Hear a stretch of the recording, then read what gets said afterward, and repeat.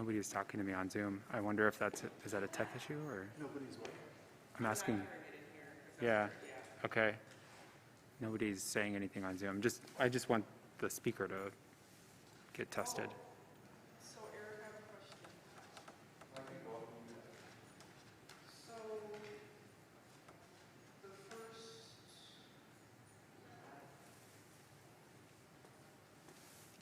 Mm-hmm. so are we leaving, am I leaving here when Ty comes up? Is that the, or Yeah, Yes, yeah, so okay. he'll be here, right, and then you can, you'll go, I'll go out here? yeah, out Okay. there and do what you need to. All right.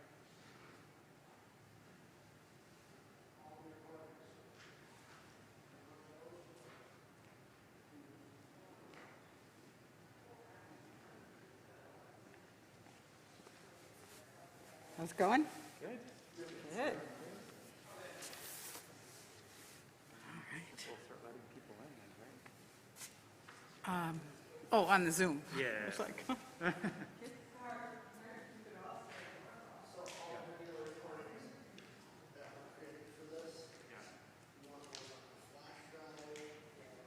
that would be a hot question.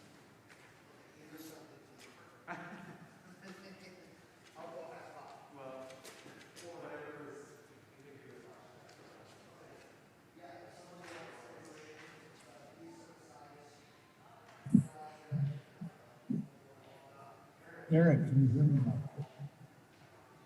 Eric, can you hear me in the Bible? Eric. I can hear you. Huh? Because you were saying you couldn't hear me.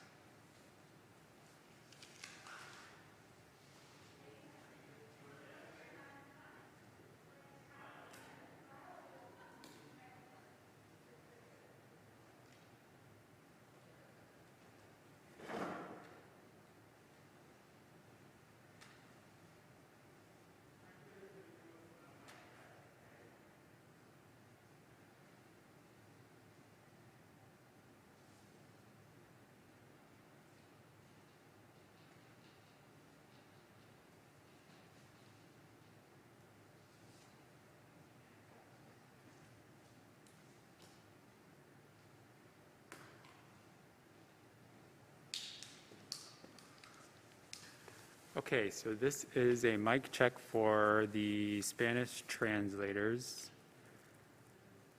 Um, So I'll just keep talking here, and, you know, if you want to give me a thumbs up, I can kind of see you through the hallway. So just look at me and give me a thumbs up if the translators over there are hearing me okay.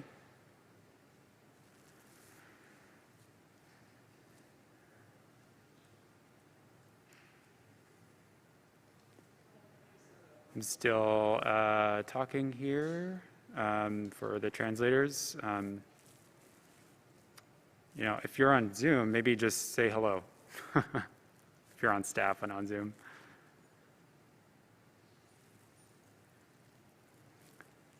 Still doing mic check here. Right. Maybe, yeah, good. Looks like Bob is gonna.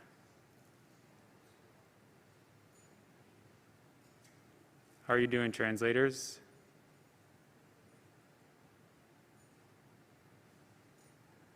Still talking here.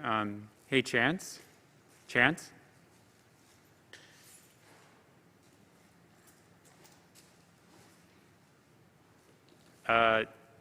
Maybe check on the translators. I'm just doing a mic check for them. Just want to make sure that they are getting what they need. And then once we are good with the translators, we will start letting people in. And so then you two will just be presenting up here, and you'll see kind of up here on the slide. And you want to just do it from there?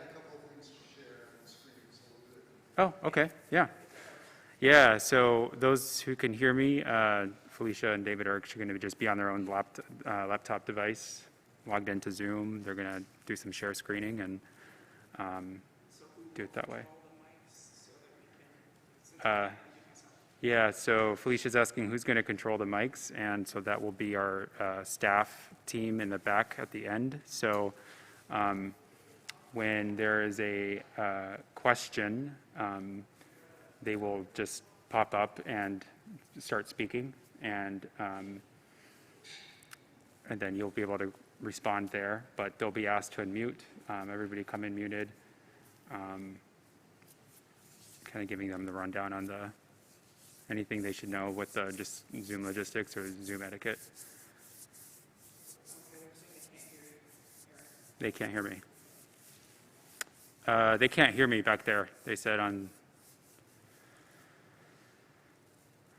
So the people on Zoom and the staff in the back that are monitoring, the hosts.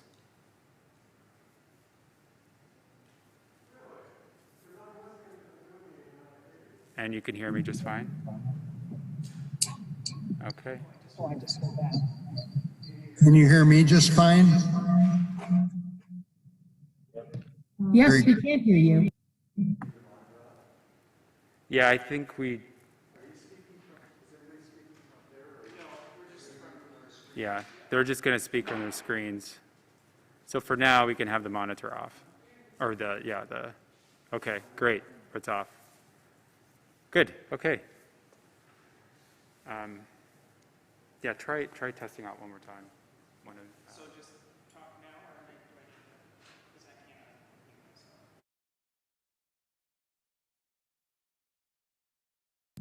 unmute myself. Okay, so David, can you hear me okay? Just do a thumbs up if you can. All right, awesome.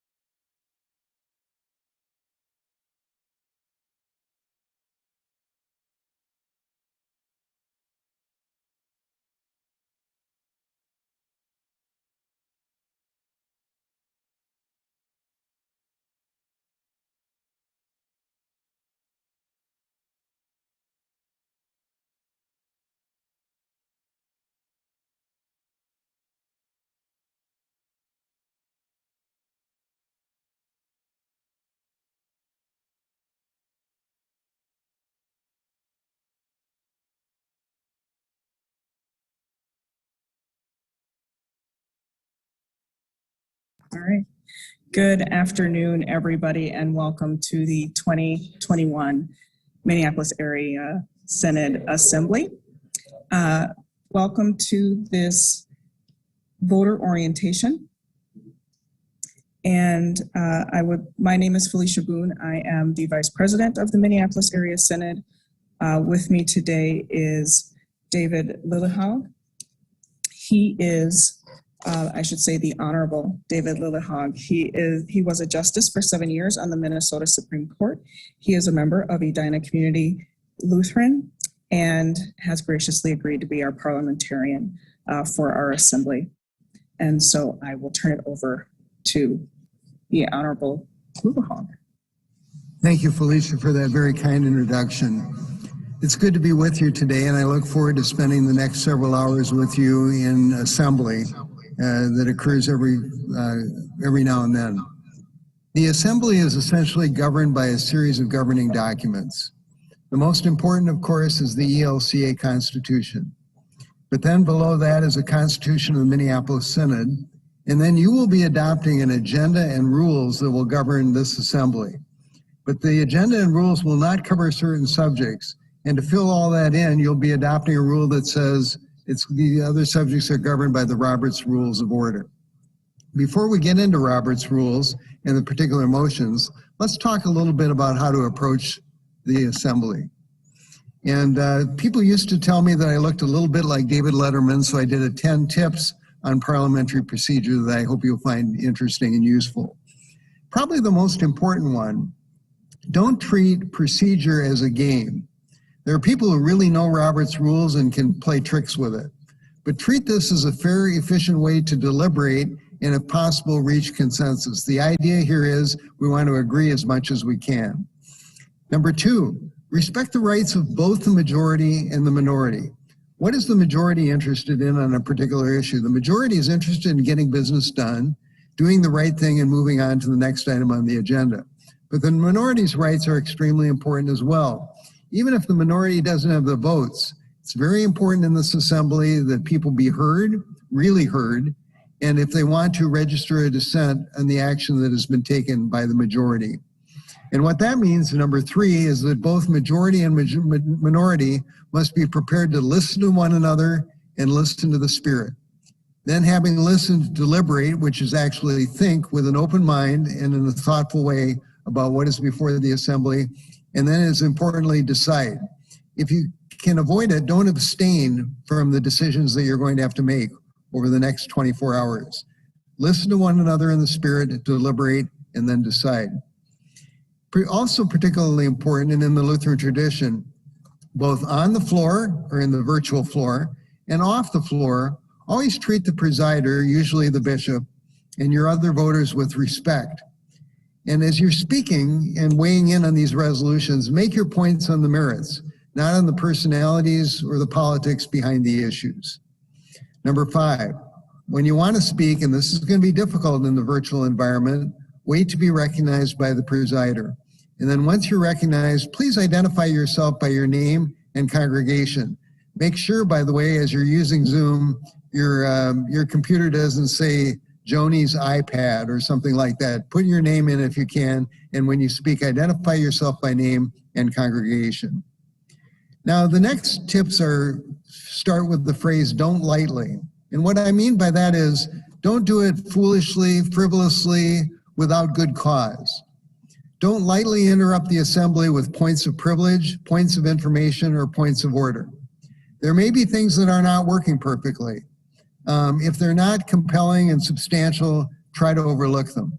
The bishop probably will follow the points of parliamentary procedure very, very well. In the event that she doesn't, if it doesn't really make a difference, don't bother with a point of order. And if you need a point of information, try it in the chat line rather than interrupting the proceedings of the assembly. In the same vein, don't lightly move the previous question. And what do I mean by move the previous question? That is a motion by which debate is cut off and the assembly proceeds immediately to a vote. Now, we've all been in assemblies and conventions and other deliberative bodies where after a while you know the debate is done and the person who's talking is just talking to be talking. Then maybe moving the previous question is the right way to go.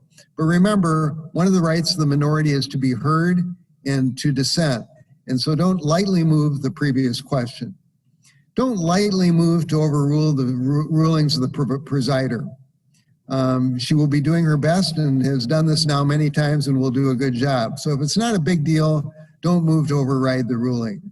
And don't move to suspend the agenda and the rules unless you really feel you have to. The rules and the agenda will be adopted at the beginning of this assembly, and they are the rules by which everybody is operating. So it's a pretty big deal to move to override them or suspend them. Number 9, feel free to ask the parliamentarian for procedural advice. Now again, that's a little more difficult here, and I'm trying to move my top 10 tips down, unsuccessfully, of course. Anyway, my email address is dlillehaug@fredlaw.com, and you can reach me there if you want to ask me a question outside of the usual course of events. And then tip number 10, which I can't show you on the screen, whatever the outcome of this assembly, whether you're happy or unhappy with the resolutions that were adopted, whether you're happy or unhappy with the people that have been elected, whether you're happy or unhappy about the spirit of the convention, depart this assembly in peace, because we are all one church. Thank you for listening to my top 10 tips on parliamentary procedure. Back to you, Felicia. Thank you so much. I do see that there is a hand up, and I do believe, Sonia, you have a question? I was unable to change my name. I need more help on that. Okay, so did you want to cover that one? I have to have the question asked again. I was unable to change my name. Mine says Sonia's iPad. I'm sorry, I didn't mean to interrupt the whole assembly with this. I was pushing buttons. Hey, Sonia, I can answer that for you. Good. I can answer that for you. There should be 3 dots if you scroll over your picture. When you click on them, down at the bottom, it will have a rename feature. I do not have the rename feature. If you need the more bottom help one with is that, disconnect feel free to give me a audio. call. I'm going to put my number into chat you my number as well, and we can work this out. And I apologize to everybody. So. That's quite all right. That is a very typical question on Zoom conference calls that I've been on. So don't feel at all bad about asking, because I'm sure there are probably 10 or 20 other people who have the same issue.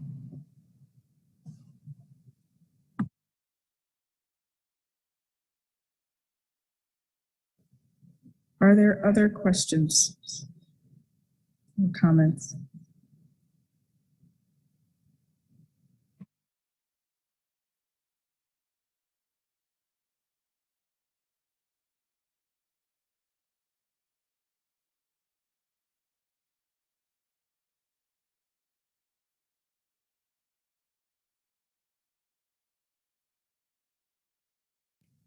Thank you, Pastor Norma, for putting that in.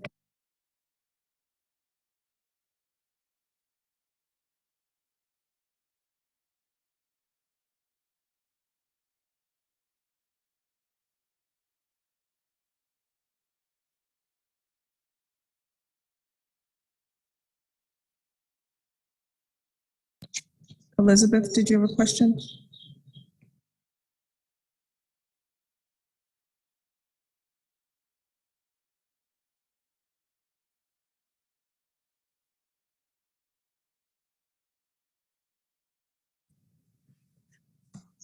Elizabeth Andrus?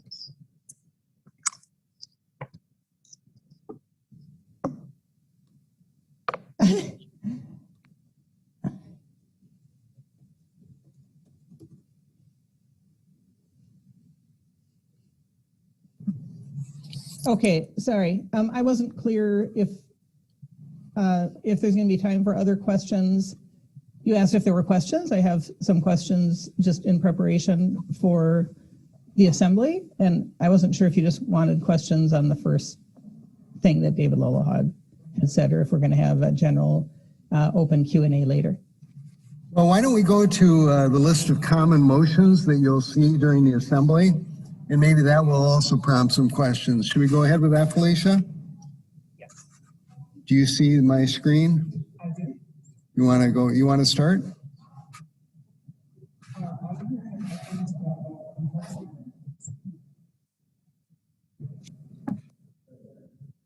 Okay.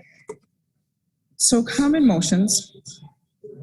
So we have a main motion. You will hear that presented. It does need a second. It is something that can be amended. It is also debatable. And then it's a majority of folks who vote aye, and it will carry. Do you want me to continue? Let's just alternate. And then Okay. You can amend the motion.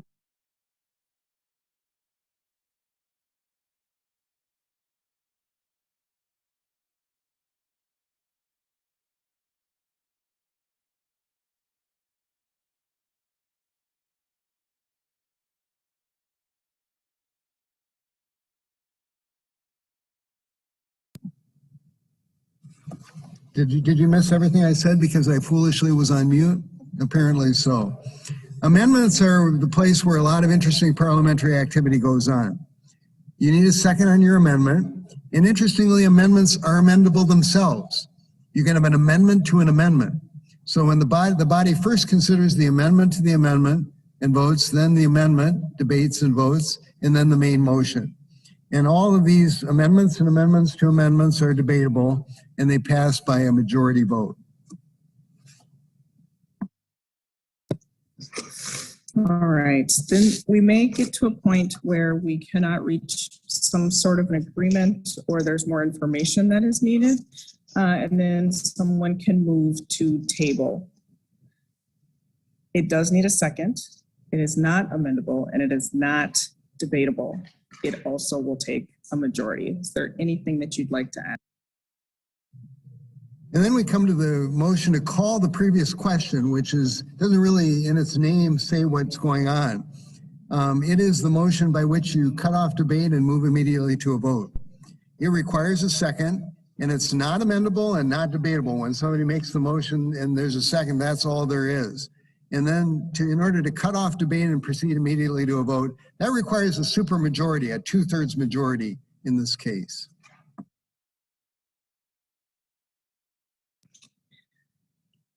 So you can also ask to reconsider an action.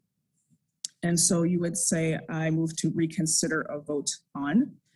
It also needs a second. It is not amendable. It is debatable though, and it also requires a majority.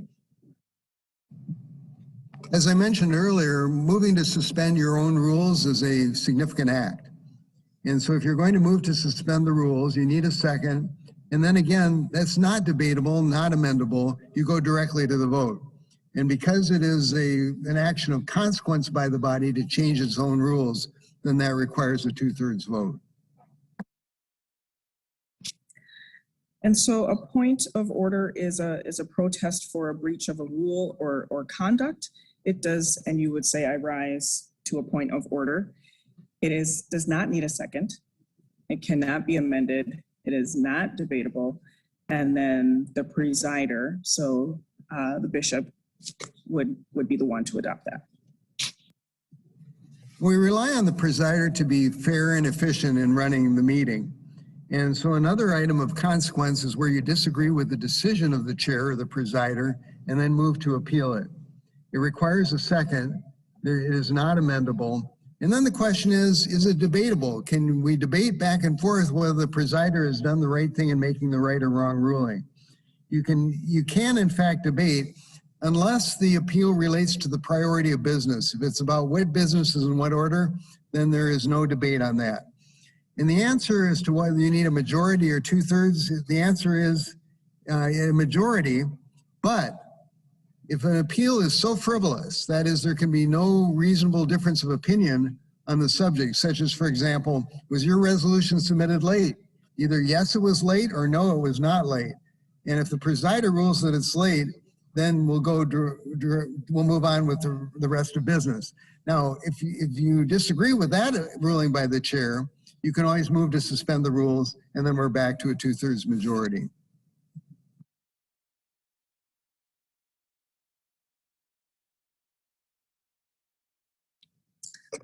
Okay, then we move to appealing a decision, and that's appealing a vote on the ruling of the chair.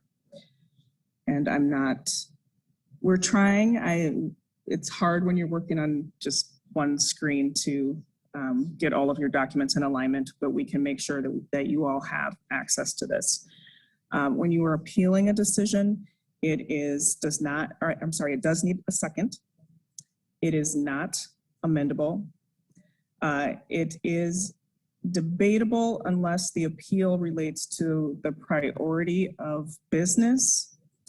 And this is also something that requires a majority, but the presider does not have to entertain an appeal when there cannot possibly be two reasonable opinions, in which case a member could then move to suspend the rules.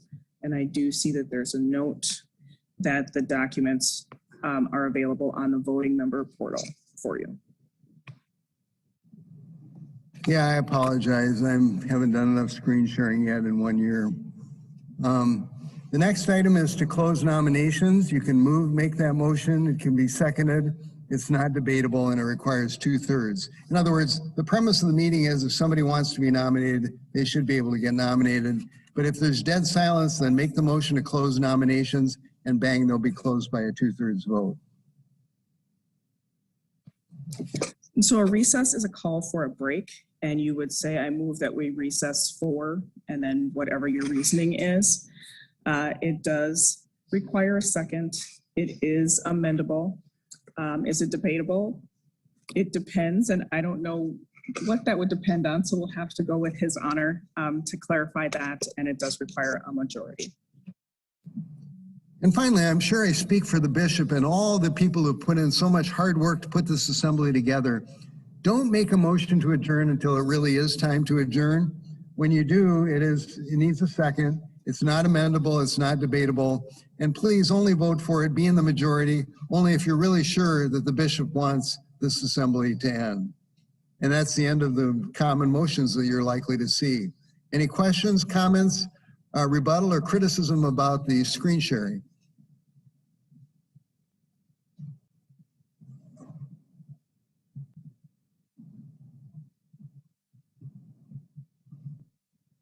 Well, if that's all, thank you for your time and attention.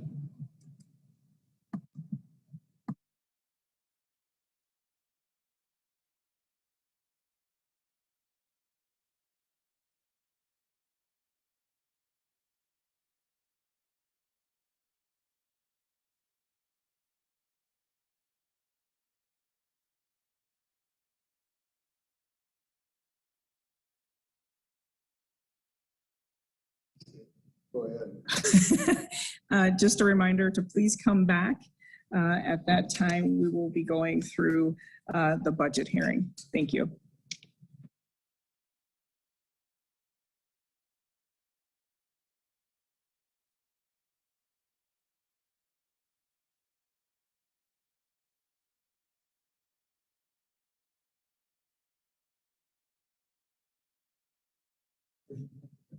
Amy, I see that you have a hand up. Thank you. Just wondered how the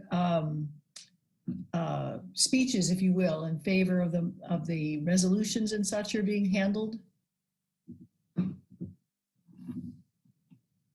Yeah, I've got to chime in. Yeah. Hi, so this is Pastor Norma, and the bishop is going to walk people through this at the beginning of assembly to share all of that information. And also at that point in time, we'll also put all the directions into the chat box. So the question about how many speakers and how long people can speak, we can't know that until 6:15 or? So I'm not sure of all of the details, but I can tell you that people will raise their hand, and then they will be invited to unmute, and the bishop will explain the rest of the directions at the beginning of those times of conversation. Okay, thank you.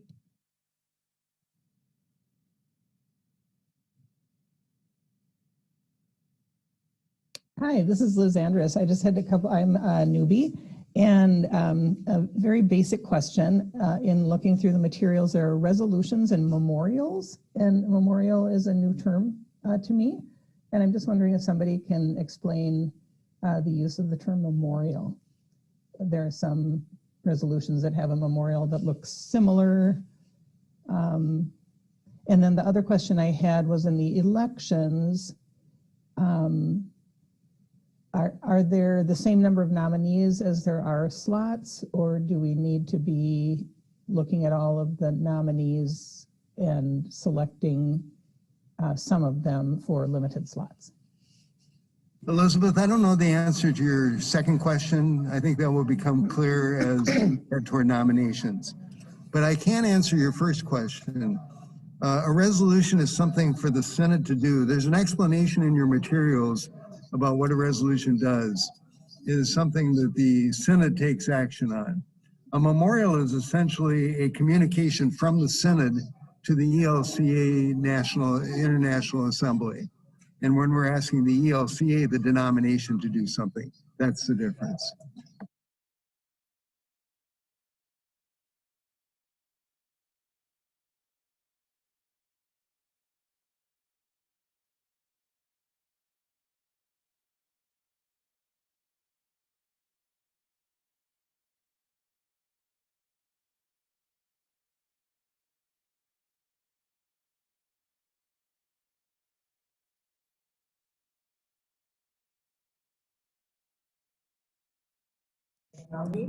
Okay. To your question about the elections, there are as many people as there are slots, unless there are nominees from the floor. And then there would be more.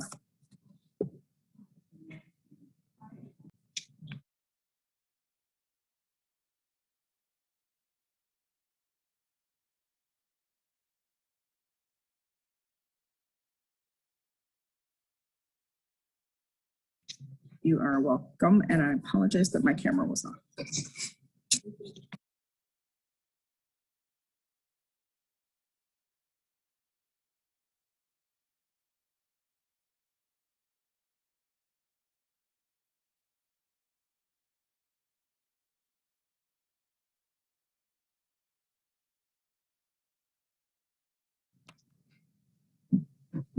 Marilyn, I'm seeing your hand. Marilyn Sharp.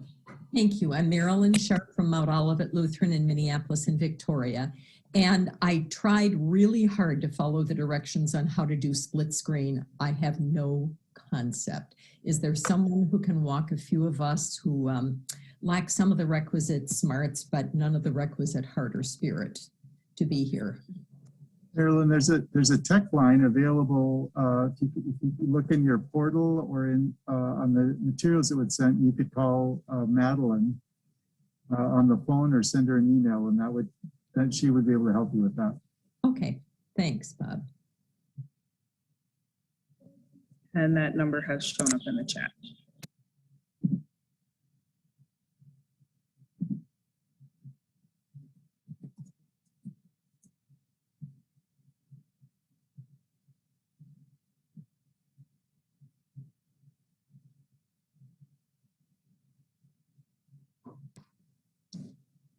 All right, if there are no more questions, you have about a half an hour to get something to eat or drink, take care of a bio break, and we'll see you back here at 5.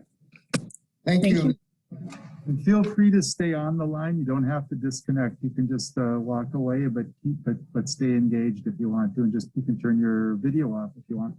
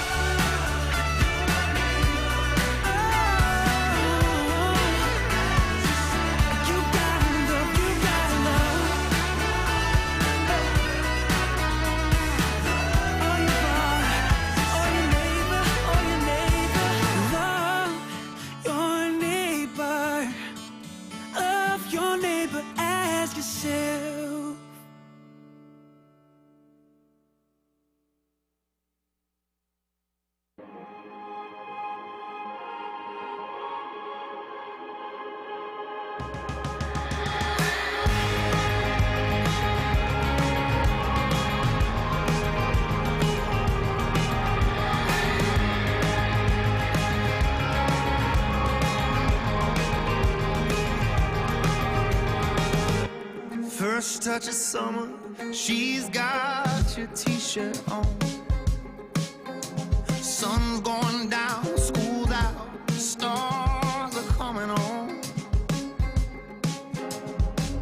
You can rewind it, but you can't ever feel like you do tonight. Make a movie in your mind, but don't rush it. Boy, you're about to see the light. So hang on to the light in your eyes and the feeling. Hang on to your love drunk original reason. Hang on to the small town you love but you're leaving. Oh, you won't be a fool for so long. So hang on. If you listen to the voices inside, they won't do you wrong. You can look back over your shoulder, yeah, but don't look too long. It takes time to realize that your life's gonna pass you by. So hang on to the light in your eyes and the feeling. Hang on to your love drunk original reason. So hang on to the small town you love but you're leaving. 'Cause you won't be a fool for so long.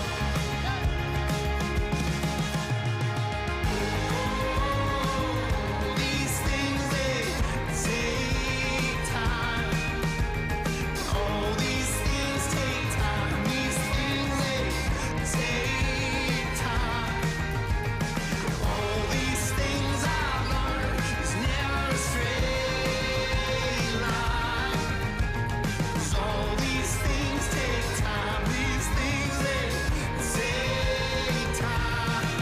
So hang on to the light in your eyes and the feelings.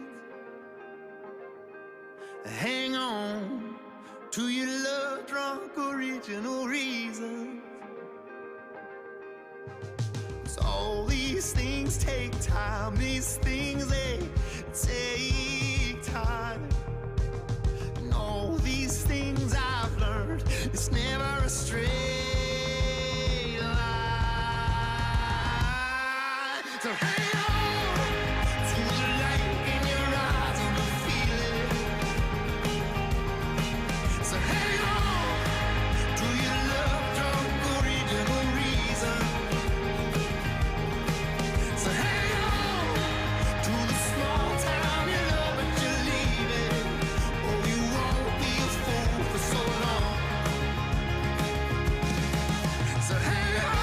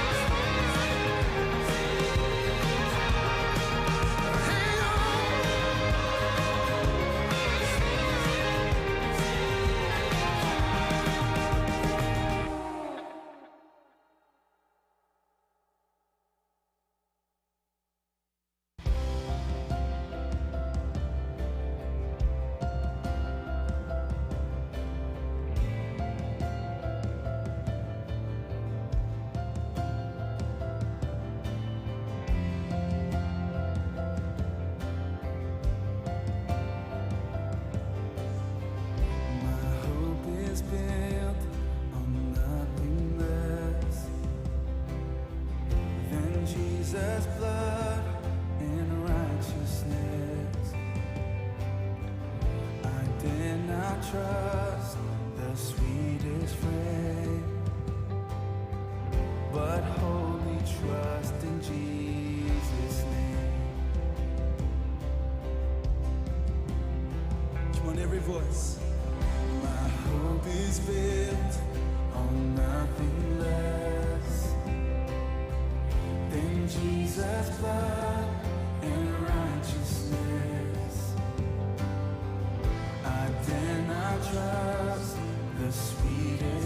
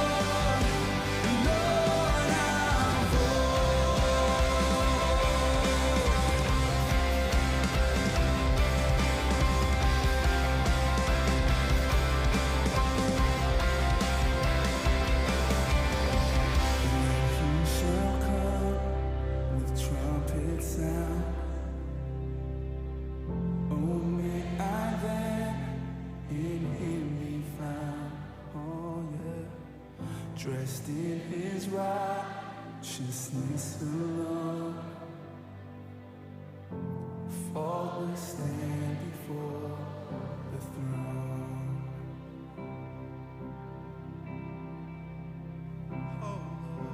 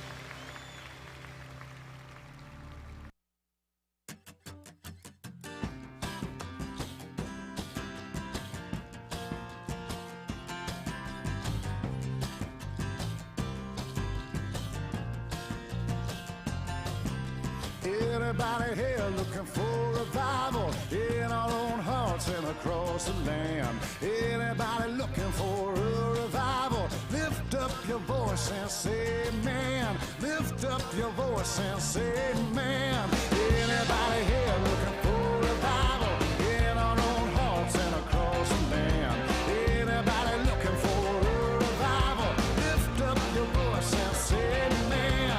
Lift up your voice and say amen.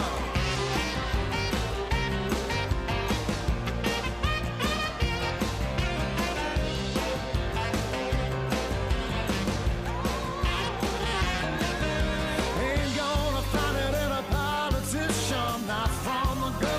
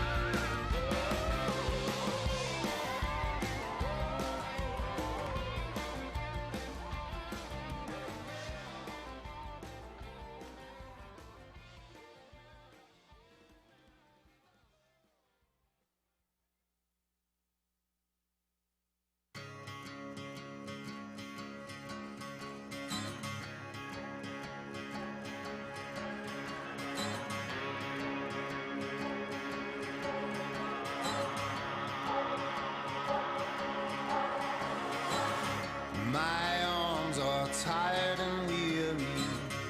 These wounds are on full display. I've tried every door in the hallway. There's just nowhere that I feel safe. See the light but never find the surface. I don't know if I can swim no more. White knuckles and wild horses. One day we'll wash up on Mercy's shore. One day we'll wash up on Mercy's shore.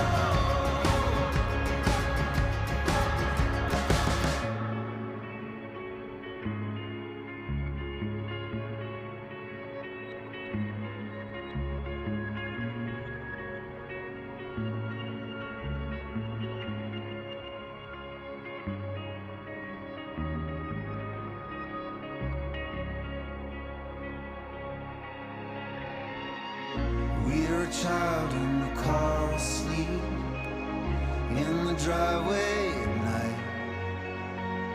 Our mothers gonna slowly sneak our body inside. We can rest in the arms of trust. There's no way we can say we've earned our way into the light. All we have to do is stay. See the light but never find the surface. I don't know if I can swim no more. White knuckles and wild horses. One day we'll wash up on Mercy's shore. One day we'll wash up on Mercy's shore.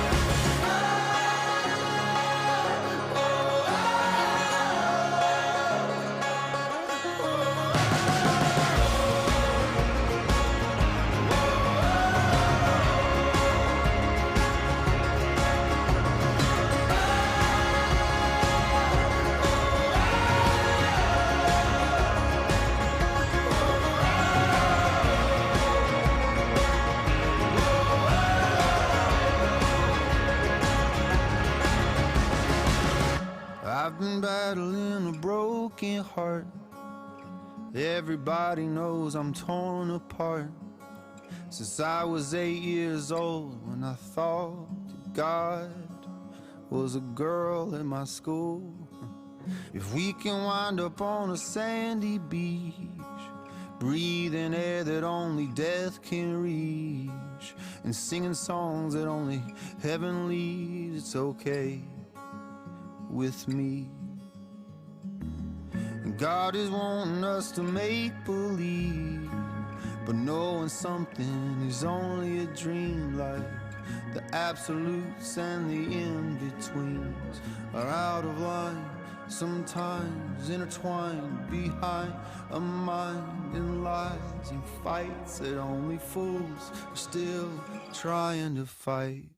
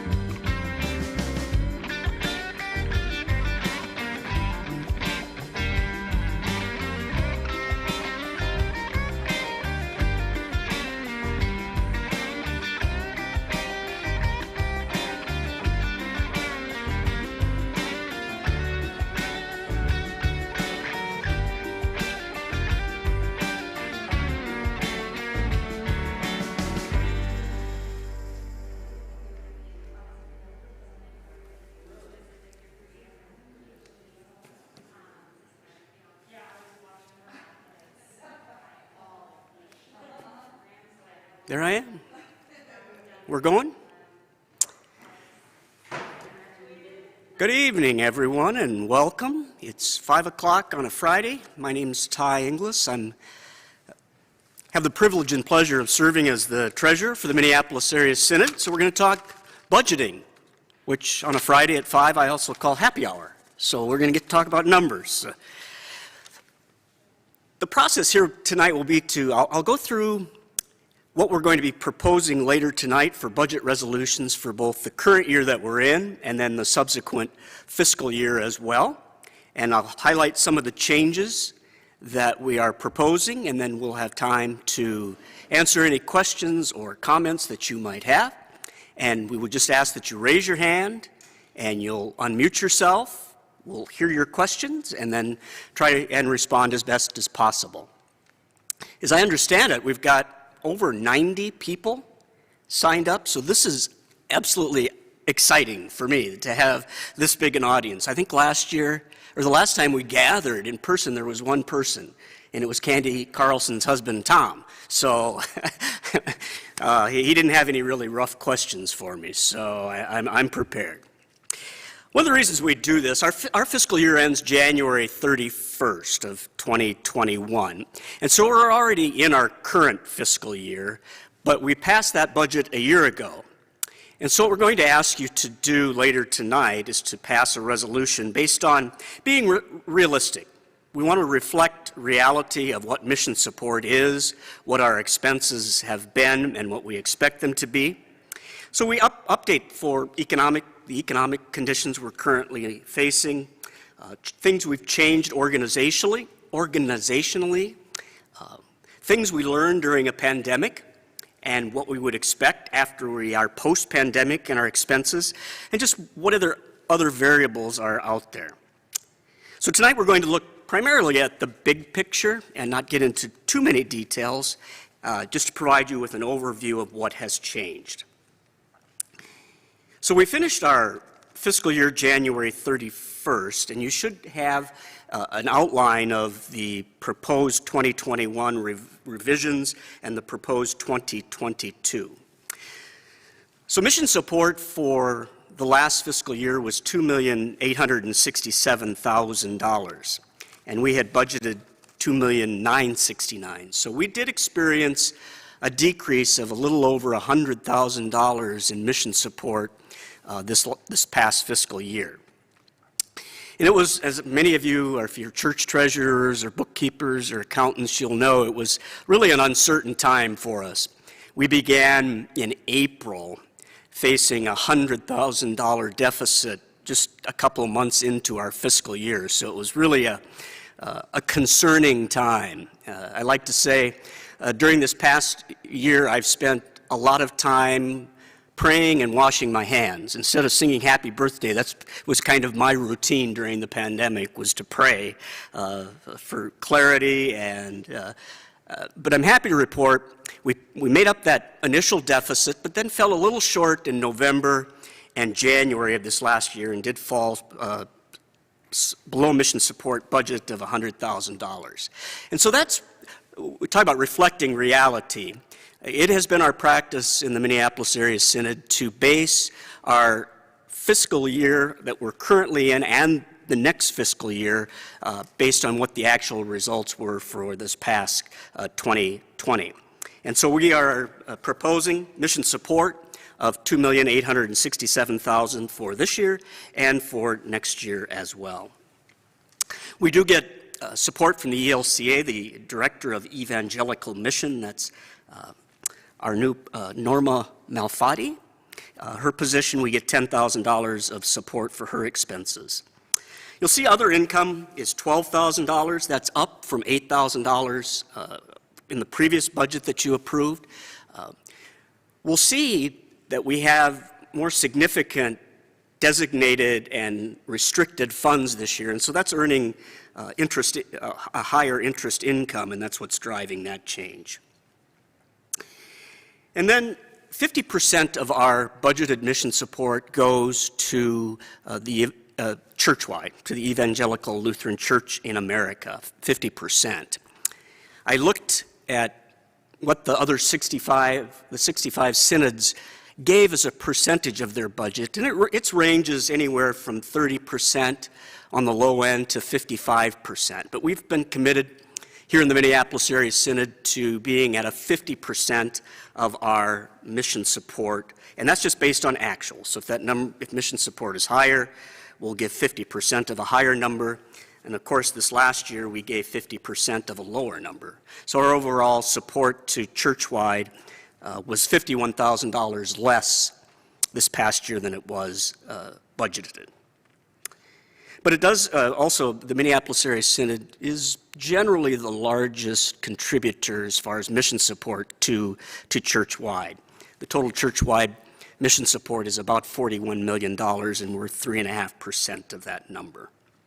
So 50% of our money goes out right away to churchwide to support that expression of our church. And then we support a number of other what we call shared ministries. This is Lutheran Campus Ministry, the Minnesota Council of Churches, our seminaries, and then we're in Region 3, which is Minnesota, North Dakota, South Dakota. We fund a position who is an archivist for Region 3. And then $42,000 is budgeted for mission development. And this goes to our synodically authorized worshiping communities. So these are exploratory ministries. They aren't full-fledged congregations yet, but we support them with $42,000. We also support them, we'll see, through our Resurrection Fund, which is a designated / restricted fund, and so they get support outside the general operating budget as well. And then we also budget $10,000 for our summer youth program. So $234,845 will be budgeted and spent for shared ministry, and that represents about 8% of mission support. And I'm happy to report that even though mission support was $100,000 less than we had budgeted, we were able to fully fund all of these ministries in our past fiscal year. So between churchwide at 50%, shared ministries at 8%, 58% of every dollar of mission support that you give through your congregations goes to support other ministries. I like to say we have velocity with our giving. And so then our general operating expenses are $1,220,000, so that represents about 40%. So 40 cents of every dollar that you give to the Minneapolis Area Synod is used to support program and staff expenses. And so these have been changed to reflect what we expect in the current fiscal year and what actually happened during 2020 during the COVID pandemic. Program support was budgeted at $51,000, and now we're increasing that to $54,200. What's largely driving that is, there's a reduction in candidacy, the amount that we spend to support candidates who are looking to become ordained clergy. That we expect to be down $5,000. But we have moved our partnership with Lutheran Planned Giving. We help fund that ministry to go into congregations and help people with their estate plans and planned giving. And so we're now categorizing that expense in program support. So that's driving some of the increase there. And then we also expect an increase in synod events. We hope that sometime this year we're going to be able to get together face to face and have not necessarily a party, but get back to the normal face-to-face, in-person, socially distanced events. And so we're budgeting a bit more there. So about a $3,000 increase in program support. And then we are so blessed in our synod to have extremely talented, dedicated staff. And so our compensation and benefits line represents what the actual salaries will be. And we now know what the actual health insurance costs are going to be based on what plans individuals have selected in their open enrollment periods. And Compensation and benefits will be $896,272.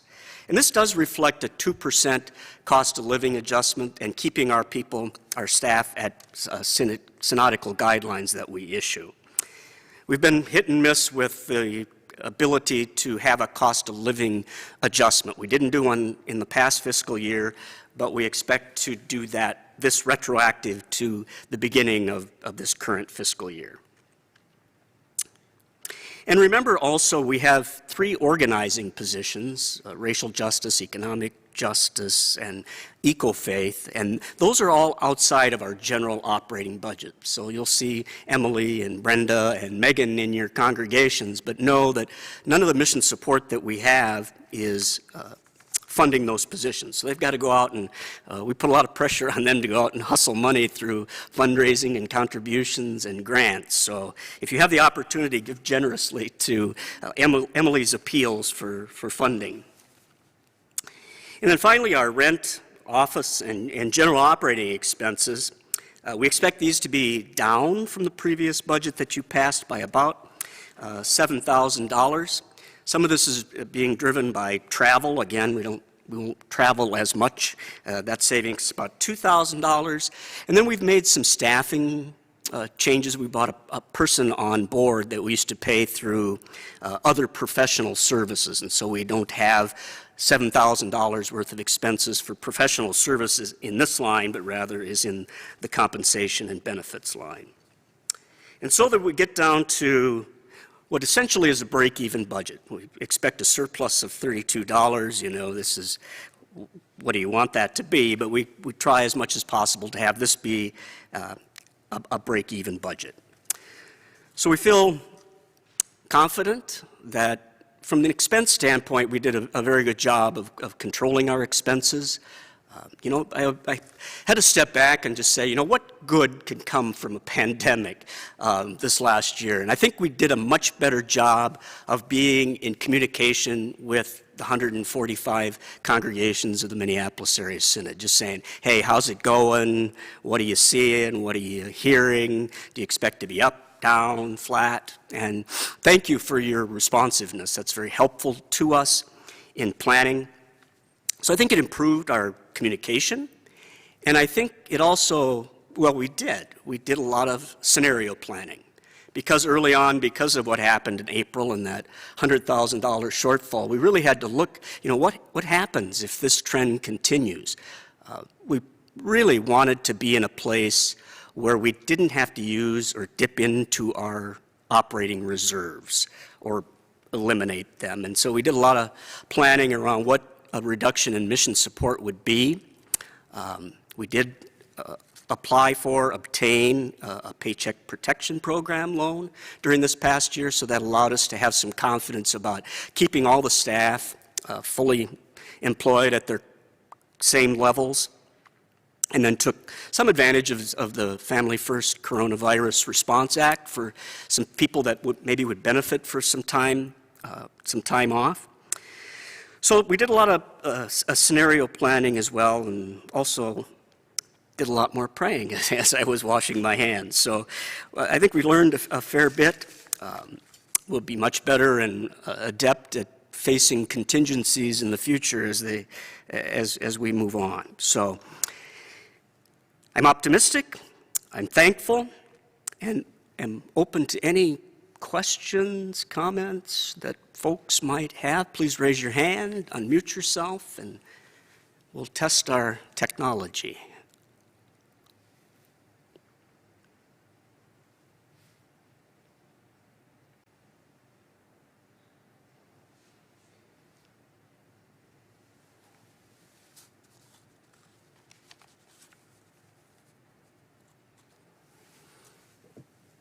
We have a question. Just give a moment and I'll unmute that person.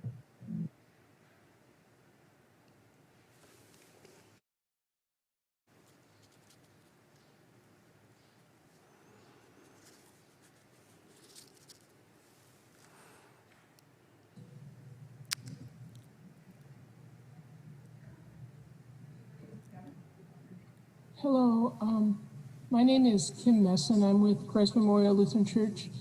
And my question has always been, if our church gives funds directly to the ELCA World Hunger Appeal, Disaster Relief, Immigration and Refugee Services, is that included in mission support from congregations, or is that separate?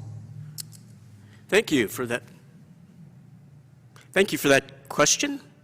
So just to repeat, in case folks couldn't hear that, what happens if a congregation gives mission support directly to the ELCA, to Churchwide, for disaster relief, for hunger relief? Is that reflected in our mission support numbers? So the answer is no, that if a congregation gives funds directly to Churchwide, it's not reflected in the mission support, the $2,867,000.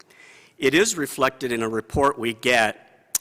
So Churchwide does track this, and it does report to the Synod about what congregations gave directly, so we have some measure of the participation that congregations are having in the various ministries of Churchwide. So you're always able to make those direct contributions, and some congregations send the money to the to the Minneapolis Area Synod with the directive to pass that on to Churchwide, and that doesn't reflect in our mission support. It just goes in one line and comes out another as a net to zero. So I am always very happy to see how active the congregations of the Minneapolis Area Synod are in supporting the various ministries of Churchwide, and I think that what makes this such a great organization to be with. Our congregations are an important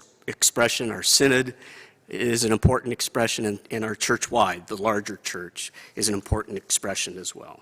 So thanks for that question.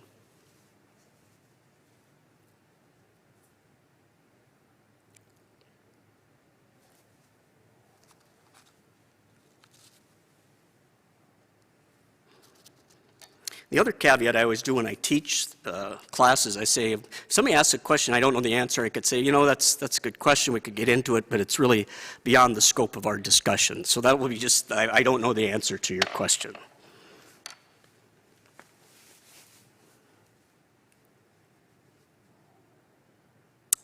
They teach us in Dale Carnegie to say, who has the next question? Right?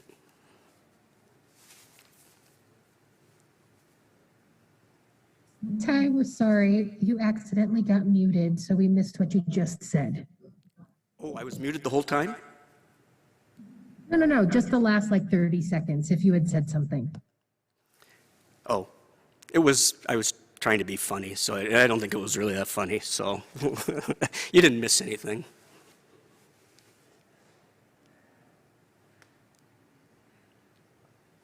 I don't think you actually missed anything.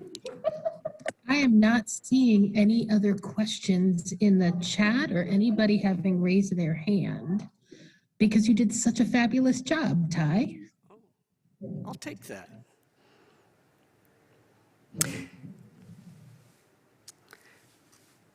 I'll hang out here for a little bit, but if we hear nothing else, thank you for your participation. It's awesome to have 90 plus people.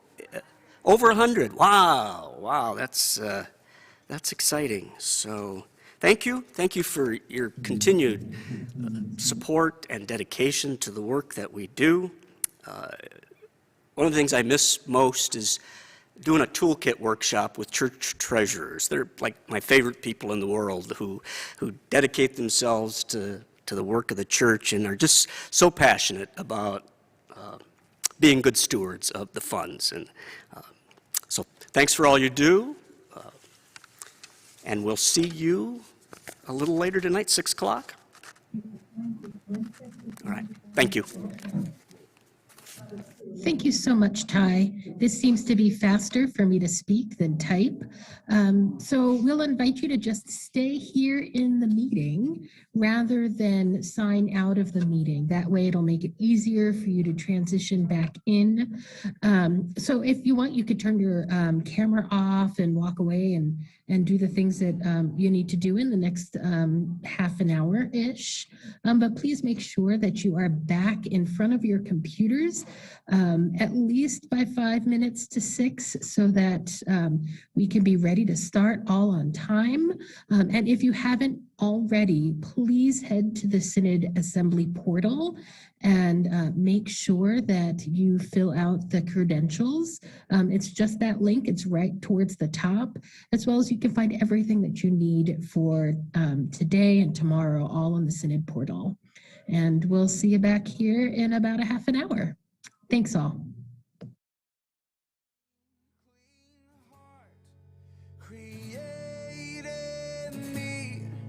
A work of art, create in me a miracle, something real and something beautiful.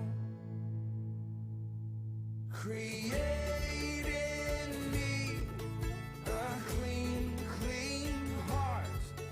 Create in me a work of art.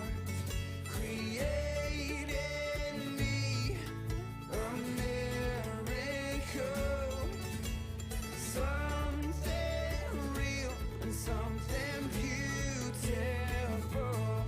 Oh Lord, come create in me a clean, clean heart. Create in me a work of art. Create in me a miracle, something real and something beautiful. Create a miracle in me. You're not finished with me yet.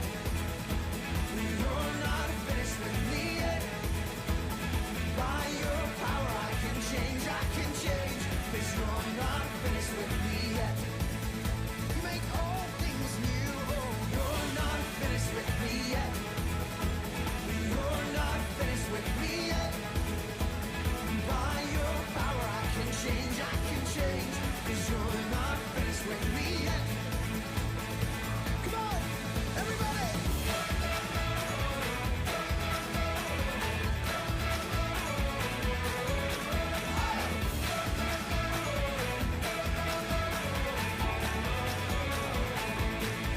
Celebrate your freedom.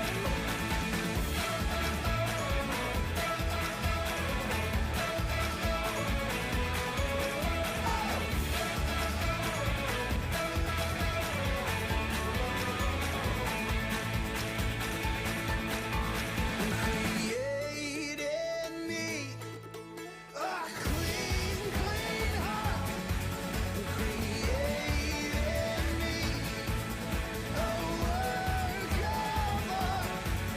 Create in me a miracle, something real and something beautiful.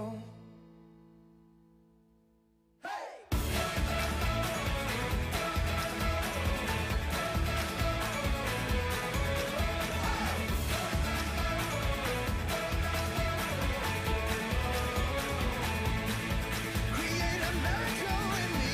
Oh, you're not finished with me yet.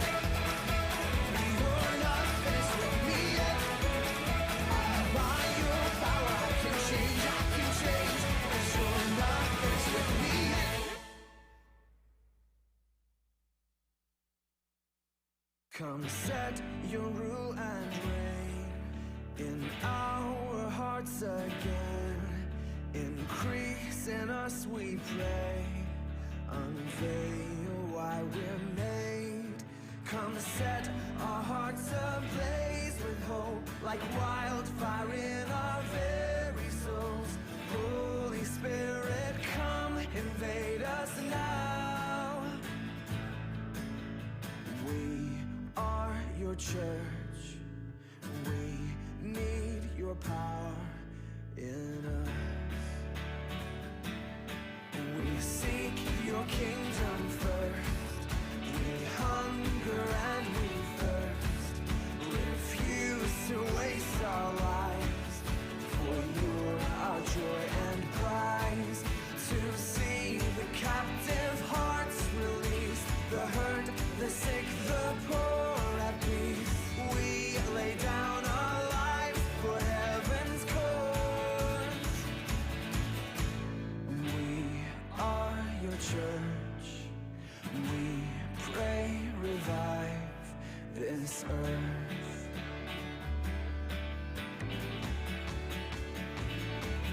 Build your kingdom here. Let the darkness fear.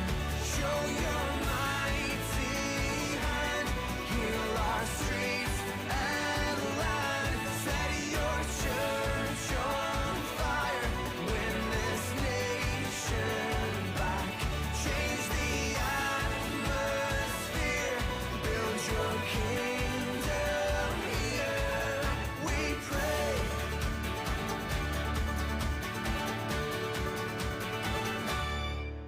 Unleash your kingdom's power, reaching the near and far.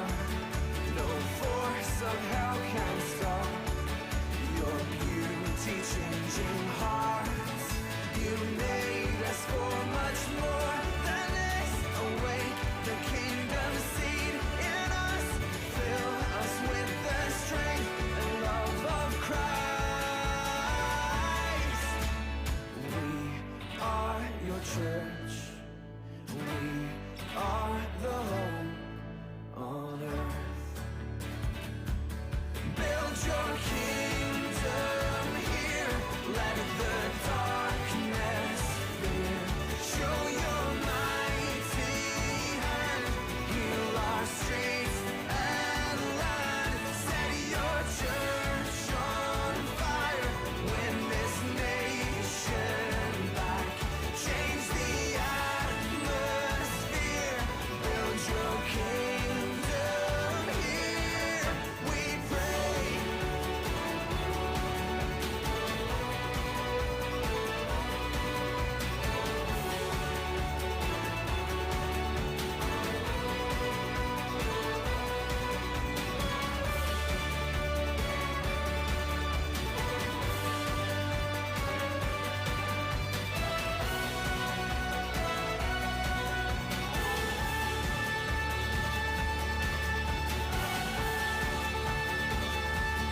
Build your kingdom here. Let the darkness fear. Show your mighty hand. Heal our streets and land. Set your church on fire. Win this nation back. Change the atmosphere. Build your kingdom here. We pray.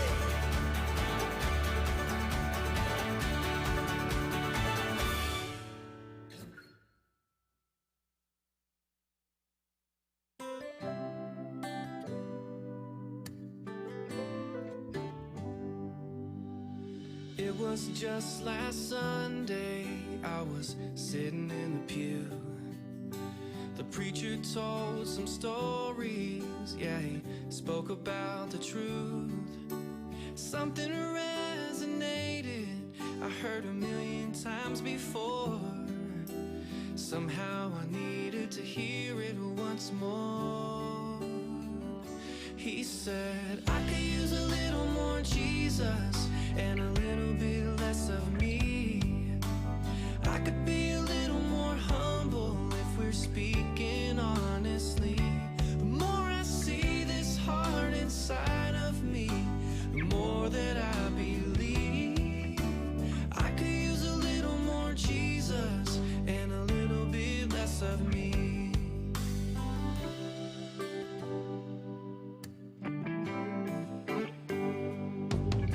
I try to love my neighbor I went down to the homeless shelter and I gave them food to eat. It made me feel so good inside, but it did not bring me peace. Turns out there's just one thing that I need.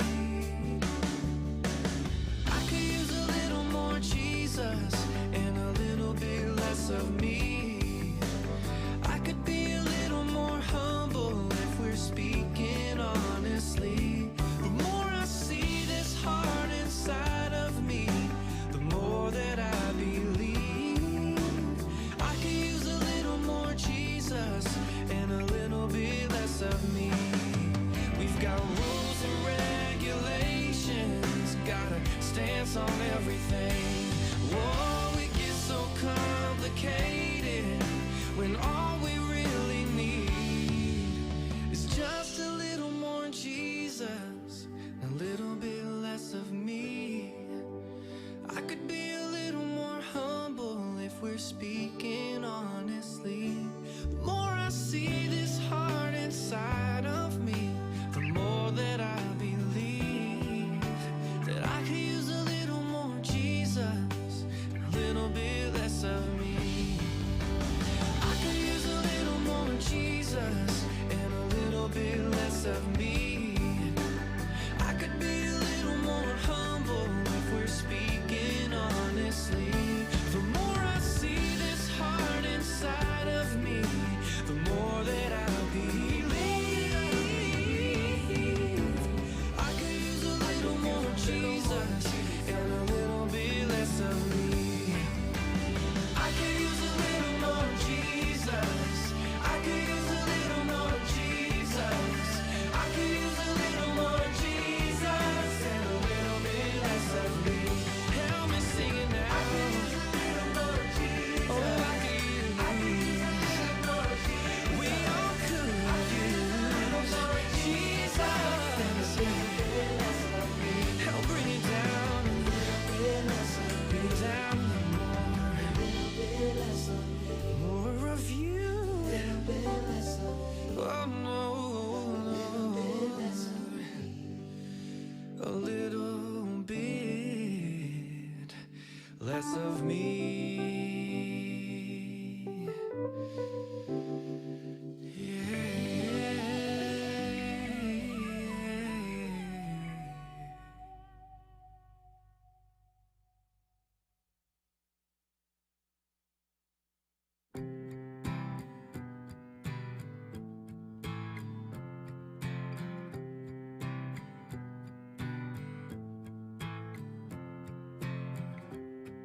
It don't have a job, don't pay your bills, won't buy you a home in Beverly Hills.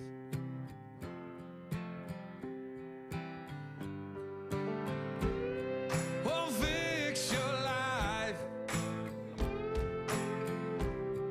in 5 easy steps. Ain't the law of the land or the government, but it's so you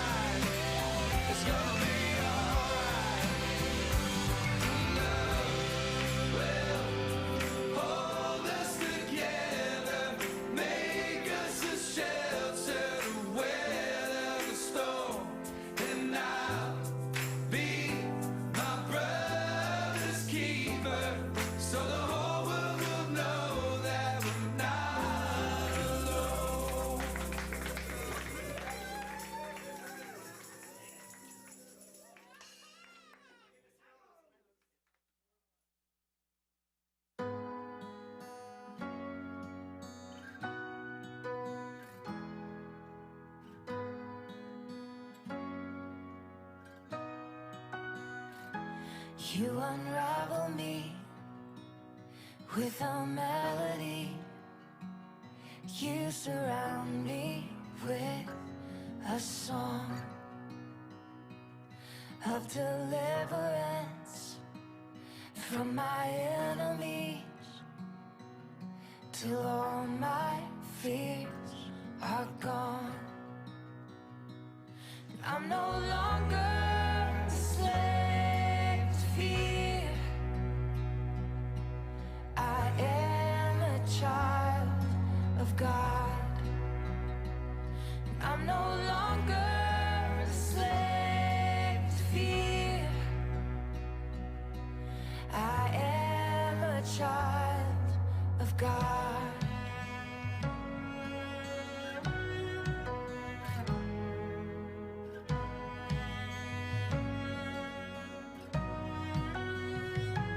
From my mother's womb, you have chosen me.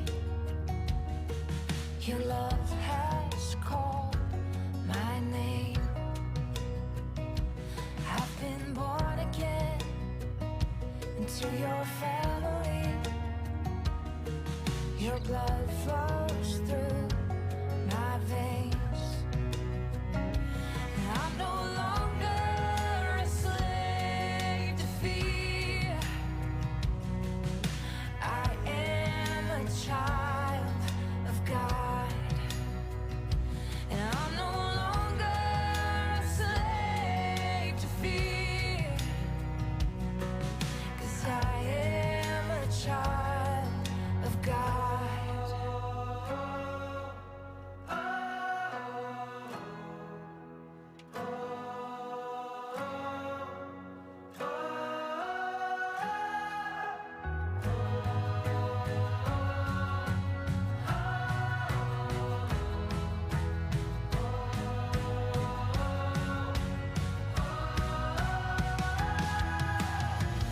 You split the sea so I could walk right through it. My fears were drowned in perfect love. You rescued me so I could stand and say, I am a child of God. You split the sea so I could walk right through it. My fears were drowned in perfect love. You rescued me so I could stand and sing, I am a child of God. I am a child of God. Yes, I am. I am a child of God. Full of faith. Yes, I am a child of God.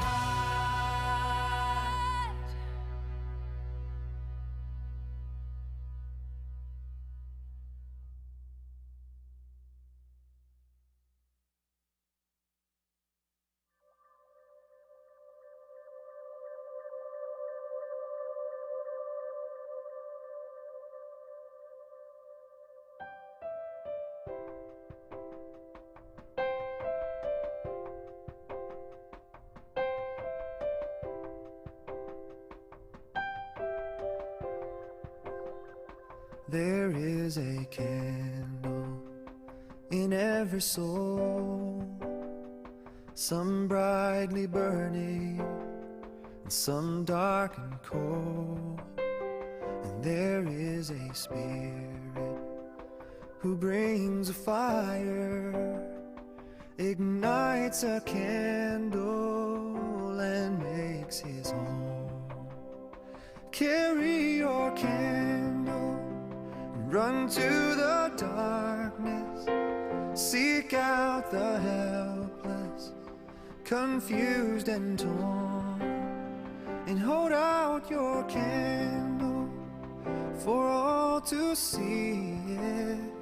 Take your candle and go light your world. Take your candle and go light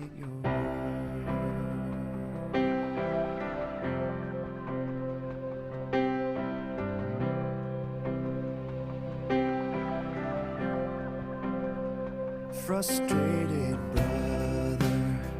See how he's tried to light his own candle some other way.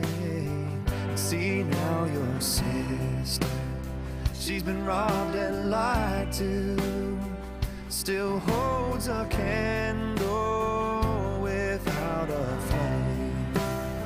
So carry your candle and run to the darkness. Seek out the lonely, the tired and worn, and hold out your candle for all to see it. Take your candle and go light your world. Take your candle and go light your world.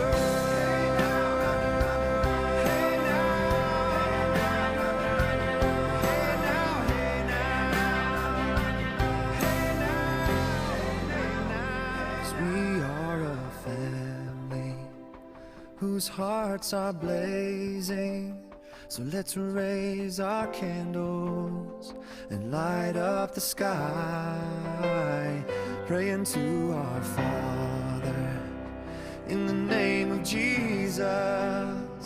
Make us a beacon in darkest times. Carry your candle, run to the darkness. Seek out the hopeless, deceived and poor, and hold out your candle for all to see it.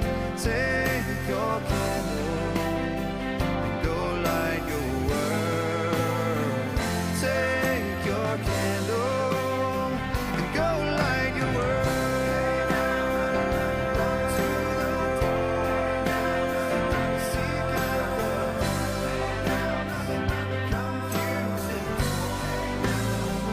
Hold out your candle for all to see it.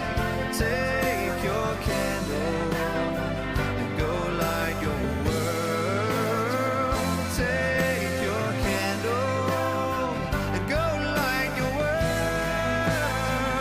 Take your candle.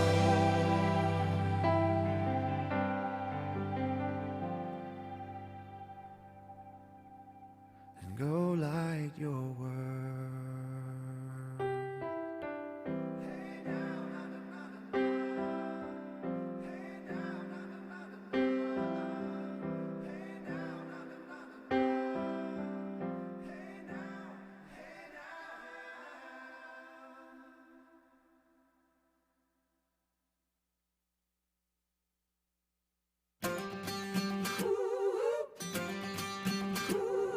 I can see the clouds rolling. I can feel the winds, they try to shake me. I will not be moved. My feet are on the rock. I can feel the waters rise.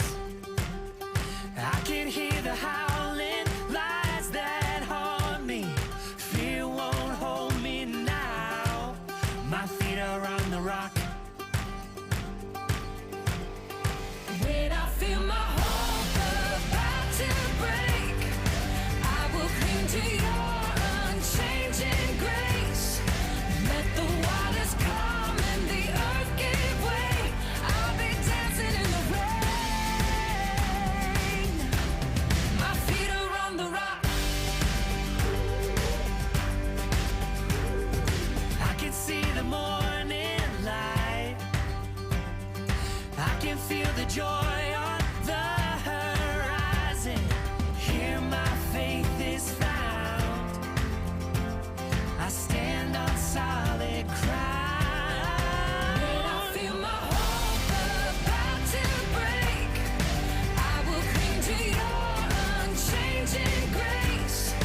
Let the waters come and the earth give way. I'll be dancing in the rain. My feet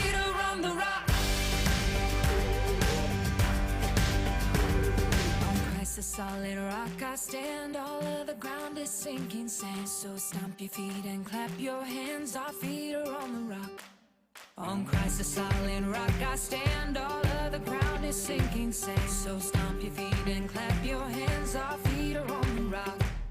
On Christ the solid rock I stand, all of the ground is sinking sand. So stomp your feet and clap your hands, our feet are on the rock. When I feel my hope about to break, I will cling to your unchanging grace. Let the waters come and the earth give way. I'll be dancing in the rain. When I feel my hope about to break, I will cling to your unchanging grace.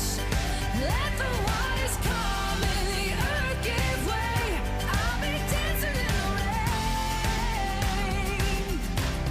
My feet are on the rock. My feet are on the rock.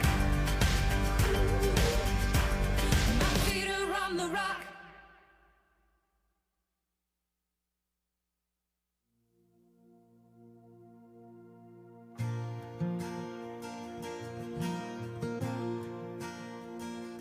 Lord, I come, I confess, bowing here, I find my rest. Without can you hear you, me? I fall apart. Yeah, all of a sudden I hear You're the one Yeah, are you hearing me? that Is it- guides my heart. Lord, I need you. Oh, I need you. Every hour I need you. My one defense, my righteousness. Oh God, how I need you.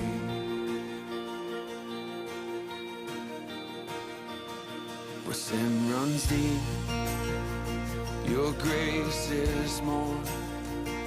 Where grace is found is where you are. And where you are, Lord, I am free.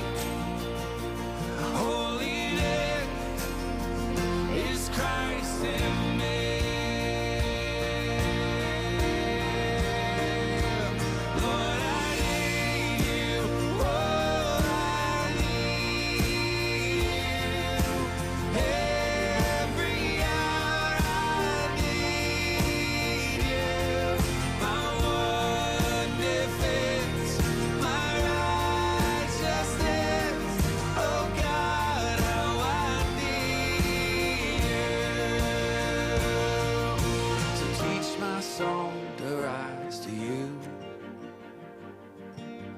When temptation comes my way, when I cannot stand, I'll fall on you. Jesus, you're my hope and stay. Lord, I need you. Oh, I need you. Every hour I need you. My one defense, my righteousness. Oh God, how I need you. You're my one defense, my righteousness. Oh God, how I need.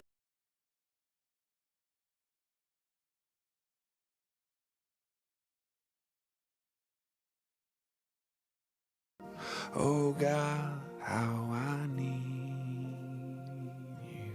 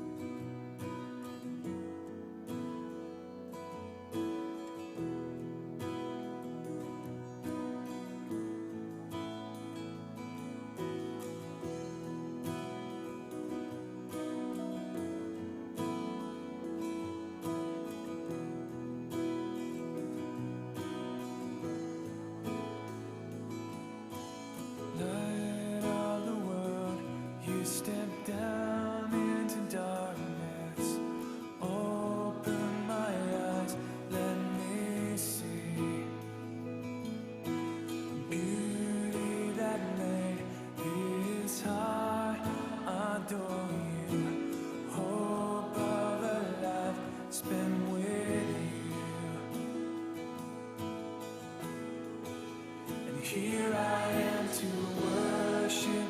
Here I am to bow down. Here I am to say that you're my God. You're altogether lovely, altogether worthy, altogether wonderful to me.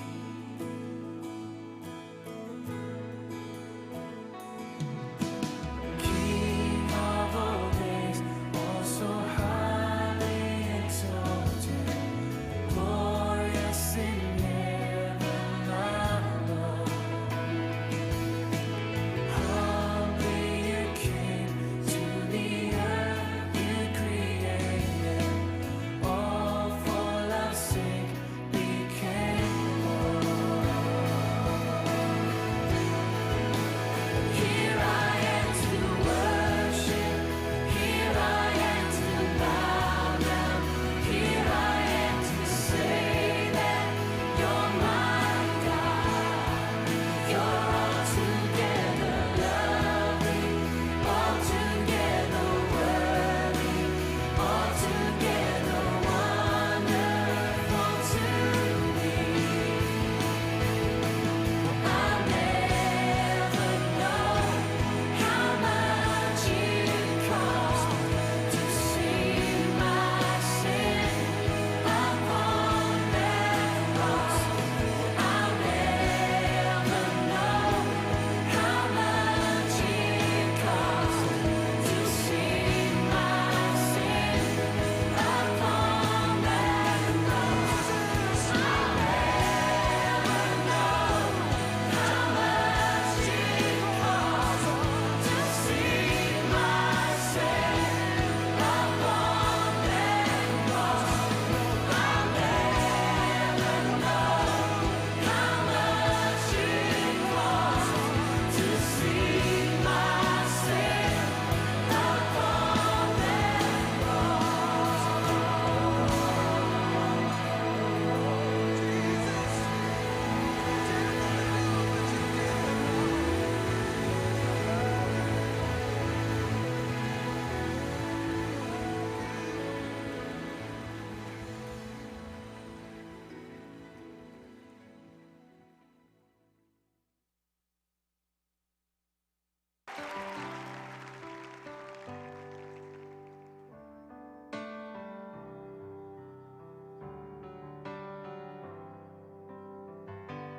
Bless the Lord, oh my soul, oh my soul. Worship his holy name. Sing like never before, oh my soul. I worship your holy name.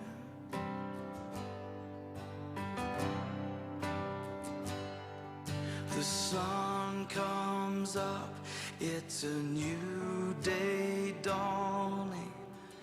It's time to sing your song again. Whatever may pass and whatever lies before, let me be singing when the evening comes. Bless the Lord, oh my soul, oh my soul. Worship his holy name. Sing like never before, oh my soul. I worship your holy name.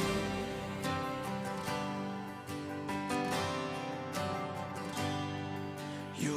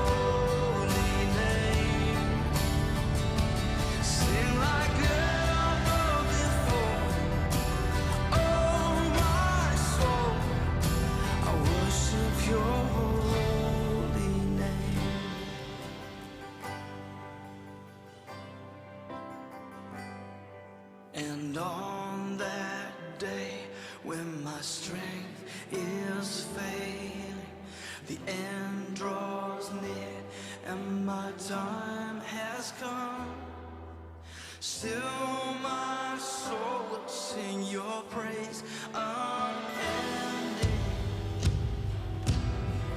10,000 years and then forever, forevermore.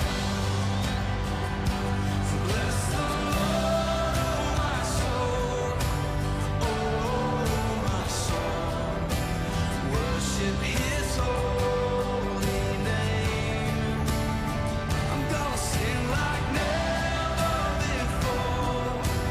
Oh my soul, I worship Your holy name. Come on, bless the Lord, oh my soul, oh my soul.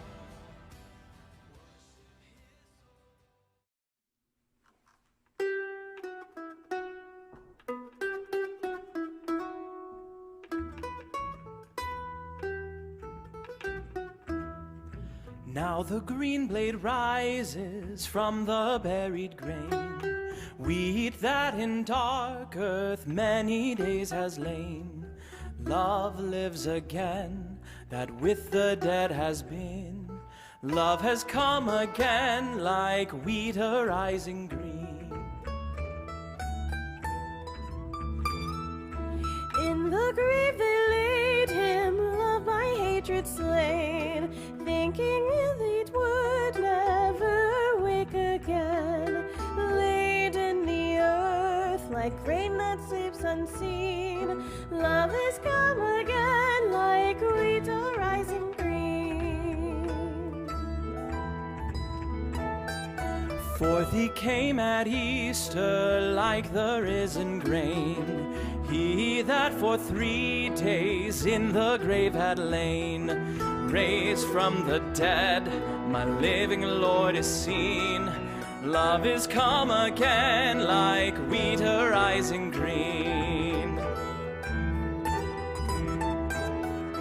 When our hearts are wintry, grieving or in pain, Your touch can call us back to life again.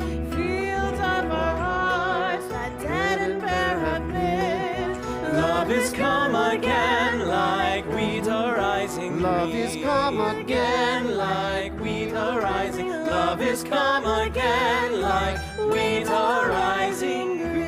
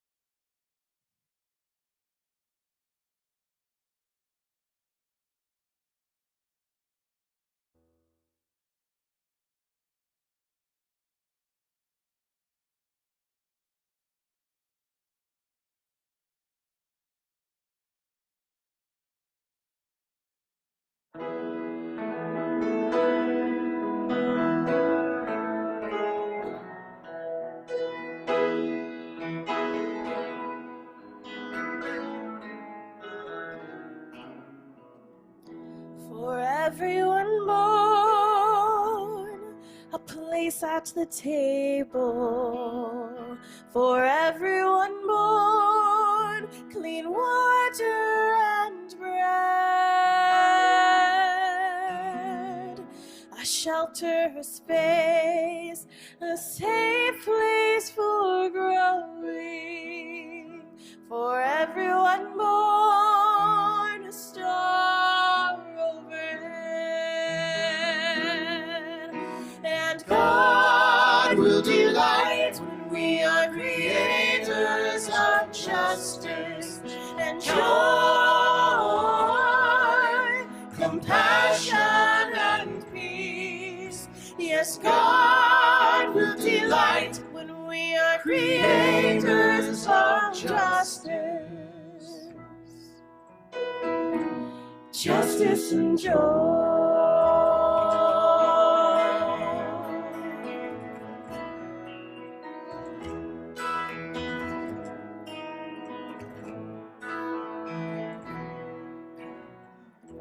For young and for old, a place at the table, a voice to be heard, a part in the song. the hands of a child in hands that are wrinkled, for young and for old, a new to belong. And God will delight when we are creators of justice and joy, compassion and peace. Yes, God will delight when we are creators of justice, justice and joy.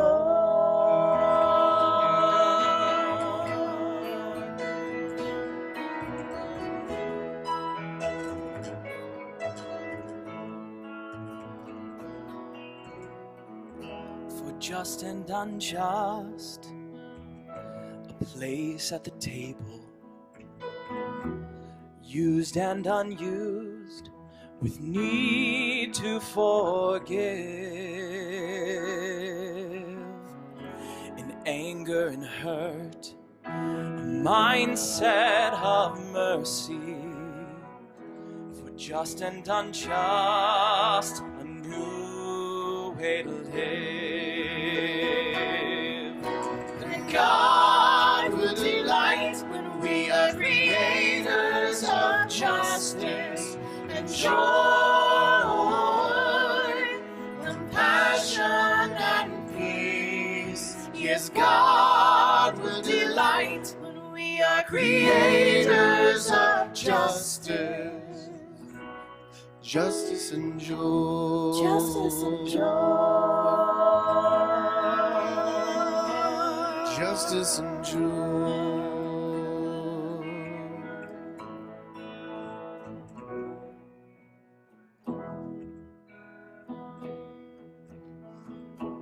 For everyone born, place at the table, to live without fear and simply to be, to work To speak out, to witness and worship, for everyone born a right to be free. And God will delight when we are creators of justice and joy, compassion and peace. Yes, God will delight when we are creators of justice, justice and joy. Justice and joy. Justice and joy. Justice and joy. Justice and joy.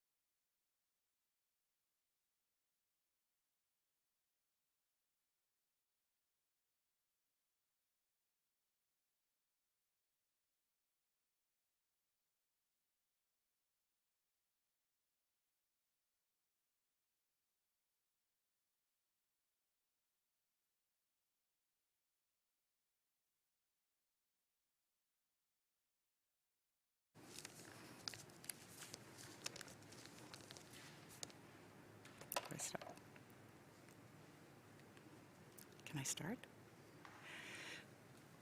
Dear friends in Christ, welcome to the 2021 Minneapolis Area Synod Assembly. It is good to be here. As we gather at the end of this extraordinary week in the state of Minnesota, let's take a moment of silence before we start, to breathe and to pray for the families of Dante Wright and George Floyd, to pray for all in this assembly and around our city who know the deep trauma of such sorrow and injustice, and to pray for our synod, that we might be instruments, God's instruments of healing and justice. Breathe and pray.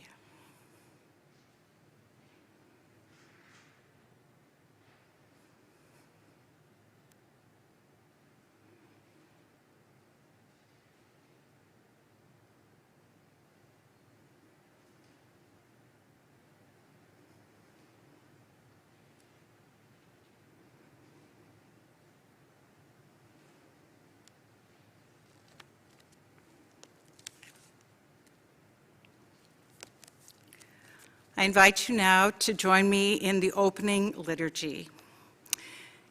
As in one body we have many members, so we who are many are one body in Christ.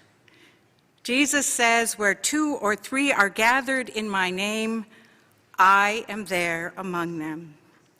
Live a life worthy of the calling to which you have been called with all humility and gentleness, making every effort to maintain the unity of the Spirit in the bond of peace. Let us pursue what makes for justice and peace and for mutual upbuilding. The Lord be with you. Let us pray. We praise you, O God, that you have called us together again. Pour out your Spirit upon us that we might be renewed, inspired, and united as your people. Direct us in all our proceedings that we might discern your ways. And grant us, O God, wisdom and courage to follow. We pray in the name of Christ. Amen. I declare this assembly to be in session in the name of the triune God. Amen. I am so thrilled to welcome you here for our assembly. Thank you so much for making this a priority in your lives to be with us tonight and tomorrow. It's really hard to believe it's been 2 whole years since our last assembly, having to cancel the 2020 assembly because of COVID. And it's also hard to believe we still need to gather online and not in person here in 2021. And yet, our God is faithful, and we give thanks and praise for God's abiding love and care in these past months and years, and trust that wherever we are, even gathered on a Zoom call, God is truly present in our midst. This evening, I especially want to welcome those who are here for the first time.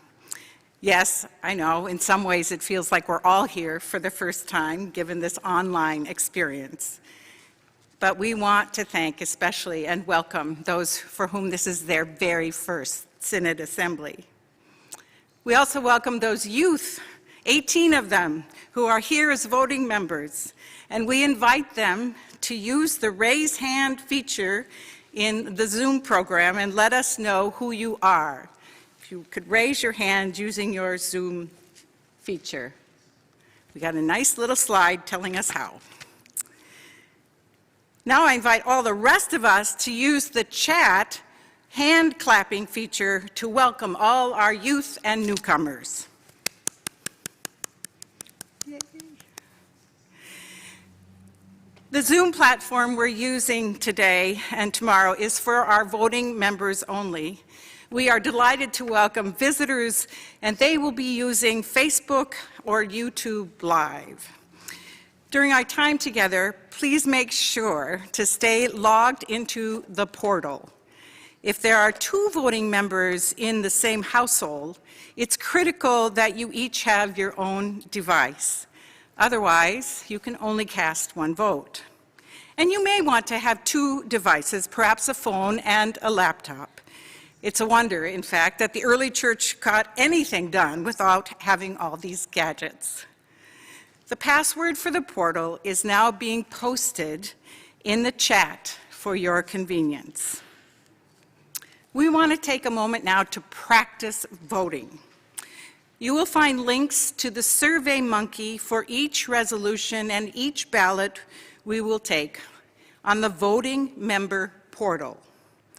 Each voting member will need to access the link and submit their vote on their own device.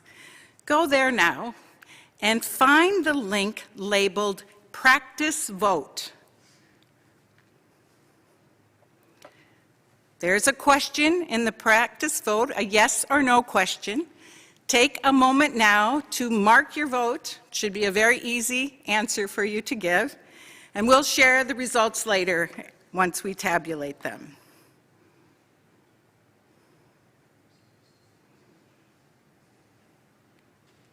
All right. We doing okay? Okay. The chat function, or the community chat function, will only be available during certain times in our assembly. That said, the chat will always be open for direct questions to the hosts. So the chat is really intended to be your friend, that you, if you have a question or are confused by something, can write a chat to one of our hosts in the Minneapolis Area Synod, and they will respond to your questions. We have 4 or 5 staff totally devoted to that, responding to your questions. And finally, before we get too far into this, I want to thank our Spanish and ASL interpreters for their work at the Assembly, which is so important as we try to welcome all into all the conversations. You are a gift to us and our ministries. Tonight we gather, and tomorrow, under the theme Jubilee Reclaimed, Opening the Way. What does it mean to gather under that theme in 2021 in Minnesota? In Scripture, Jubilee means, okay. In Scripture, Jubilee means liberation, a radical, joyous, almost unimaginable liberation from debt, servitude, and poverty. The Israelites were called to observe Jubilee every 50 years. And it was a time of dramatic change to remind the faithful that God is the giver of the land. We do not own it, and it's God's community that is responsible for the well-being of all its members. We look at our world this past year, and we've seen both great tragedy as well as glimpses of incredible hope. Globally, 144 million people have been infected with COVID, 3 million have died. Then a vaccine was developed at unprecedented speed. The whole world has been blessed by the work of the scientists and those in healthcare. And then the world witnessed the horrific murder of George Floyd and cried out for justice. We saw a glimpse of hope this last Tuesday when the jury held the officer accountable. Yesterday we buried another, Dante Wright, and we cry out, "How long, O Lord?" We need a jubilee. We need an opening of the way towards justice and shalom. The Easter season is really a jubilee season, right? Through the cross and the resurrection, God ushers in a renewed jubilee that extends to all, to the ends of the earth. It's the jubilee of new life and forgiveness, justification and liberation through faith in Christ. But that doesn't mean the jubilee of Hebrew scriptures and the prophets is replaced by the jubilee of justification. On the contrary, you and I as believers in Jesus, as forgiven sinners, are now partners with God, the God of Jubilee. Justified by grace, we live and proclaim Jubilee to the ends of the earth. Forgiveness, good news to the poor, release to the captives, liberty for the oppressed. Over the next few hours, we are going to live deeply into this word, this radical word.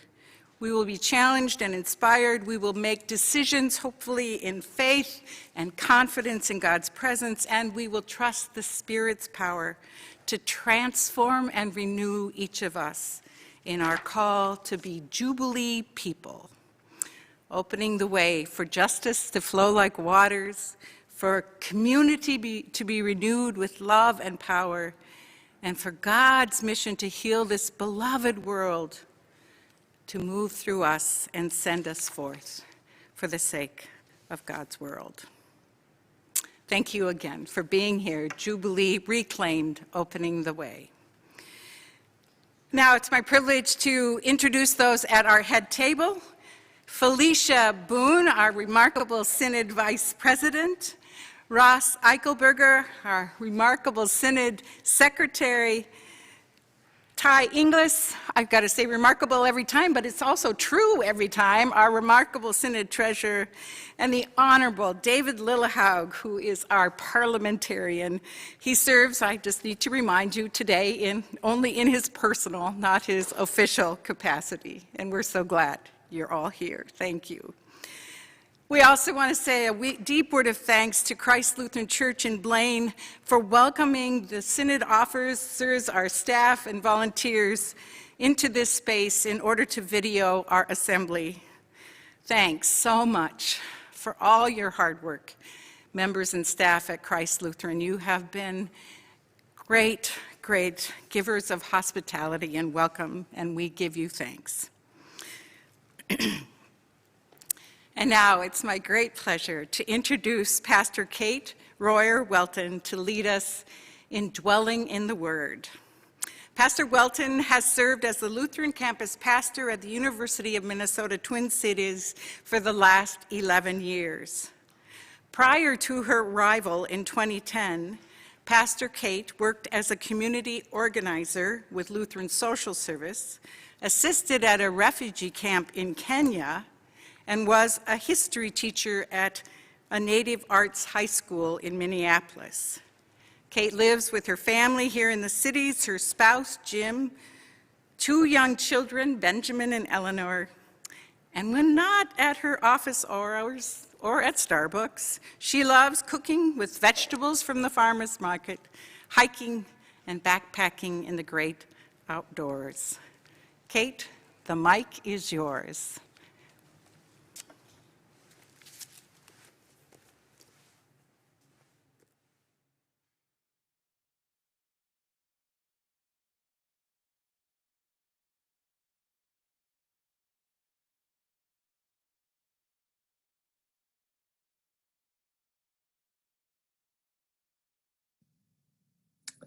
All right, I don't see my picture. Oh, here we are. Hi, everybody.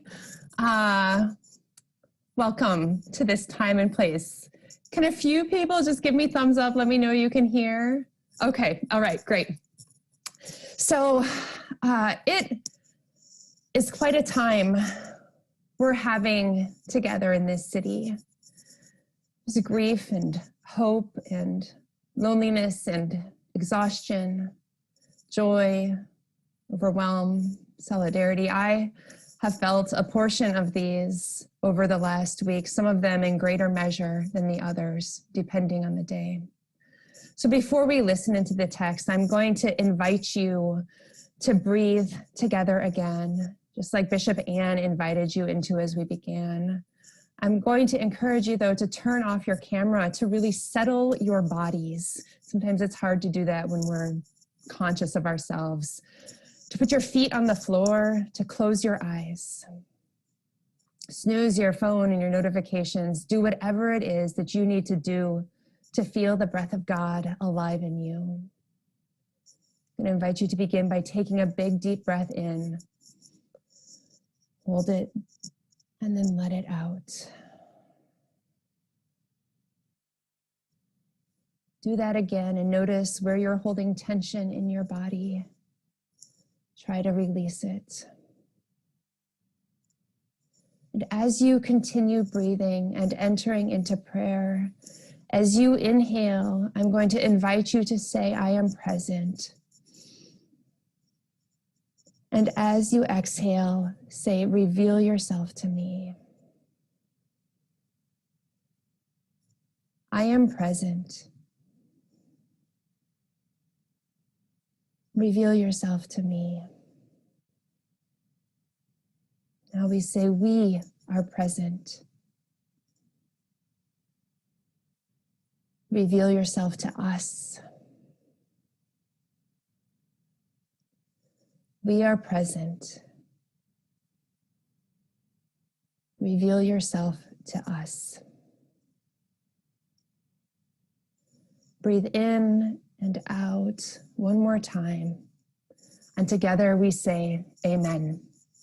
And as you're ready, please turn your screens back on. Keep breathing, of course. And welcome everyone to this section called Dwelling in the Word. I serve as the Lutheran campus pastor at the University of Minnesota. I've been there since 2010, and it is my great pleasure to serve in that capacity. One of the grounding spiritual practices of our community is to gather around Scripture, to listen closely and prayerfully to what God might be up to in the passage, and to talk about that together. For those of you, there are probably many of you that are quite familiar with the text I'm going to read. I'm going to invite you to bring a beginner's mind to this text. And for those of you for whom this is brand new, of course, there would be some among you. Enter in with joy, wonder, curiosity. But before we do that, I want to offer just a bit of context.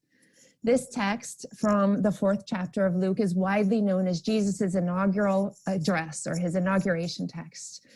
He is reading words from Isaiah. It is an ancient scroll in the temple, and he is proclaiming to folks gathered around him just what his ministry is going to be about. As we enter this portion of the text, Jesus has just exited the wilderness where he was tempted multiple times. Wilderness time, as we all likely know by now, does something to you. If you didn't know it before 2020, you know it now. Somehow we are no longer who we were. And I suspect as we tentatively step out into post-pandemic life, we are not entirely sure who we will be. Jesus, on the other hand, because God is God and we are not, thanks be to God, Jesus emerges with the wilderness with clarity of vision, and he immediately heads home, back to his home temple. It's also important to note that though the text I'm going to read ends with the crowd speaking well of Jesus, they said he was amazed, or they were amazed at his words. In the Gospel of Luke, it continues right after this, and this hometown crowd suddenly wants details. And when Jesus is clear that this mission is for outsiders and not only them, they try to throw him off a cliff, quite literally. Luckily, he just moves through the cloud because he's Jesus. So that's how the story ends. I'm going to invite you to listen now prayerfully for a word of challenge, for something that is surprising or new, or maybe for a word of hope or freedom that you encounter as you listen to this text. You're invited to type them into the chat as you hear them. Please participate in this, or at the end of the passage when I'll ask the question again. Word of hope or freedom, or a word of challenge. And now a reading from the 4th chapter of Luke. We start at the 14th verse. Then Jesus, filled with the power of the Holy Spirit, returned to Galilee, and a report about him spread through all the surrounding country. He began to teach in their synagogues and was praised by everyone. When he came to Nazareth, where he had been brought up, he went to the synagogue on the Sabbath day, as was his custom. He stood up to read, and the scroll of the prophet Isaiah was given to him. He unrolled the scroll and found the place where it was written, "The Spirit of the Lord is upon me, because he has anointed me to bring good news to the poor. He has sent me to proclaim release to the captives and recovery of sight to the blind, to let the oppressed go free, to proclaim the year of the Lord's favor. And he rolled up the scroll and gave it back to the attendant and sat down. The eyes of all in the synagogue were fixed on him. And then he began to say to them, "Today this scripture has been fulfilled in your hearing." All spoke well of him and were amazed at the gracious words that came from his mouth. This is the word of the Lord. And the people say, "Thanks be to God." What did you hear today that was surprising to you or new? What was challenging? Where did you find hope or freedom?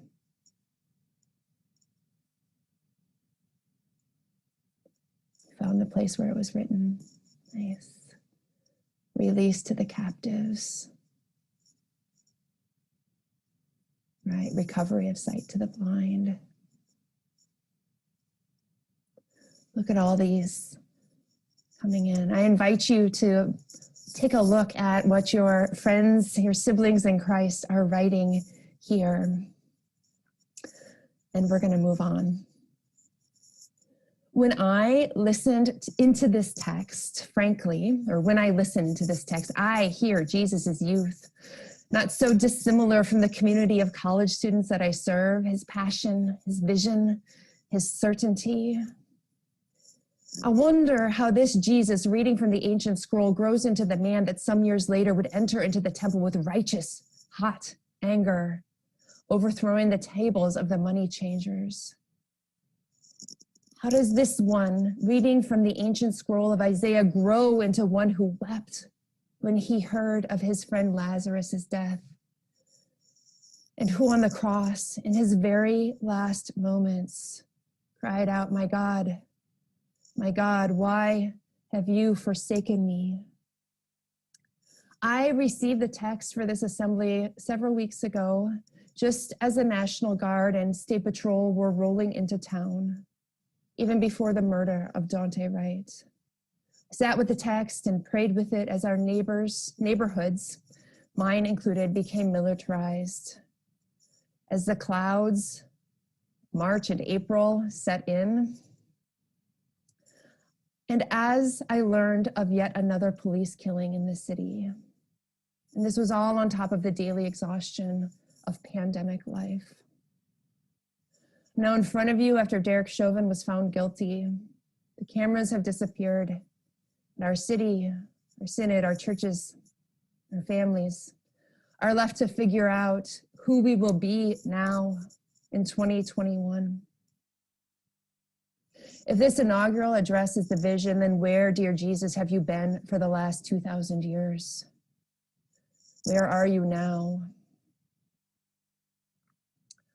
I wonder how many people asked that question between the writing of Isaiah's scroll and the time that Jesus read it. And I wonder how many people have asked that question between Jesus reading it and now, today, April 23rd. Let's dig a little deeper. As Jesus enters the temple and is handed the scroll from Isaiah, did you notice he doesn't just randomly open it up? Instead, he unrolls the scroll and finds a particular place in that particular scroll. And as he reads, he is not only laying the groundwork for what will become the Jesus movement, but he is proclaiming the year of the Lord's favor, a year of Jubilee, just as Bishop Ann talked about. This is an extension of the ancient, this year of Jubilee is an extension of the ancient Israelite practice of a Sabbath or a day of rest happening every 7 days. And also, on top of that, every 7 years, there was a sabbatical year where debts were forgiven, enslaved people freed. And then 7 times 7 on this 49th year or 50th year, scholars disagree, all the land was to be returned to its original owner, right? This is a big reset. And here's Jesus in the temple on the Sabbath at the beginning of his ministry, proclaiming Jubilee as the basis for what the Jesus movement will be about. I wonder, how does this sit with you? You who own property, you who have accumulated wealth, you who are waking up to the privilege you occupy. Is anyone's pulse quickening or temperature rising as you consider what the implications of that reset would be for you and your family? Have any of you jumped to a rational explanation of why this would never practically be possible in our world today? Is anyone among us actually feeling a deep longing for this reset? I read this text with our student community. We gathered together for worship on Wednesday night, and so I read it with them to get their insight this Wednesday night. I'm going to tell you what they said in a little bit, but first I want to remind you, if you do not know, that young adults are not doing well right now. This demographic, this 18 to 24-year-old demographic, I should remind you, is not only college students. Only 30% actually of 18 to 24-year-olds are enrolled in a degree program. So that's important to remember.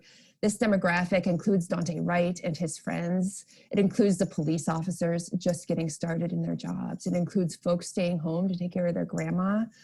And it includes people in my hometown of Falkland, South Dakota, staying home to take over the family farm.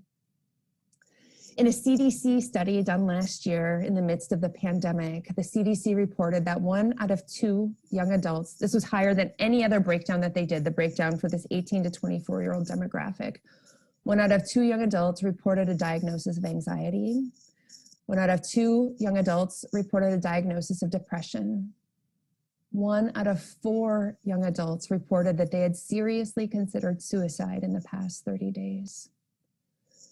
Just for some context, there's roughly 55,000 undergrads and grad students at the U. If we apply these stats just at the U, it's in the center of our synod. Everybody has some touch to the U. That means there are 27 to 28,000 students with a diagnosis of anxiety. The same number with depression, not all of them with anxiety and depression. Around 13,000 of these young adults have seriously considered suicide in the last 30 days. These statistics don't correlate exactly to our community, but they're close enough. And do you know what this community of young adults heard as they listened? Almost entirely good news. Some wondered why it was so hard for so many, including the people who try to run Jesus off the cliff, to hear this good news as good news, to trust that this Jubilee vision will be good for everyone, as it was for them. Others took comfort that this vision was an ancient one, and that we stood alongside our faith ancestors in continuing this work. Others simply believed that this was a better way to live than the way that we're living right now. There's a lot of speculation about why mental illness is so present for Generation Z. Technology, some people say. A lack of resilience or grit, other people say. The last student to speak up in the midst of our worship said in a quiet voice, "It's reassuring to me to know that the world is not as it should be, that God desires it to be different. It helps me understand why I'm in so much pain." When we look out at our world, it is clear that there is a gap between the world as it is and the world as it should be. Imagine for a minute being 20, staring out at the climate crisis, the insane wealth gap, and persistent, evil, racial disparities. Imagine for a moment people with actual power throwing up their hands and saying, it's so hard to actually move legislation. It's very frustrating. It's so polarized, but we have faith in your generation. It's no wonder those stats are what they are.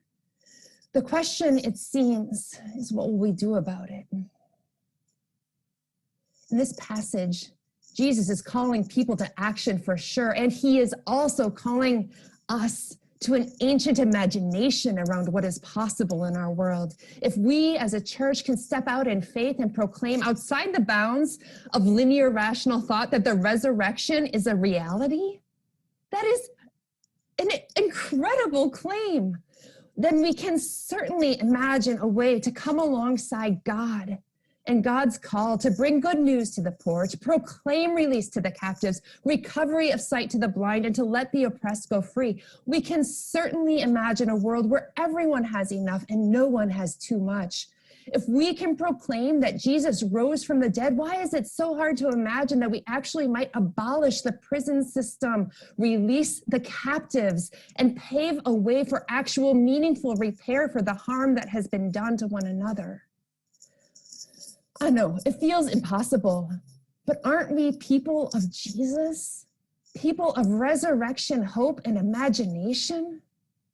Our culture and our economy teach us that life is a zero-sum game, where whatever someone else gains is our loss and we have to fight over the crumbs.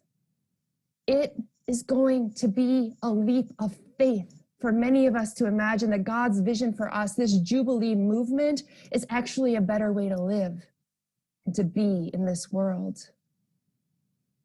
Not just for our neighbors, but for ourselves. And you're going to have to trust Jesus on this one. Bearing this vision in our world and in our lives will certainly take work, hard work, which means that it's going to take rest. It will take holy imagination. It will be countercultural. And I promise there will be surprising gifts and beauty and joy and freedom that will find us on the way. This is an ancient vision, Jubilee. It will not be finished in our lifetime, but what an honor and a privilege to be on the journey with our faith ancestors and with each other. Look at this group of people.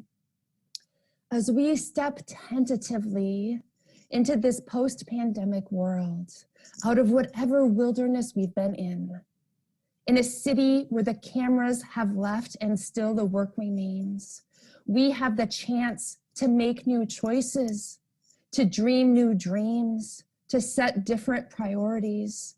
So let's do it, friends in Christ. Now is the time. God is at work in this vision. God is at work in the church. God is at work in the city. God is at work in you. Thanks be to God, we aren't in it alone. Amen.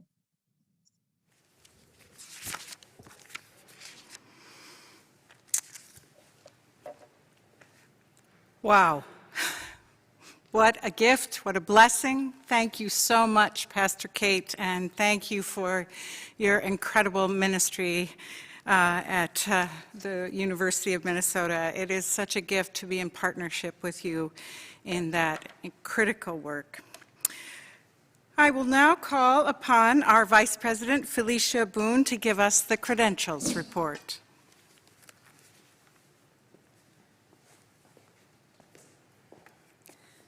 Thank you, Bishop. Good evening, everyone. Credentials report as of 6:25 p.m. Clergy 120, deacon 16, retired rostered 4, retired deacon 0, youth 9, lay 150, total 299.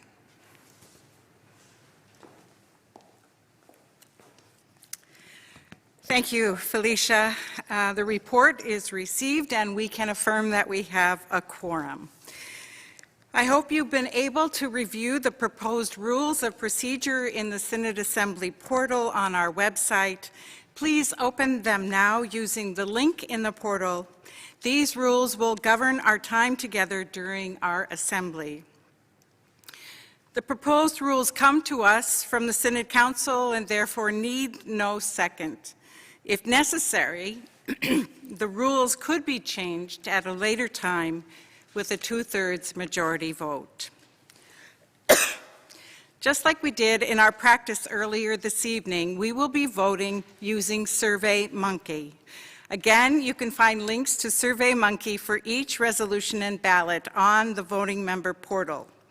To ensure a proper vote, each voting member needs access to the link to submit their own vote on their own device. To vote on the adoption of the rules of procedure using this method, please now go to the portal and find the link for rules of procedure and submit your vote. We'll give everyone a few seconds to do this.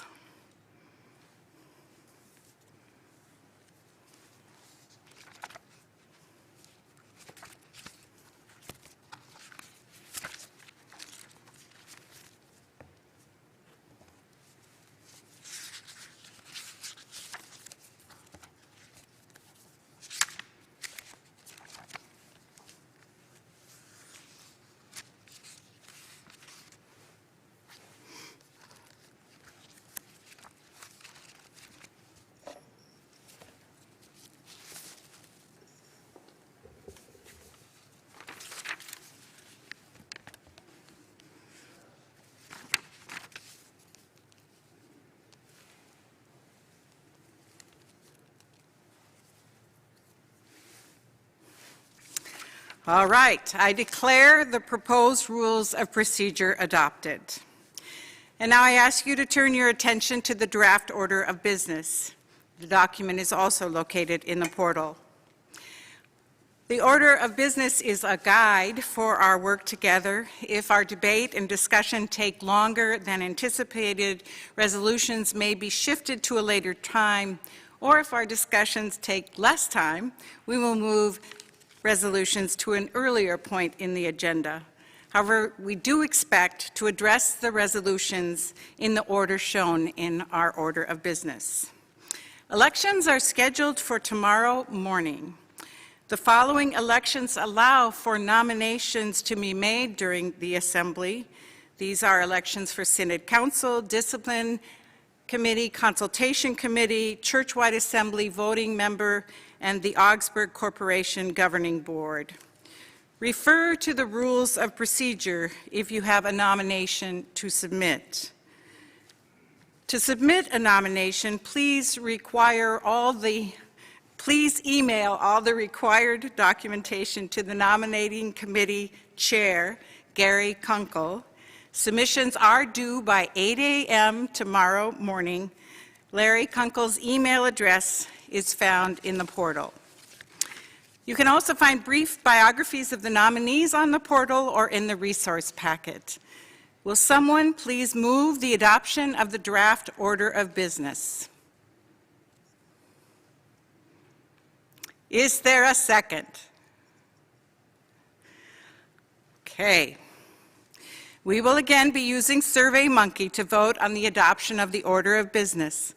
Please go to the portal and find the link for the order of business and submit your vote now. We will give you a few seconds to do this.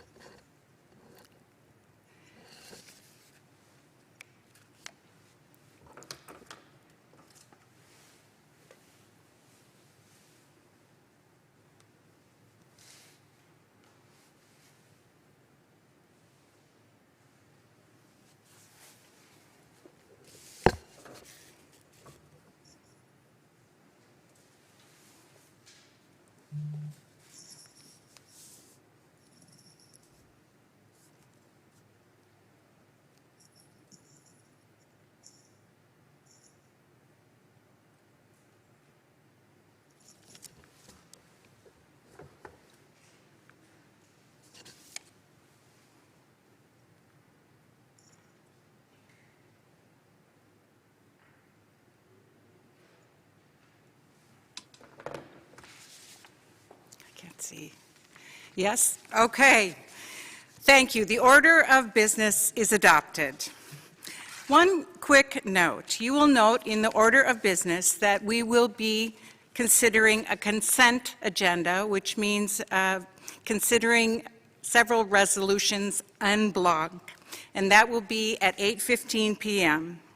If someone wishes to remove one of the 4 resolutions from the consent agenda, you must contact the chair of the Referencing Council Committee within the next 30 minutes, so we have plenty of time before we get to the discussion at 8:15. The chair of the Referencing Council Committee is Pastor Joseph Crippen, who will come forward here soon, and his email address is pastor@mountolivet.org. And Mount is spelled out, Olivet is spelled out, .org. Mount Olive. Oh, forgive me. I cannot believe that. Oh, I'm so sorry. It's Mount Olive, O-L-I-V-E church.org. Well, I had a couple things wrong even. Anyway, so now I would love to invite Pastor Joseph Crippen to come forward to introduce himself a little bit, give a brief overview of the procedures, and explain the process for submitting amendments to resolutions. He'll also give us a brief summary of resolutions and memorials that were passed at our last Synod Assembly. Thank you so much, Pastor Crippen, for this good work.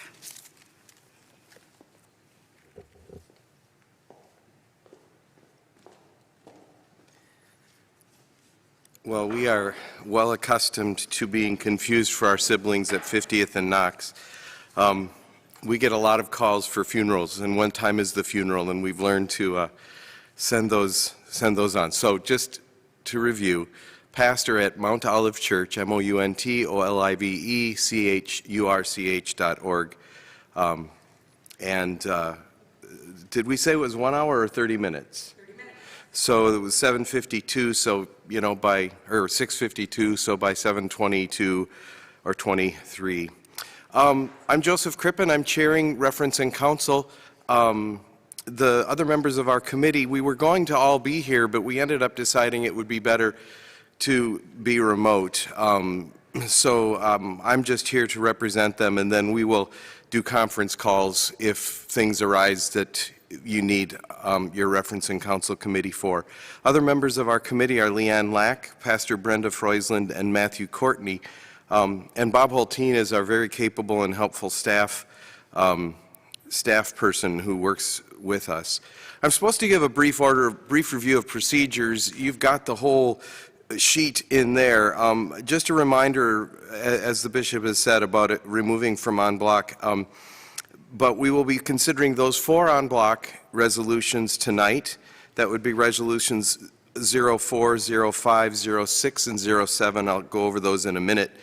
And the 2 budget resolutions are also scheduled to come up for a vote. Just a reminder, if something is removed from en bloc, it will be put at the end of the agenda, and if we aren't able to get to that in the time allotted for the Assembly, then it will be forwarded to the Synod Council.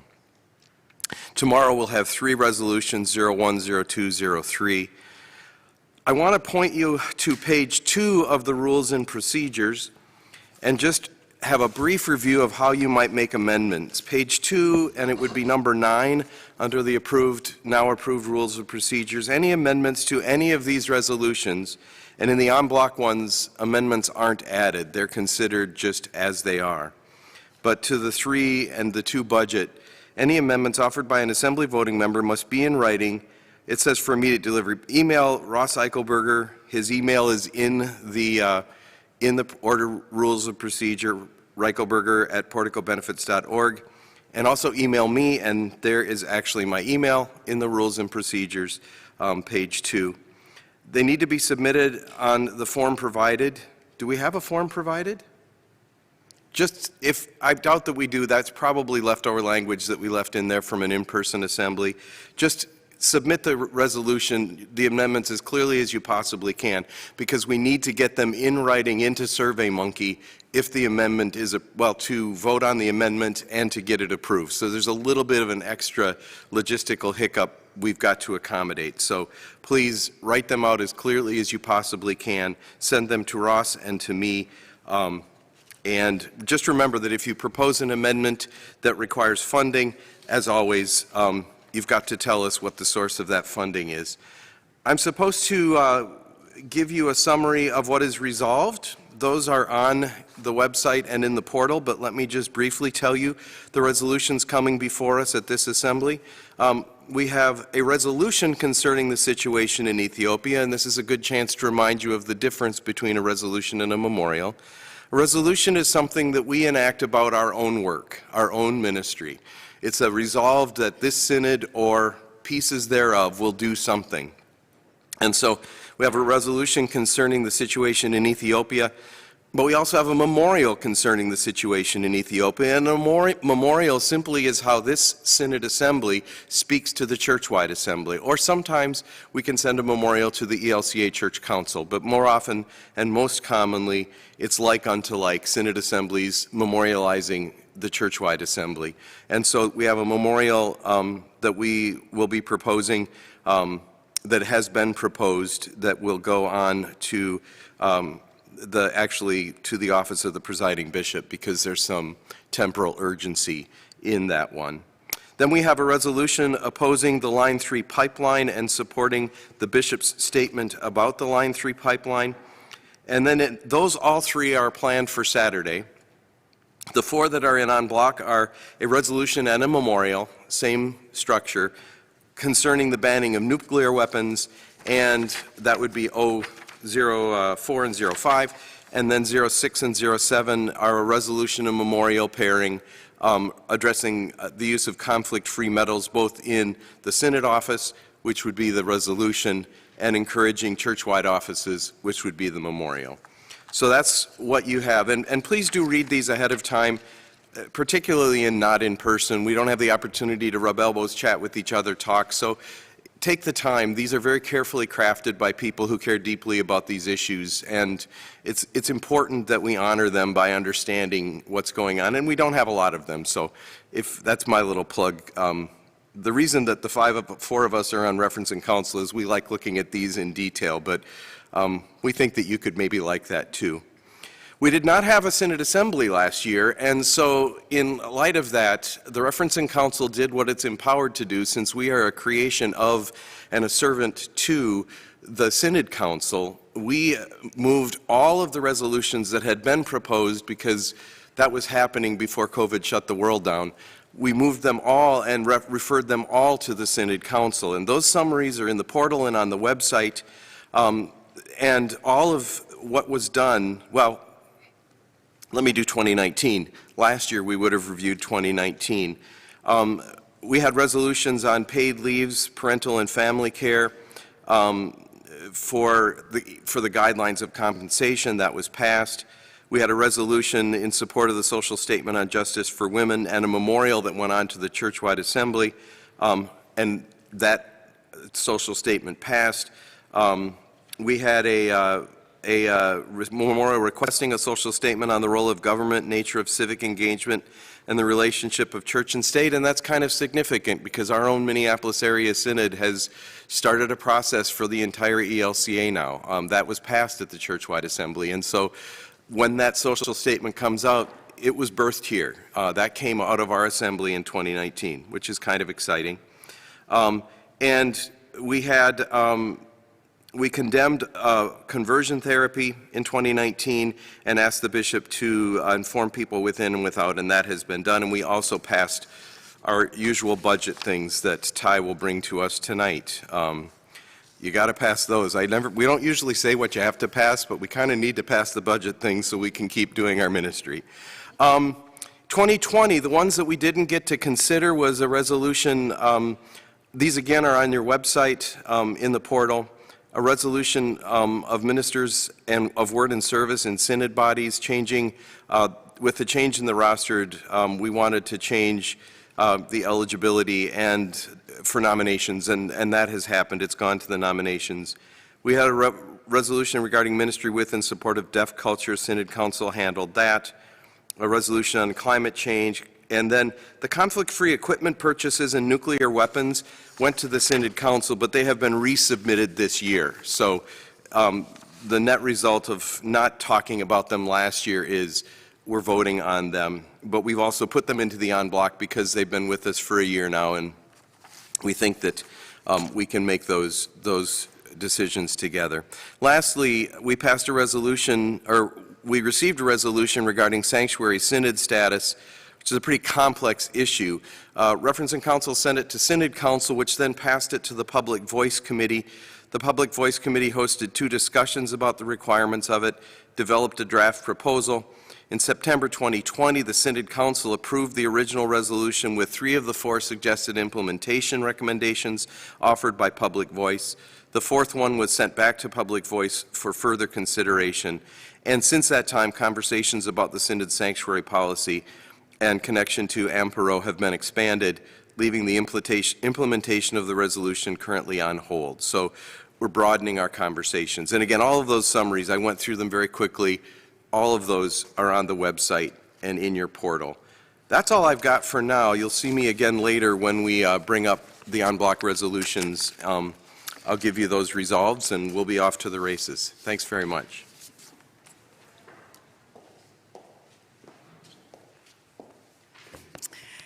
Thank you so much, Pastor Crippen, for this good report and this hard work. I also want to thank our Synod Council because they spent extra time this year considering the resolutions that we could not address at the Synod Assembly that we weren't able to hold in 2020. So special thanks to them and to the committees that were a part of that. I'd like to now turn the chair over to Vice President Felicia Boone.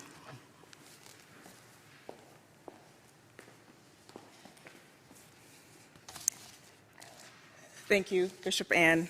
It has been my delight and privilege to work with Bishop Svenningsson, the Synod Council, the Synod staff during this past year. Our bishop has keen gifts of leadership, vision, discernment, and insight, gifts that serve us very, very well. I now call upon Bishop Svenningsson for her report.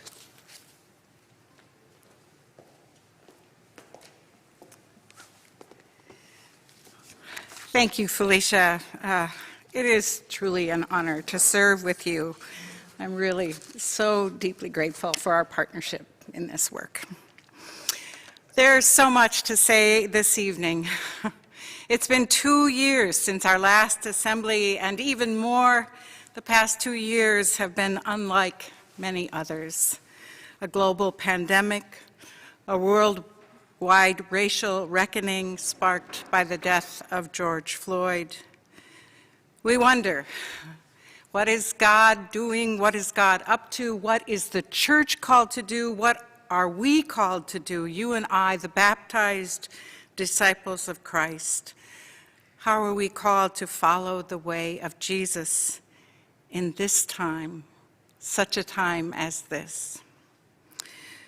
Though our ways of gathering have changed, the church is still here and alive. Worshiping online, outside, in cars, masked and physically distanced in sanctuaries, the church is present and God is present. The toil of the pandemic on our congregations and their leaders, all of you gathered here on this Zoom call, has been enormous. It's been nothing short of miraculous to see you lead and adapt, learn and pivot again and again and again.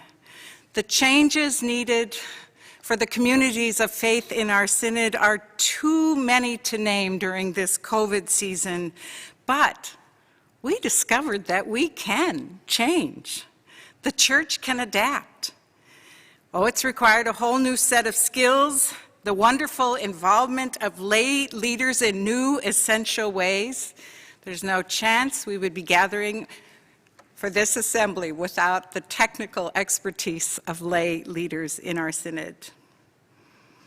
And since we cannot rock the house today with wild applause, I would just invite you in the next few days to take a moment to send an email or text to your pastor or deacon, musician, worship leader, tech expert, cleaner, health advisor, all those who have stepped up to make worship and congregational life possible in these last months. We have lots of questions about what the post-pandemic church will look like. I, for one, believe the hunger for authentic community will be as great as ever. As more of us work remotely from the comfort of home, as office spaces sit empty half the week, as we shift our purchasing and learning and even medical care to the internet, as a host of remote opportunities allow us to cocoon ourselves more and more in the seclusion of our homes, I think a gathering of real people, real embodied people, will become even more precious. We thirst for that in-person experience, and I believe our congregations will be such a welcome and important gift. I think in these past months of isolation, we've learned the truth of Frederick Buechner's words: you can survive on your own, you can prevail on your own, but you cannot become human on your own. We yearn for beloved community, for a safe place to be our authentic selves. And we yearn for that gospel word, the good news that allows us to be authentic because we are beloved just as we are. Oh, though we don't struggle with Martin Luther's questions about how can I please an angry God, we all, I think, in this culture struggle with the question, am I enough? Am I good enough? Our world, I think, bombards us with messages that we aren't. Each day we're reminded that we're not quite what we should be, and whether it's through marketing or Facebook or Instagram, it seems there's always a standard by which we are judged. There's even a word for it. I had never heard this phrase, inadequacy marketing. But marketing so often is just that.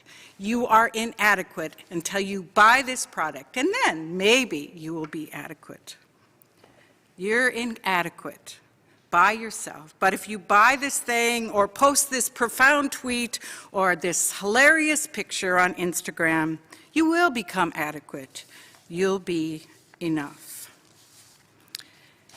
And I also think I think that the polarization in our culture, in our society, is related to this need to prove ourselves, to convince ourselves that we're enough. I'm not sure I'm enough, but if I can just say I'm better than you are, if I can just define myself in opposition to the other, then maybe I can be enough. If you're bad, then I can be good, whether it's red or blue or urban or rural or old or young. But what that means is we prove ourselves by disparaging others. And how does that help us love one another? It squelches love. I just learned, thanks to Pastor David Lose in his Fosdick lecture, these words from Dietrich Bonhoeffer. If we try to justify ourselves, we do that by judging others. So self-justification and judging go together. But justification by grace frees us to love others and to serve others. Self-justification leads to judging. Grace leads to serving and loving. We have a word to share, a gospel word, a word that frees us because we know we are beloved, we are enough through the death and resurrection of Christ. And the church also has work to do, right? We have a word to share, we have work to do, especially the work of naming and dismantling racism and white supremacy. Our Synod and the ELCA have made commitments to this work, and now we're at the epicenter of a global movement after the murder of George Floyd and now the killing of Dante Wright. Even in the midst of deep lament this past year, we saw glimpses of hope. We saw the great, amazing responses of congregations. Calvary Lutheran, located just blocks from where George Floyd was killed, has been doing anti-racism work internally for years. They were ready, and they were the first to step up to provide safe space, water and food, and times of public prayer. Holy Trinity turned on a dime to open its doors for protesters who had been tear gassed or hurt in any way, becoming the central medic station. And soon congregations from across the Synod and across the world stepped up to partner with Holy Trinity. And we saw once again how Lutherans kind of get it when emergency aid is needed. Now, Cross of Glory in Brooklyn Center is stepping up in similar ways after the death of Dante Wright. Presiding Elder Stacy Smith, who spoke at our last assembly, an African-American leader of the African Methodist Episcopal Church, organized a silent clergy march last summer. Thousands of clergy walked and marched in silence. It was probably the most ecumenical interfaith gathering I've ever been to in our city. Here I'm walking with our Catholic Archbishop, Bernie Hebda. The Minnesota Council, with 25 member denominations, including ours, recently made a 10-year commitment to lead a racial justice initiative focused on truth-telling, education, and reparations, stepping up as a moral leader in our state. The response has been rather remarkable, with national and global coverage of this commitment, with $400,000 already raised from foundations like McKnight and POLAD. Our own synod gave $25,000 through our Resurrection Fund. This is a Kairos moment in Minnesota and a Kairos moment for the Minneapolis Area Synod. I'd like to share a few examples of how our synod is working for racial justice and dismantling white supremacy. 63 congregations of our 144 have racial justice liaisons who meet quarterly at synod-convened meetings. If your congregation doesn't have one, just let me know, or any one of our staff members. At least quarterly, 60 lay and ordained Black, Indigenous, and leaders of color are invited to gatherings for both lament and support, for prayer and encouragement. Thanks to the generosity of Holy Trinity, our synod just received a $285,000 gift to be used exclusively to reduce the educational debt of the synod's rostered leaders who are Black, Indigenous, and people of color. We invite other congregations and foundations to contribute to this fund, critical reparations work, and also critical if our ELCA ever wants to become the diverse church we seek. A synod project which we believe will have impact for good long beyond what we imagined is the launching of the Center for Leadership and Neighborhood Engagement. Led by Pastor Kelly Chapman upon his retirement from Redeemer, this organization has already done more than we could have imagined. I invite you to join their prayer service every morning at 8 a.m. online at healingourcity.org, where you can hear reflections from leaders like Krista Tippett, Bishop Eaton, Kelly Chapman, Babette Chapman. Along with the Center and Lutheran Social Service, we have been raising funds to invest in North Minneapolis. LSS in particular has moved into North Minneapolis in a way they've never done before. They purchased Christ the River of Life building on West Broadway, and now out of the remodeled kitchen, they are preparing over 2,400 meals and snacks per day for children and youth, 2,400 per day. Through LSS, Christ the River of Life building will be host to Camp Nova, refugee services, and this summer, a freedom school sponsored by the Children's Defense Fund. What an amazing thing. We are doing some good work. Congregations and foundations have taken notice. With LSS and the Center and Redeemer Center for Life, we've raised nearly $3.5 million together to invest in really important work in North Minneapolis. I'm so proud also of our Synod staff and leadership who stepped up when COVID was still first in its early stages, and we stepped up to anticipate the questions our leaders and congregations were asking and to provide resources like Zoom congregations about the logistics and technology to worship online, about Holy Communion, about pastoral care during quarantine, about staying connected with members while remaining physically distant. We were privileged to welcome Michael Osterholm as our speaker in May, drawing an online audience of 155,000, something we'd never even come close to. A member of Edina community, Michael has graciously agreed to be with us tomorrow again, instead of spending time with Judy Woodruff or Chris Wallace.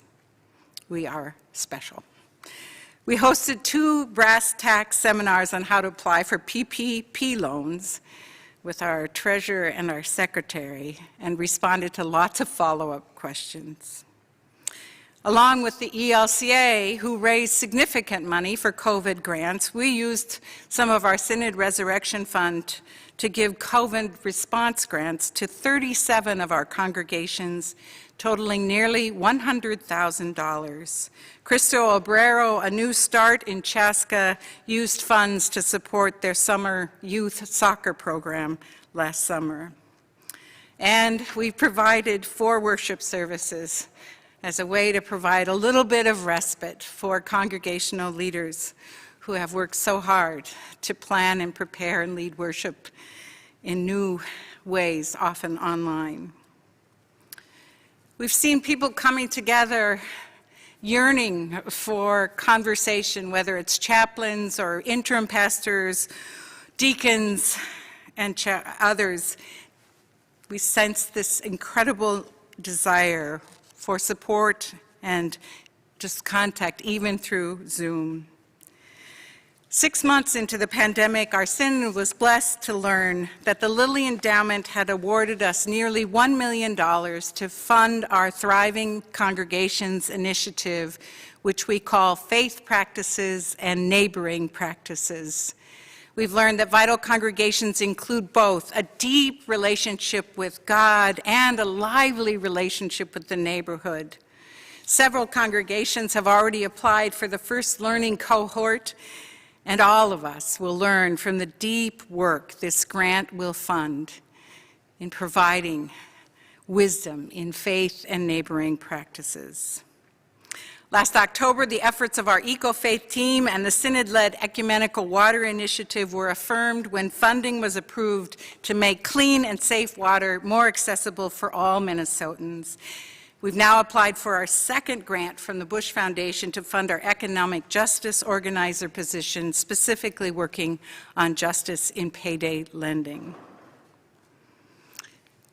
Since our last assembly, we've ordained 15 new pastors and deacons, installed 55 pastors and deacons, and accompanied congregations in 59 different call processes. We have nearly 70 students each year in the candidacy process, preparing themselves to become pastors and deacons. This is really critical work, and we pray and hope that we accompany each of these call processes well, for it matters more than we can say to know that we are helping bring forth leaders who will lead congregations and specialized ministries. And we are so pleased with the leaders in this synod, one of whom we just heard lead us in this Bible study. We give thanks for 5 new starts that are doing faithful and vital ministry with support from the Resurrection Fund. Just a few more comments. We're beyond grateful for the generosity of our congregations during this pandemic. Yes, we ended the year with a 3% shortfall, but by tightening our belts, we had a small surplus at year's end. Our treasurer, Ty Inglis, will provide more information in his report. We try to do a lot with the mission support we receive, sending 50% to churchwide and nearly 10% to partner institutions and strategic congregations. We seek to be faithful stewards, focused on mission, fiscally conservative, and we hope to continue to be good stewards. I'm also happy to report that we received a clean audit for the 7th year in a row. Finally, I am humbled by the profound privilege of serving with such an extraordinary team as our Synod Council, our Vice President, Treasurer, Secretary, all the standing and program committees. We really have an extraordinary abundance of leadership gifts in this Synod, people of deep faith, people eager to do hard work for the sake of the gospel. And then there's the Synod staff, probably the best team of Synod staff members one could hope for. I'd like to introduce those who have joined our team since our last assembly in 2019. Synod Accountant Candy Carlson, Chris Bjorky, Assistant for First Third Ministry, Economic Justice Organizer Megan Olson-Biebighauser, LVCer and Eco Faith Program Staff Madeline Troyer, Director of Evangelical Mission Norma Mafati, and Nick Tangen, Director of Faith and Neighboring Practices. They join the rest of an incredible team, and I hope you'll take a moment to look in our website to learn more about this extraordinary staff with whom I'm privileged to work. In closing, I want to thank you for this incredible privilege of serving as your bishop. Today marks the beginning of the second half of my second and final term. So thank you so very much for your prayers, your support. Please continue to pray. I pray with all my heart that God will help me to be the faithful and loving and wise and courageous leader needed as we partner together to minister in such a time as this. 2,000 years after Easter, we continue to gather as resurrection people, Jubilee people, and we praise God for each other and for the mission God calls us to serve. Thank you.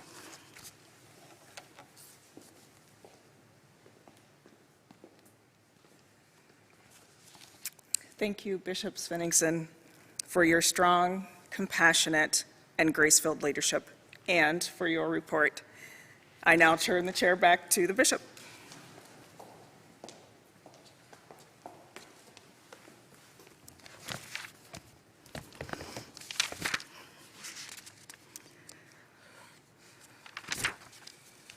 And I'm looking for my page number. We have results of the practice vote, which I will bring to you in just a moment. We're going to take just a quick breather at this point, listen to a couple songs. We have 7 minutes, and then we want to all be back on because we are in for an amazing gift to listen to Drew Hart speak to us tonight. So we will, let's make it 5 minutes, okay? I think we have just that many songs. Okay, 5 minutes, which will bring us back together at 7:35. Thank you.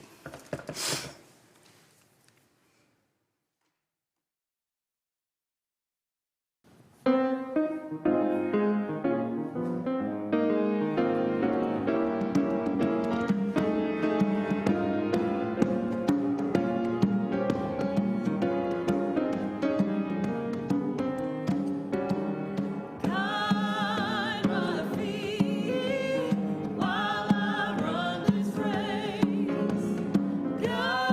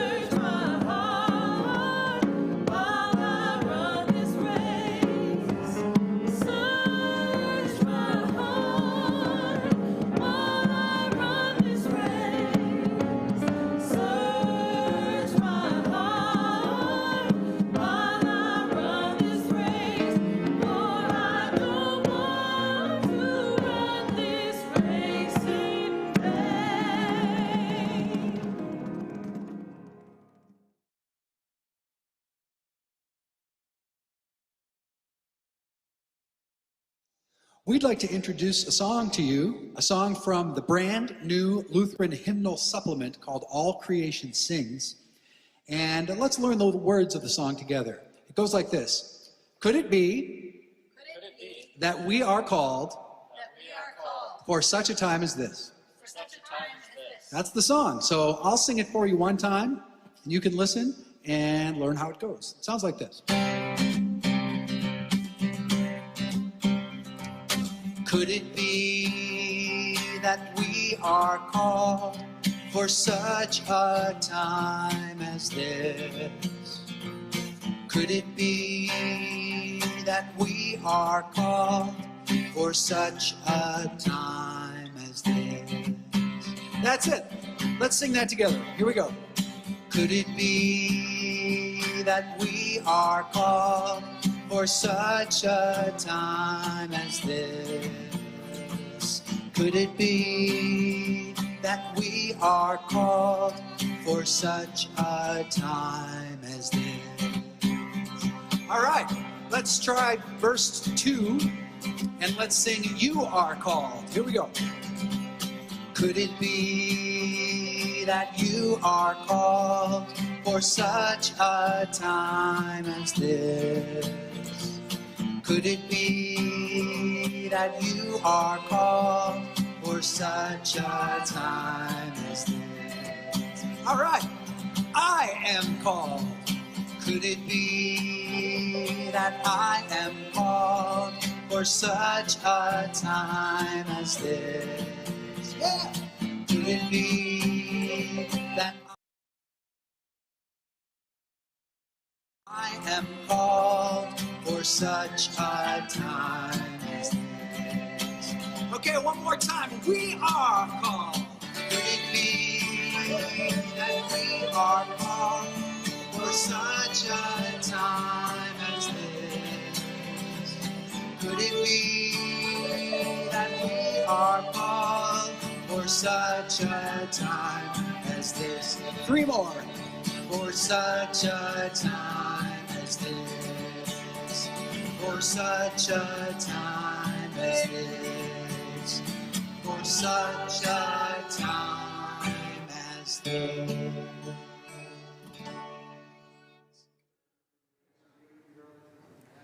Okay. We are happy to welcome you back as we continue our assembly. We are now in for an incredible treat with our next speaker, our keynote speaker for this evening, Drew Hart. Drew Hart is a public theologian and religion professor at Messiah University, a nationally ranked private Christian university in Pennsylvania. In addition to teaching, he provides anti-racism and faith-based justice talks and workshops across the country and collaborates with local faith-rooted organizers, activists, and leaders in Harrisburg.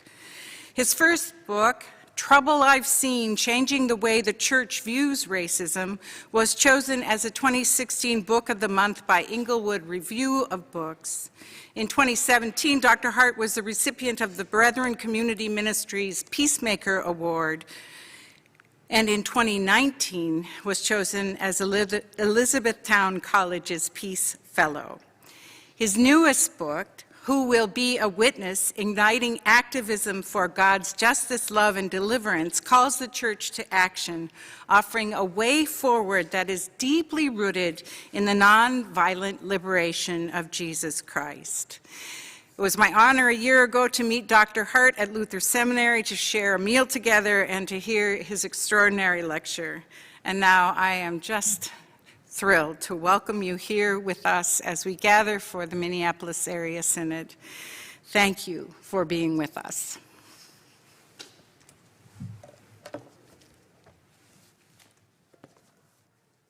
Thank you, Bishop Ann. I really appreciate the honor to be invited here to share.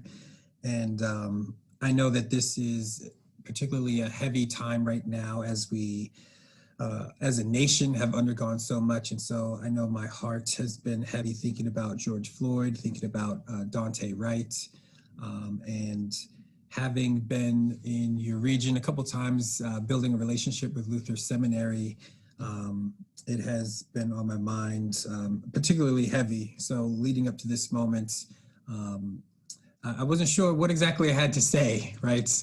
Just thinking about the weight of all that has been going on. But I guess what I want us to start off thinking about is just the need to tell a more truthful story and how that might reorient us in the work that we do, how we can tell a more truthful story as it relates to white supremacy, society, and the church. Years ago, when I first moved back to central Pennsylvania, I was invited to speak at the college that's kind of connected to Messiah University, the church that's connected there. And when I came to speak, it's a large church, some professors and, well-to-do church there. And they were doing a series on racism. And so they asked me to kind of close out the final Sunday to do a workshop and Sunday school class and then preach. And so I did that and had a great time and engaged the congregation and really was received well. And one of the things I told them about was the civil rights bus tour that my friend leads. And so they decided in response to that to send some people on the civil rights bus tour. And so a year later, at the exact same time that I had spoken, they brought my friend Todd Allen to speak to them and to also give another talk at that same time. And as you can imagine, like a church that had sent people on a civil rights bus tour, they were showing pictures and music, and it was kind of like this kind of reflective memorial of like all that the people had experienced and kind of sharing that with the rest of the congregation. And right as the kind of picture montage ended and my friend was right about to get up and speak, older white gentleman stood up in the middle of the congregation and yelled out, "Why can't we just get over it? Why can't we just get over it?" Of course, that's not the exact thing that you want yelled out into the congregation right before you're about to, preach. And so, he jokes about it now, but I always wonder, what would I have said if I were the one who someone had yelled that out right before I was about to speak? Why can't we just get over it? And I often think of myself as having a little bit of a troubled mind, good trouble, right? Holy trouble. But my mind wanders and wants to think about like what I would do in certain situations. And so I thought about the fact that maybe what I might want to have done in that situation is to make that a learning moment. To lean into the moment rather than to try to avoid that moment. And so I might want to ask him some questions so that I don't assume anything about this gentleman. So I might want to ask him about his life and his journey and his community that led him to think that the reality of what we needed now was to get over this thing called racial justice and anti-racism. And so I might ask him about his personal life. Maybe, for all I know, he, as an individual has lived his whole entire life committed to racial justice, right? Maybe he had decades and decades of just working for racial justice. He had been committed to that work. And so finally, as his life was coming to a close, he felt like the work was done and there was nothing else to do. And so he felt like it was time to get over it. It's time to move on to the next challenge. Maybe it's possible that he came from a long line of folks, right? I might want to ask him about his intergenerational lineage, and maybe his great-great-grandfather, struggled, maybe he was an abolitionist in his family line, right? And maybe his dad worked with Dr. King, and maybe he might have had this long legacy of anti-racism work and racial justice work in his lineage. And so he felt that, he's seen this line of faithfulness. And so now suddenly, after all this generations of faithfulness, it was time to get over it. Maybe his community, everybody around him had always been committed to struggling against white supremacy and doing the anti-racism work. And so that was just something he saw all around him all the time. And again, after the work had been done, he felt like there was nothing else to do. And so it was time to get over it.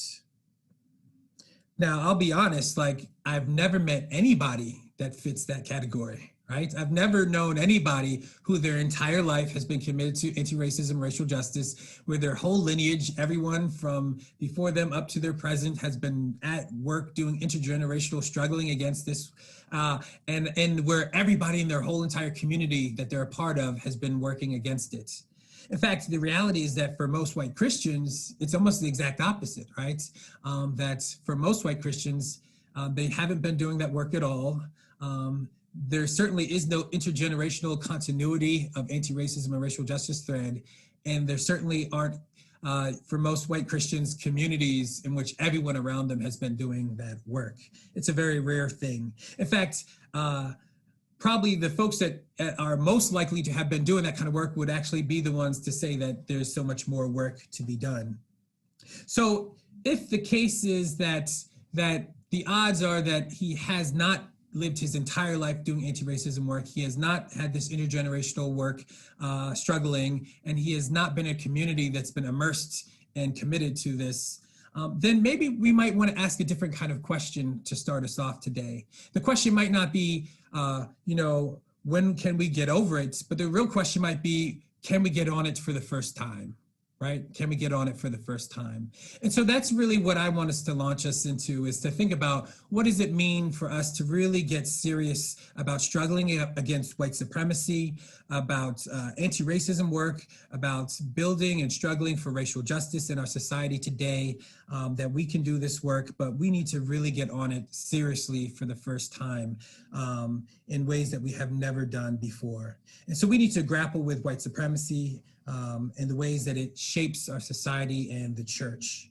One of the things that I've become acutely aware of as we begin to think through these things and these conversations are growing all around the nation is that in the church, there's a lot of naivete around the relationship between white supremacy and the church.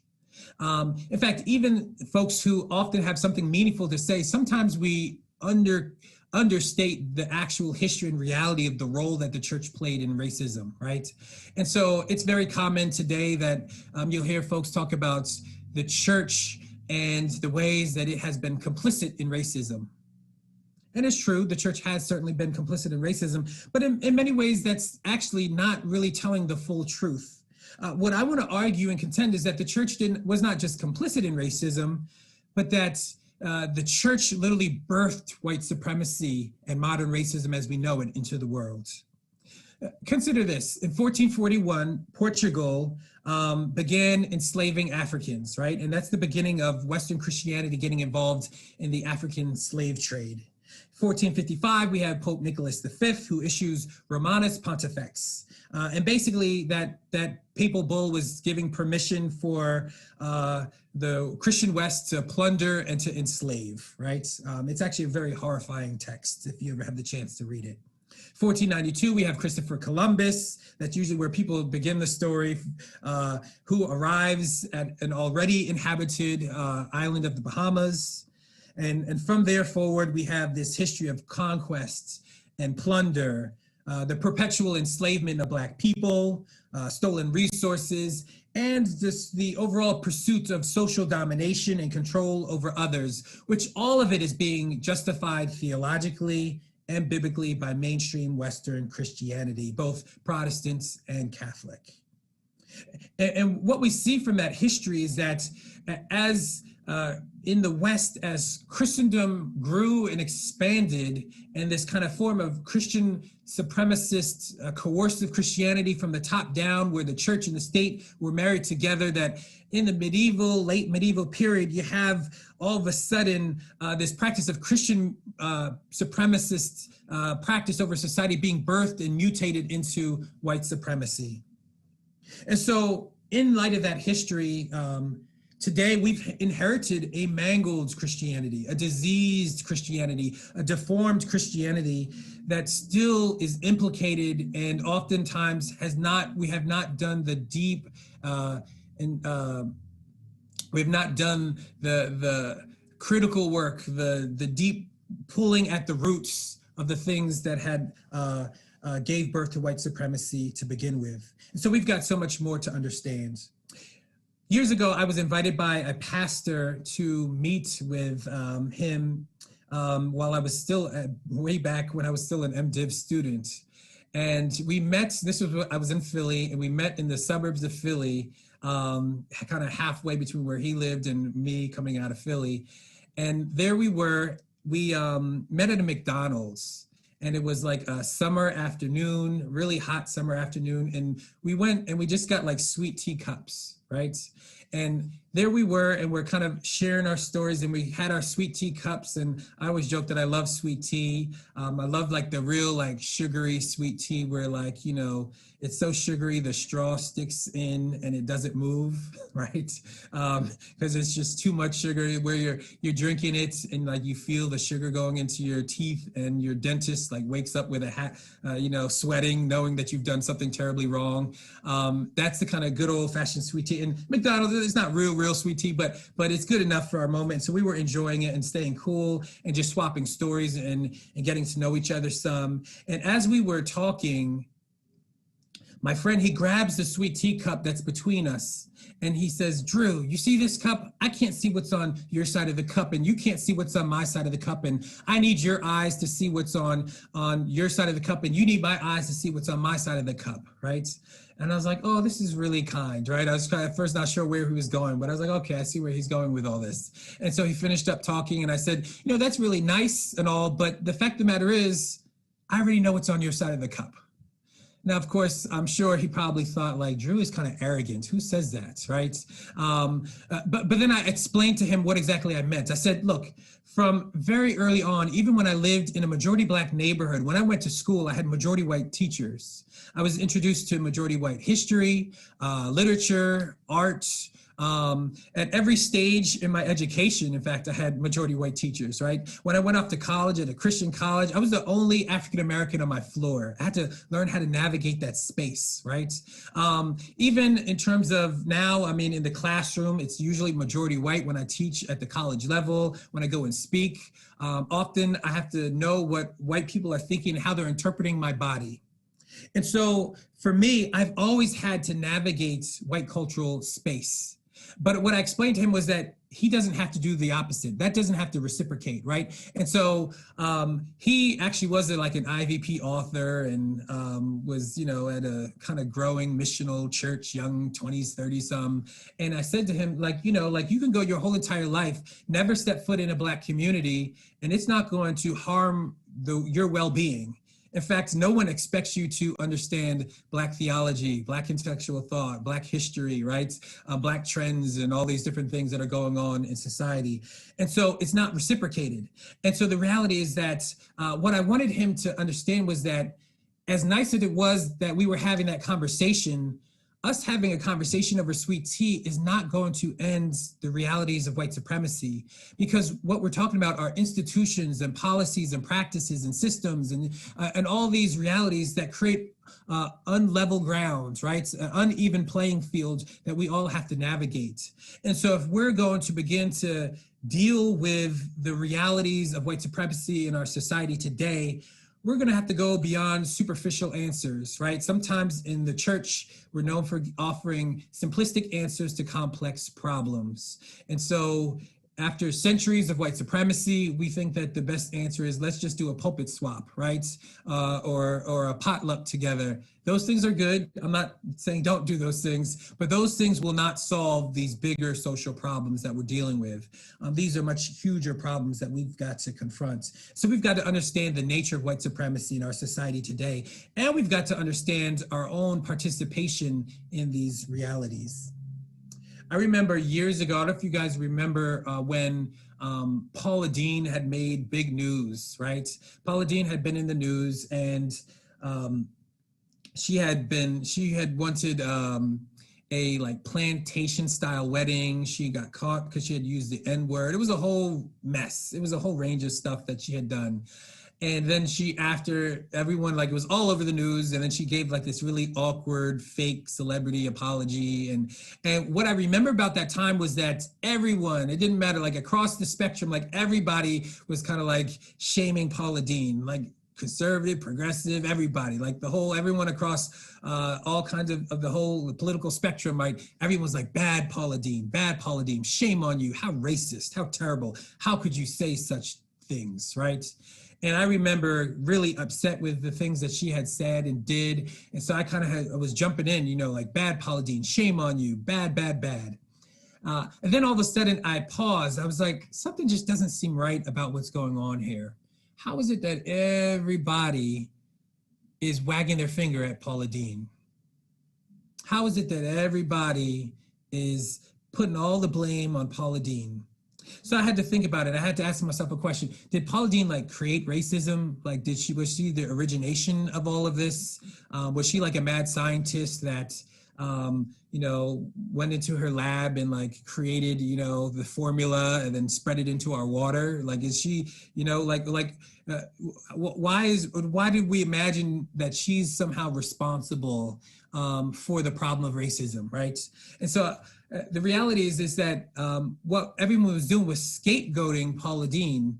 But something happens when we easily scapegoat the bad racists and then keep our hands clean. It gives us a false perception of our own participation or lack of participation in the society that we live in. And so for me, I had to think about it. I was like, well, let's see, if I want to understand how and in which ways Paula Deen came up with these ideas, all I would have to do is open up a history book, right? At least an honest one. And you can see exactly where Paula Deen came up with this stuff, right? In fact, you read American history, honestly, and it makes a lot of sense, right? Exactly why and how someone like Paula Deen might say the things that she did. In fact, if we're honest about it, once we acknowledge that it's a part of our history, the inertia of centuries of work going on, then we can't scapegoat Paula Deen, because Paula Deen was socialized and was a participant in communities and in society and in institutions, right? And so the question is, she didn't create this, she was taught this, she had caught this, and then she perpetuated it. She is certainly responsible for her perpetuation of it, but the broader society is not, its hands are not clean.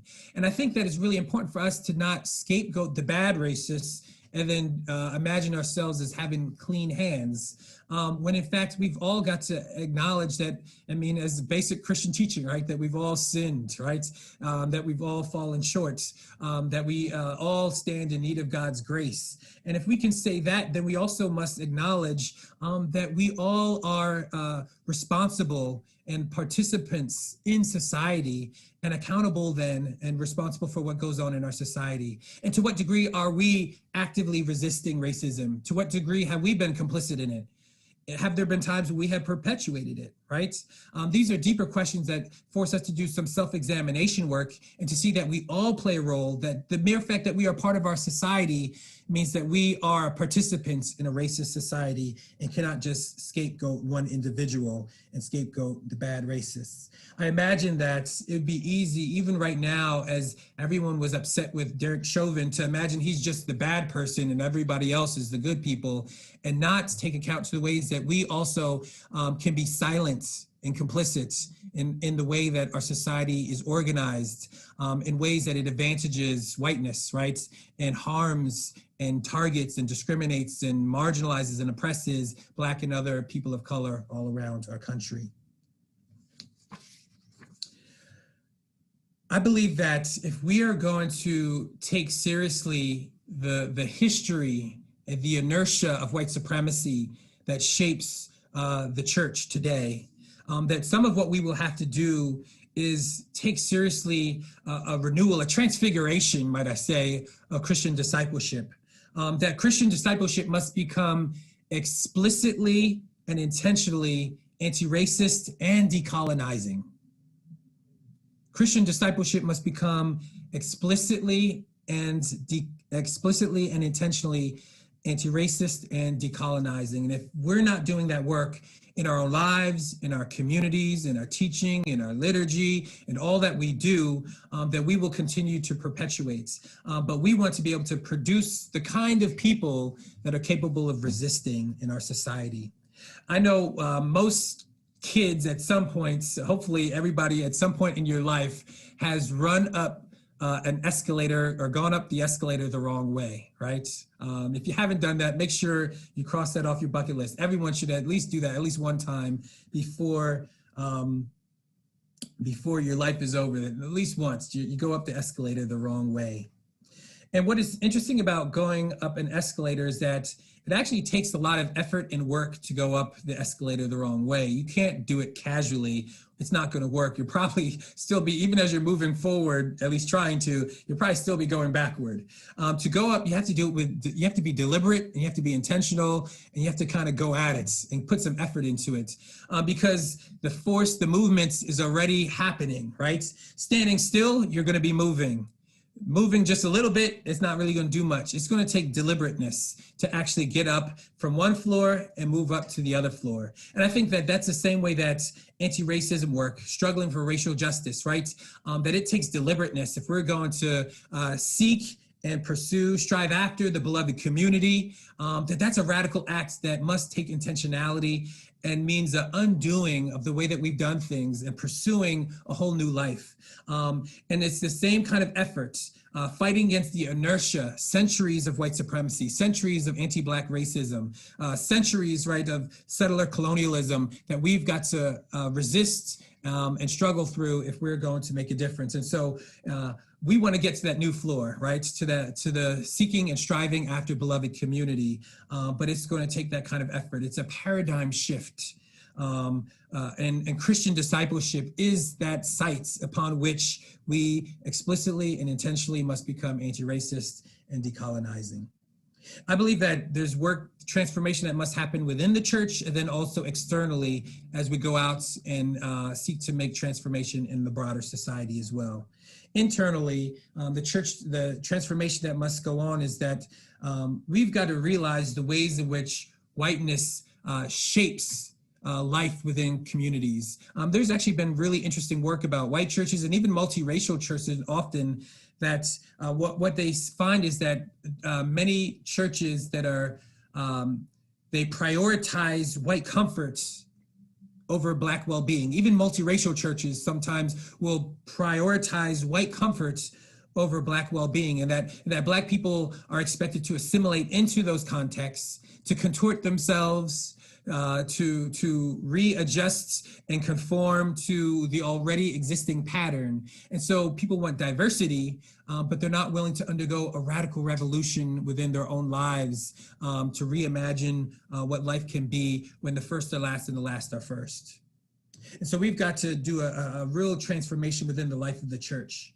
I remember when I was fresh out of college, so this is a long time ago, and I gave a sermon and I used an analogy. I had used an analogy of passing the remote control over, because it was something that my professor had said once. And so I talked about how,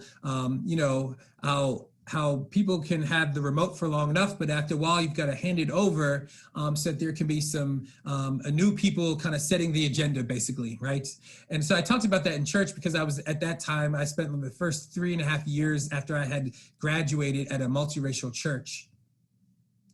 And what I had seen in that space was that although it was a multiracial church and they had hired me as a youth pastor there and had one other Black pastor out of the 5 pastors there, that all the church board was white, all the leadership positions were white, and the kind of overall culture that they were creating there was white dominant cultural as the norm. And then they would kind of have like other things sprinkled in, gospel choir and different things like that sprinkled in. But the norm and the defaults was white dominant culture. And so I use this remote control analogy, and afterwards, a lot of people were really upset. And I remember the pastor bringing us together to talk about what happened. And the pastor himself said that he thought it was actually a really good sermon overall, but he didn't like the remote control analogy. And of course, I was like really young at that time, so I didn't like say anything at all. I just kind of swallowed it because I felt like I was getting into some trouble. But I thought about it afterwards, about the fact that that particular sermon, that the thing that people didn't want to talk about at all was power. And I think there's a kind of naive way in which we think that power dynamics are not happening within the life of the church, and so then don't need to be addressed. It's a problem out there, not a problem within our own communities. But power is alive. There's all kinds of power at work in the life of communities. There's the formal power, right? Sometimes we just think of like clergy or whatever, but there's informal power as well. And there's hidden power and visible power, right, at work. And sometimes it's folks who give a lot of money or have the right last name or all kinds of different things things are at work, we've got to be able to have honest conversations about how power works, because racism is also about power and how that power is distributed and how it's concentrated and how it's abused and how it impacts those that are the least last and lost, right? The disinherited of the world, those who have their backs against the wall. And so we've got to be able to have healthy conversations about power in ways that actually subverts the norms of how power gets used in the rest of the world. When I have guests over my house, I often tell them to make themselves at home, right? Come make yourself at home. And you know, when I say make yourself at home, I'm inviting them to come in to, you know, kick their shoes off, to put their feet up. They're welcome to go into the fridge, grab a drink. You know, I just want them to be comfortable. I don't like when people come to my house and they're like all tight and stiff. Like, I want people to be relaxed and to feel comfortable in my home. And so I say, make yourself at home.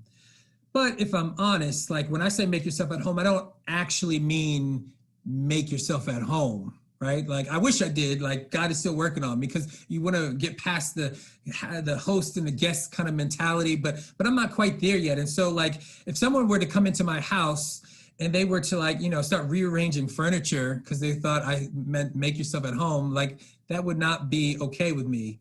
If they came into my house and like they started like taking down my family pictures and putting up their own, you know, that would not be okay with me. In fact, if they came into my house and they like, you know, I see them walking around, they had gone into my closet, they got my robe on and, you know, just a little too comfortable, like, that's not what I meant when I said make yourself at home. And so at the end of the day, like, I didn't really mean make yourself at home. They're still ultimately a guest in my space, and I'm just kind of allowing them certain privileges, right, in the midst of it.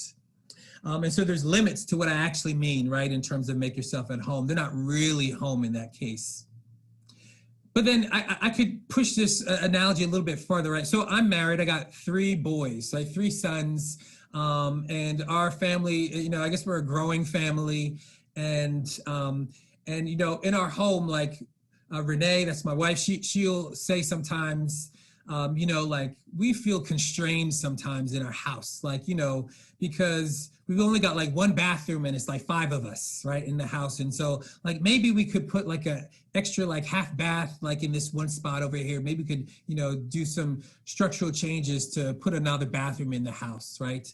In fact, she's even at times talked about like maybe we could like knock out this wall, right? And have a more open space on the first floor. Like what would it do, you know, to open that space up? And so I think that what she's talking about often is thinking about what does it mean for our family to restructure the house itself so that everybody has full belonging and can thrive and flourish in this space together, right? And I think that is a whole deeper level than just the kind of ornamental changes that we were initially talking about, that when we're talking about making these structural changes, these are things that, of course, are perfectly reasonable for my wife to be asking because she has full belonging in the house, right? And my kids have full belonging and everyone needs to thrive. And if the way that it's structured currently is not working, then we need to radically restructure at times to make sure that everyone can thrive and flourish in our home. And I think that that's the same kind of mentality that the church must have as it organizes its life together. There's ways in which we've got to address the white supremacy ornamentally, like things like white Jesus, right? That still are in our sanctuaries. And we don't recognize that what we're talking about is that over time, Jesus was westernized and then whitened and made into a puppet for the status quo, right?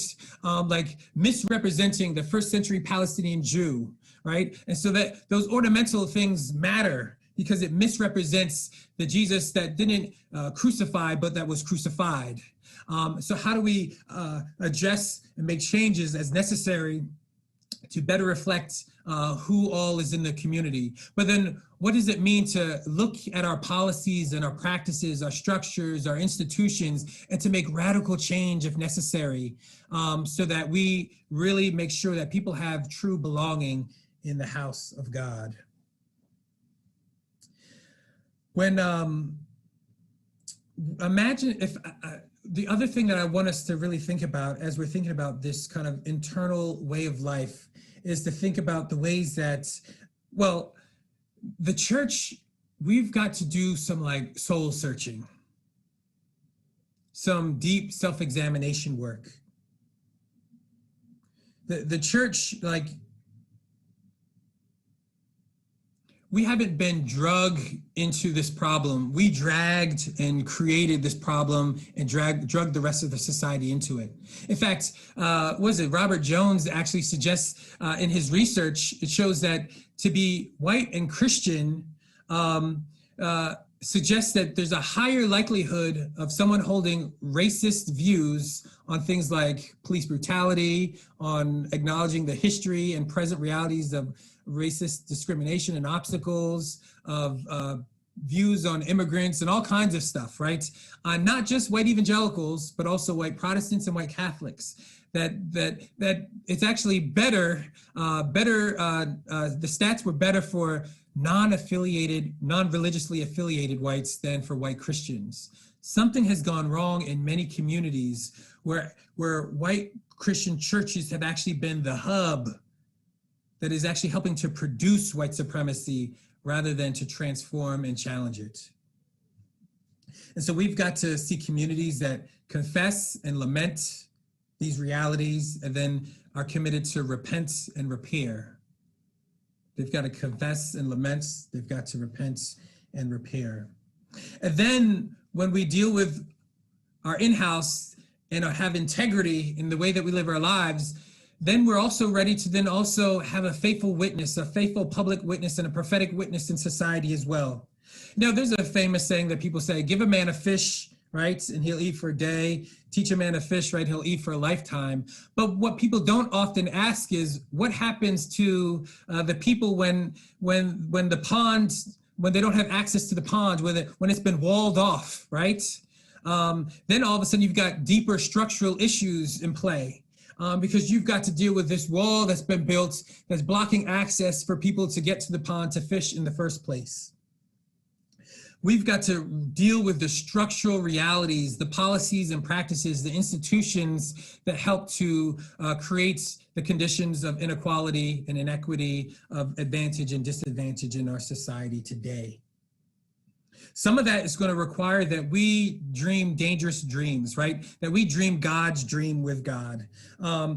Too often in the church, we've had too many status quo imaginations, right?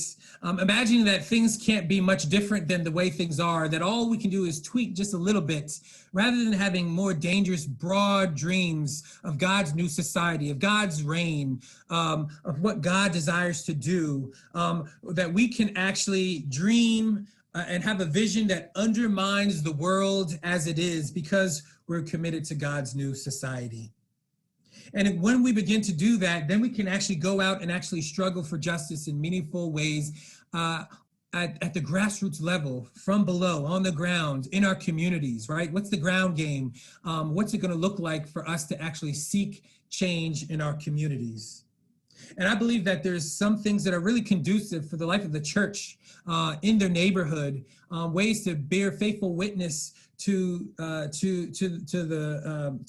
nonviolent Messiah. And these are three things. One is nonviolent action and resistance.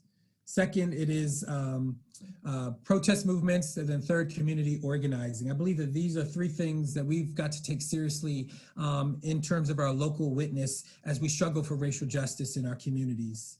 Nonviolent action and resistance, I believe, is something that the church should be teaching and training and equipping people to participate in. There's a strong basis for nonviolent action and resistance, right? It's rooted in our conviction that every person is made in the image of God. It's rooted in the fact that we're called to love our enemies. And it's rooted in our conviction that our discipleship requires that we take up our cross in the way of Jesus, right? Not take up the cross in the kind of Western way that we talk about it, where we kind of water down the meaning and kind of adjust it to, like, sometimes, people like, they didn't get their parking spot at the mall, and that's their cross to bear for Jesus. And, someone gave them a funny look, it's the cross to bear for Jesus. And, their electric blanket broke at night, but they're willing to take up the cross for Jesus. And that's not what it was meant, right? That Jesus actually meant, in the first century, it meant state-sanctioned execution. And when Jesus says, take up your cross, he's saying, are you willing to clash with evil, even to the point of accepting the consequences that come with that, right? And that's the kind of witness that we're invited to have as followers of Jesus, that we're actually clashing with the establishment, just like Jesus did when he came into Jerusalem, clash and bear witness and have a prophetic word and accept the consequences that come with our faithful witness in the public square. And so we have this nonviolent action that we can engage in. And despite, sometimes the dismissal of nonviolence, what we're actually seeing from social science is that nonviolence is actually extremely effective. In fact, they say that nonviolence, when it's creative and strategic and active and sustains, it's actually more effective, in fact, twice as successful as violence campaigns are, right? But the reason I think that sometimes it has this negative connotation is because we have this kind of romanticized, limited understanding of what we mean when we say nonviolence. And so usually when people say nonviolence, they really just mean, let's go have a march or a rally, right? And so we have this like one-hit wonder kind of approach to nonviolent resistance. But we think about like Gene Sharp's work. He had 198 tactics, right, in his book, The Nonviolent Action. That was in 1973, he came up with that. And even now, there's even more than that. There's lots of different ways to engage. And so it actually takes creativity, strategy. It must be active and sustained in the work that we do. Social science says that when nonviolent campaigns are at work, that only 3.5% of the population needs to be engaged in sustained and active work for it to be successful. It's always successful. And so it's actually a fascinating statistic. Nonviolent resistance is actually growing in effectiveness, while violent resistance is decreasing in effectiveness over the years. And then we have protest movements, right? It's really about mobilizing the masses. It's about broad participation. It's about creating a change in the social climate. It's about shifting public opinion. It's about knocking down the pillars of support that uphold certain powers. It's about disruption and confrontation. And some of the strengths are that protest movements often can foster and ride cultural momentum, right? Participation is easy and accessible for masses of people. And of course, on the other hand, some of the weaknesses is that with little commitment and limited structure, protest movements often are short-lived, right? They don't last forever. They have their little bit of life and then they kind of die off. But what people have seen, and we've even seen that in recent years, is that even when they're short-lived, some protest movements can actually usher in significant change in even short amounts of time. And so we shouldn't dismiss them. But I do want us to turn our attention to community organizing, because I believe that that's really conducive for the life of the church in terms of the ways that we can be connecting and partnering in solidarity with our neighbors to bring change. And it's really about, again, organization, right?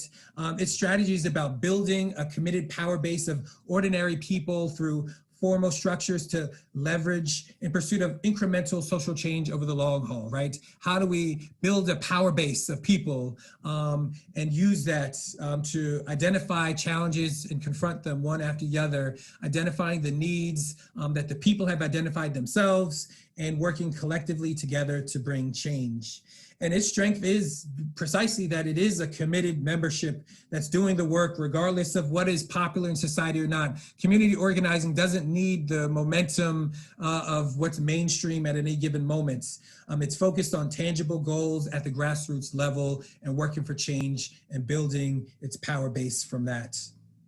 And so organizing really helps ordinary people realize that they have agency, that folks that might otherwise feel like there's nothing that can be done actually do have a voice, especially when we have our collective power together. They accomplish local goals and again, grow capacity over the long haul. And I really appreciated hearing a little bit about some of the efforts going on in Minneapolis around reparations as well.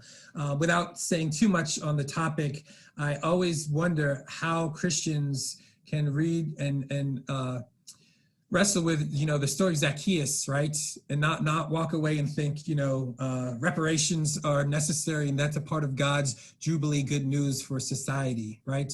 And now I do understand why, because so many churches have, we teach from a very early age the Zacchaeus song, right? Zacchaeus was a wee little man. And so we sing this song about him in the sycamore tree and all of that. But then at the end of the song, it takes out the punchline of what the story is all about, which is that Zacchaeus has a come to Jesus moment.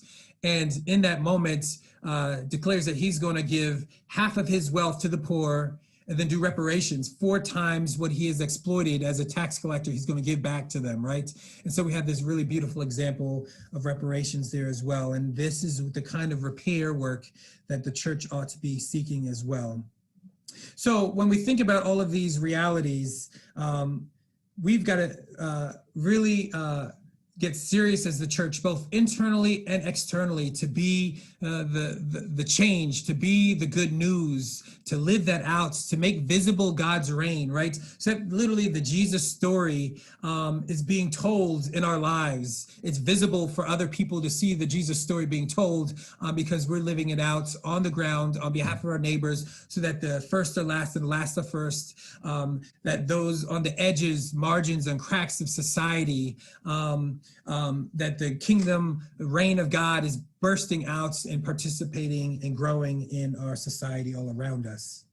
I want to end with this story that hopefully can encourage us to really get to work, right? If we started off by saying that the challenge has not been how do we get over it, but how do we begin it for the first time, right? How do we really get serious about racial justice? How do we really get serious about the anti-racism work? How do we really get serious about seeking shalom and the thriving and flourishing of all people all throughout our society and all around the world? If we're going to be about that, then we've got to be the church that has a real presence in our society. So in 1963, Dr. King was working on the Birmingham campaign. And while they were there, they were getting a bit frustrated because things were not working out the way that they thought it ought to. And so people were not showing up to get arrested as much as they had hoped. They were running out of bail funds. There was this injunction that was put up against them, so coming up, they couldn't march.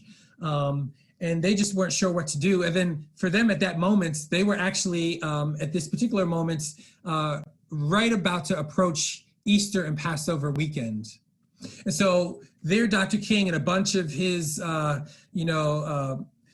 friends and leaders in the movements that were gathered there, they all were in a hotel room, sitting around, discussing and trying to dialogue around what needs to happen next. How should they respond? And so they're arguing and they're discussing, thinking about all the different options. And some of them were saying, look, we got to just keep going forward. We've got to just, push forward. And a few weeks later, that I basically turned around and I was still doing journalism on this kind of contract work that I. Okay. Sorry. So some of what was happening was that there they are and they're not sure what to do next. And so some people were saying, we've got to just push forward and go against the injunction. Others were saying, look, we've got to raise funds. Why don't we send Dr. King out? He can raise funds like nobody else can. So we'll put it on pause and he can raise funds and then we'll start back up again. Others were saying, look, most of us, we're pastors. We can't not be around for Easter Sunday. So we've got to go back to our home churches. That's the biggest day of the Christian calendar, right? We've got to be in our churches. And so they're just arguing about what they need to do, and nobody has any agreement about what needs to be done. And the whole time Dr. King is just sitting there, he's not saying anything at all. He's just listening quietly. And as he's listening quietly and they're arguing, he gets up. And if you can imagine, it's like the kind of hotel room where there's a door and like a bedroom, and then there's like an open area. He goes and leaves and goes into the bedroom and closes the door and leaves everyone out in the living room space. And so they're just sitting there, and Dr. King left. And then all of a sudden, like minutes later, the door swings open. Now, if you can imagine, like often when Dr. King, if you see like pictures of him, he's usually like in a black suit, black tie, white shirt, kind of like clean look. Well, Dr. King, when he opens the door, the first thing they notice is that he's changed his clothes. And so they see him, and he's wearing now a blue jeans and a blue work shirt. And the moment that they see Dr. King in a blue jeans and a blue work shirt, everybody knows exactly what that means. When they see him in those blue jeans, they know that for Dr. King, this means it's time to get to work. When they see him in that blue work shirt, it means that it's time to roll up our sleeves and get to work, and that what they're going to be doing this Passover and Good Friday and Easter weekend is they're not going to just be going into church to celebrate the good news. They're going to embody it, right? They're going to practice it. They're going to live it out. And so that's exactly what they did. In fact, there's a famous picture now of Dr. King and Ralph Abernathy and who else? Fred Shuttlesworth, right? Those three together, and they're marching and leading it. Then Dr. King gets arrested and he's put in jail. In fact, that's where he writes his famous letter from Birmingham jail. And I think that what's powerful about this story for us is that it's an invitation for all of us, right? It's an invitation for all of us to say it's time for us to put on our blue jeans. As followers of Jesus, committed to seeking God's reign, as followers of Jesus that are praying that God's justice will roll down like waters and righteousness like ever-flowing streams, that it's time for us to participate in what God is doing, and that it's time for us to put on our blue jeans. And so my invitation for all of you is, let's put on our blue jeans. Let's put on our blue jeans for justice. Let's put on our blue jeans for truth. Let's put on our blue jeans for righteousness. Let's put on our blue jeans because too many Black people have been slaughtered by police in these streets. Let's put on our blue jeans because the school to prison pipeline is destroying our young people's lives. Let's put on our blue jeans and struggle for our undocumented neighbors. Let's put on our blue jeans and struggle to end the mass incarceration of over 2 million people in our nation. Let's put on our blue jeans for all those that have had their backs against the wall, the disinherited, those who've had foots on their neck. Let's put on our jeans and struggle in solidarity with our neighbors, with those who are most vulnerable, believing that God is at work, that God is with us, that he accompanies us, and empowers us and inspires us in our journey and gives us these dangerous dreams of God's dream for all people, for all creation, for all God's children. And so that's my invitation. Let's put on our blue jeans together. Let's struggle to be the church. Let's live into our calling as the church, standing and keeping attentive to those who are most vulnerable, those who've been harmed so much for centuries in our society, struggling for racial justice. God bless.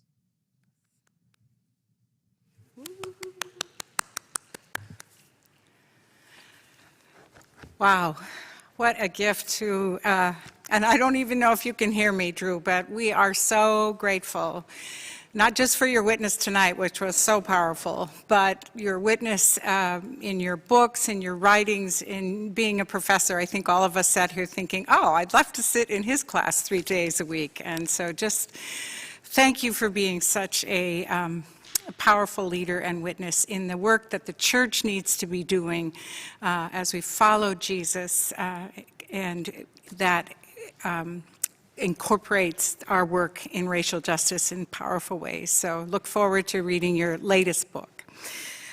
Now it's time, we want to take a moment for people to offer one word reflection or feeling after hearing Drew's presentation. And we'll do that using the chat. Just go into chat and write a phrase or a word, not a sentence, but just a word or phrase. And then we will be listening to Precious Lord, sung by, I think it's Redeemer musicians who are with us for one of our Synod planned worship services.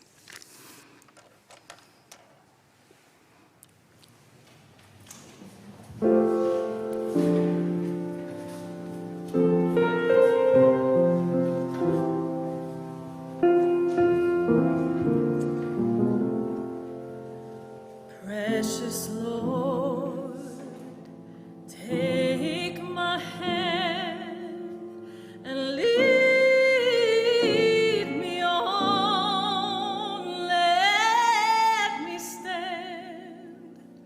I am tired. I am weak, and I am worn. Through the storm, through the night, lead me on to the light. Take my hand, precious Lord, lead me home.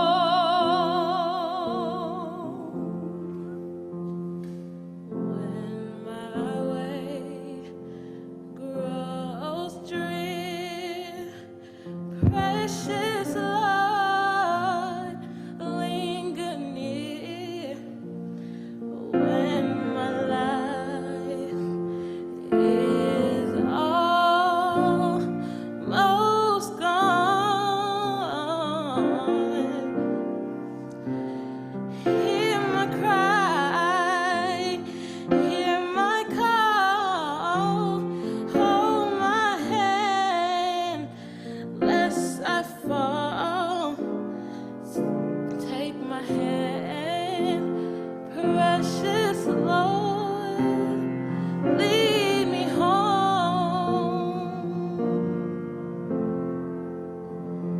In the darkness appears, and the night draws near, and the day is past and gone. At the river I stand, guide my feet, hold my hand, take my hand, precious Lord. Take my hand, precious Lord. Take my hand, precious Lord, and lead me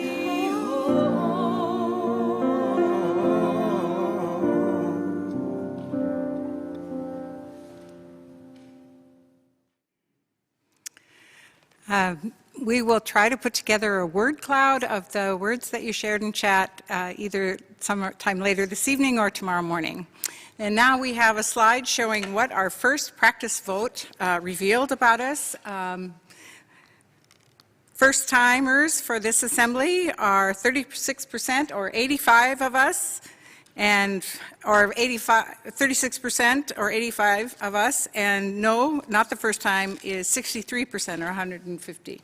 So, and then we got to be 299 people a little bit later. So anyway, now I would like to call on Pastor Joseph Crippen again to join me and bring forward the items on the consent agenda.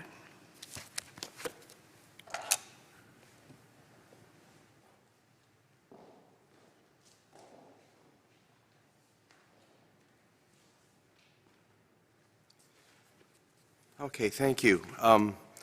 We did not have anybody request to remove these from en bloc, so we will consider all 4 of these together, and the bishop will tell you how that process works. We've been hearing that we may be moving a little quickly on things like resolutions, so when I start giving you what the resolveds are, let me just tell you where to look for them. Go to the portal page. About 2/3 of the way down on the left-hand side, there is a blue box, periwinkle box, not really sure.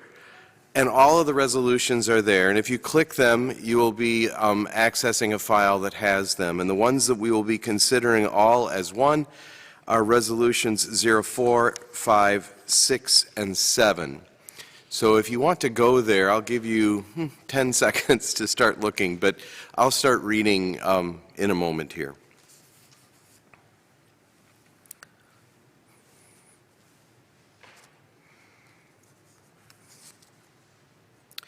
All right.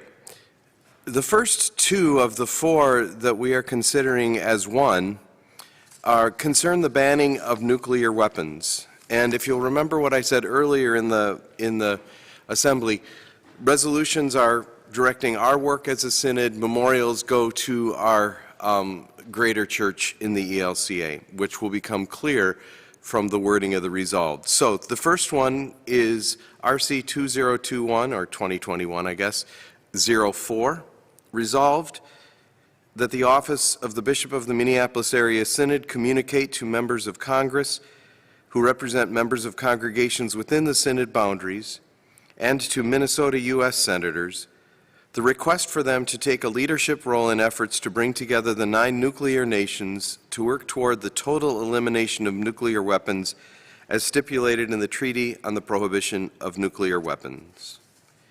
I will also suggest that you read to the second page of these because there's a lot of good background from ELCA Social Statement Peace in God's World and a prior ELCA statement regarding them.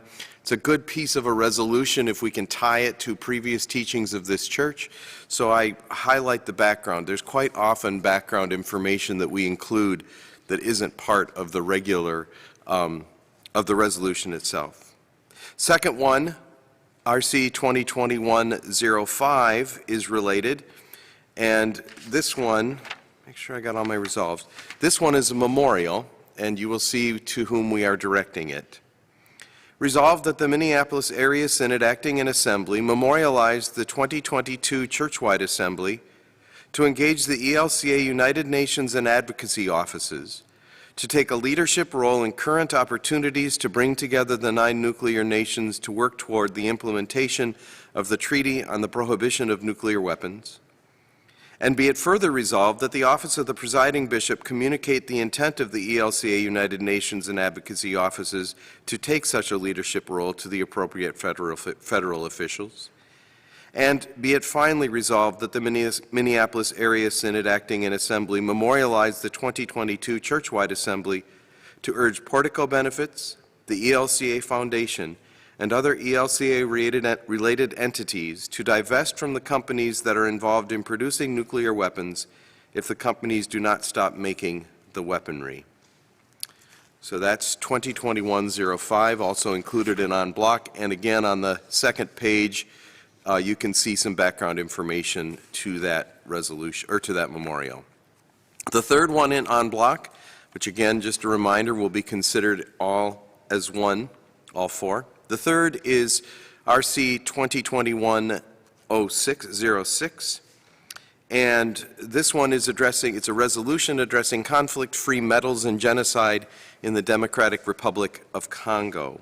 Resolved that the Minneapolis Area Synod support the efforts of companies to purchase conflict-free minerals and support transparent supply chains in the DRC. And be it further resolved that the Minneapolis Area Synod Office purchase any new electronics from companies at 70 points or higher on the most current Enough Project conflict minerals company rankings that have taken proactive steps to trace and audit their supply chains, push for conflict-free minerals legislation, and exercise leadership in industry-wide efforts to help DNC develop a conflict-free minerals trade. And be it finally resolved that the Minneapolis Area Synod, meeting in Assembly in 2021, urge all congregations of the Synod to commit to the same. A word about the purchasing piece of this resolved. The referencing council was concerned that we understood that we weren't adding to the budget or subtracting to the budget, and we did some investigation of exactly what we were asking the Synod office to do with this, and also was it reasonable to think that we could have competitive pricing using these companies on the list. And we were assured by our research that yes, in fact, there are plenty of opportunities at market prices for the Synod to be able to purchase its new electronics at whatever has been budgeted for electronics as they come forward in the future. And then lastly, the fourth one considered on block with the other three is the memorial partnered with the previous resolution. This would be Memorial RC 2021-07.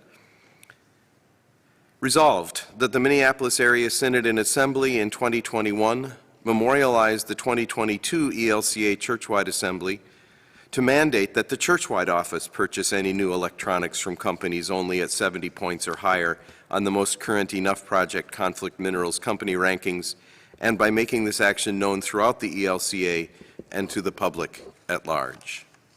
So those four will now be considered as one, and I think I hand it back to you, Bishop.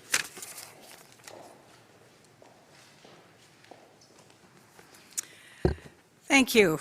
I now invite you all to go to your voting member portal and click on the link labeled Consent Agenda, and then cast your vote. We will give you 90 seconds to do that, just give you time to find that, and if you have any questions, again, reach out in the chat.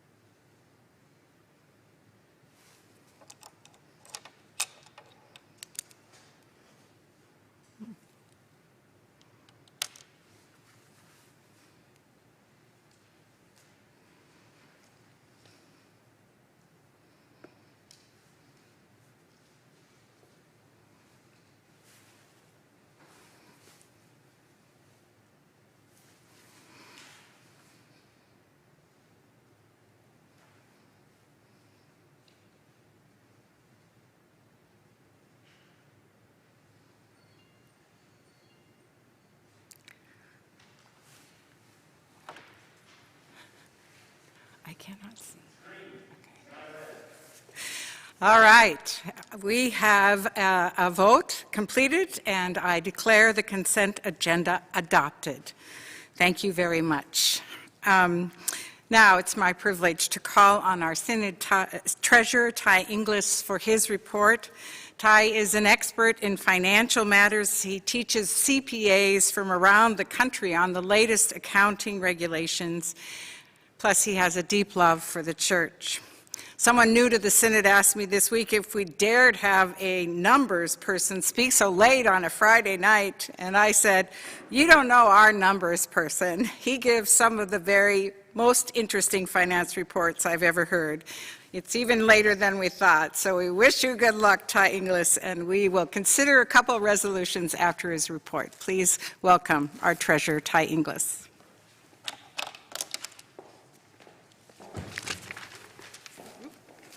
Just about fell on my face. So thank you, Bishop Ann, for those kind words. I think it was Carl Sandburg who said, an expert is just a darn fool a long way from home. And so being 20 miles north of my home, I feel like I qualify as a darn fool. Well, my name's Ty Inglis. It's a privilege and a pleasure to serve as the treasurer of the Minneapolis Area Synod. Earlier today, after the budget forum, a pastor came up to me and says, "Ty, you make debt sexy."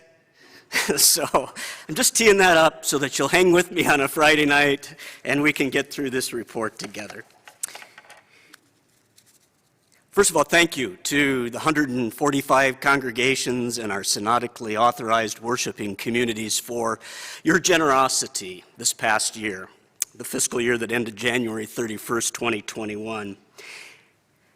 In some ways, it's always a small miracle to me that we can have all these diverse groups and somehow it all comes together and ministry and mission and good things happen. So thank you for your commitment to the work we do together as the Minneapolis Area Synod.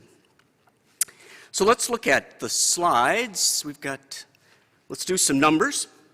So for the fiscal year that we just ended, our mission support was $2,867,069. Our budget for the year that you passed 1 year ago was $2,969,000. So we did fall short in our mission support by just about $102,000 this last year, or about 3.4%. And I think we all know it was a uncertain, trying year.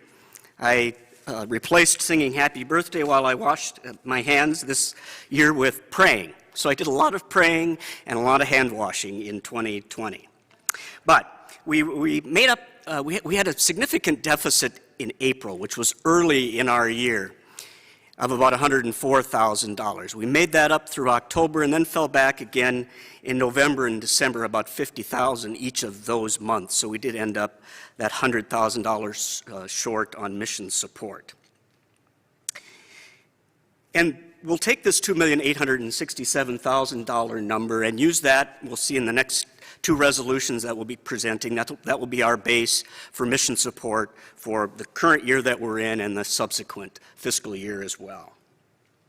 So what good can come of uncertainty and falling short of your mission support? I think a couple things. We focused more laser-like on communication, reaching out to pastors, to congregations, to leaders in our synod to say, hey, how's it going in your faith community? Is it better? Is it worse? Is it about the same? What's it look like? And so we'll take that and build on it. And certainly early on, we focused on contingency planning and building scenarios. Our goal was we do not want to dip into our reserves. We want to leave them in place for future years. We've learned the importance of having that financial cushion in these pandemic times. And I think it also made us focus on what's important. What is most vital to our ministry? And chief among them was keeping our staff fully engaged and fully paid during the coronavirus. So thank you. On the second slide, we'll see that where we spent our money. Where did we spend that almost $2.9 million? And one of the underlying philosophies is that the mission support that you provide to us should have speed and velocity. That is, we don't keep that money very long. So 50% of all the mission support that you provide to the Synod goes out to the ELCA, the church-wide expression of the Lutheran Church, for their ministry. And the Minneapolis Area Synod is a significant contributor. The ELCA church-wide mission support was $41 million this last year. And here at the Minneapolis Area Synod, we were a large contributor, in fact, the largest contributor to church-wide ministry. And then we also have mission shared ministry partners. This would be campus ministries, seminaries, our synodically authorized worshiping communities. And this budget of $228,847 was fully funded. This was the budget that you passed, and that is the amount of money that we spent, nearly 8%. So 58 cents of every dollar that you provide to us in mission support goes out to other ministries in the greater church. And so on the next slide, you'll see we spend about 40% of mission support, 40 cents of every dollar, to invest in what we like to call ministry excellence. You'll hear it over and over again, and if you've serve on committees and work with the staff at the Synod, you'll know that we are very blessed to have this talented and creative and really mission-focused team working on our behalf.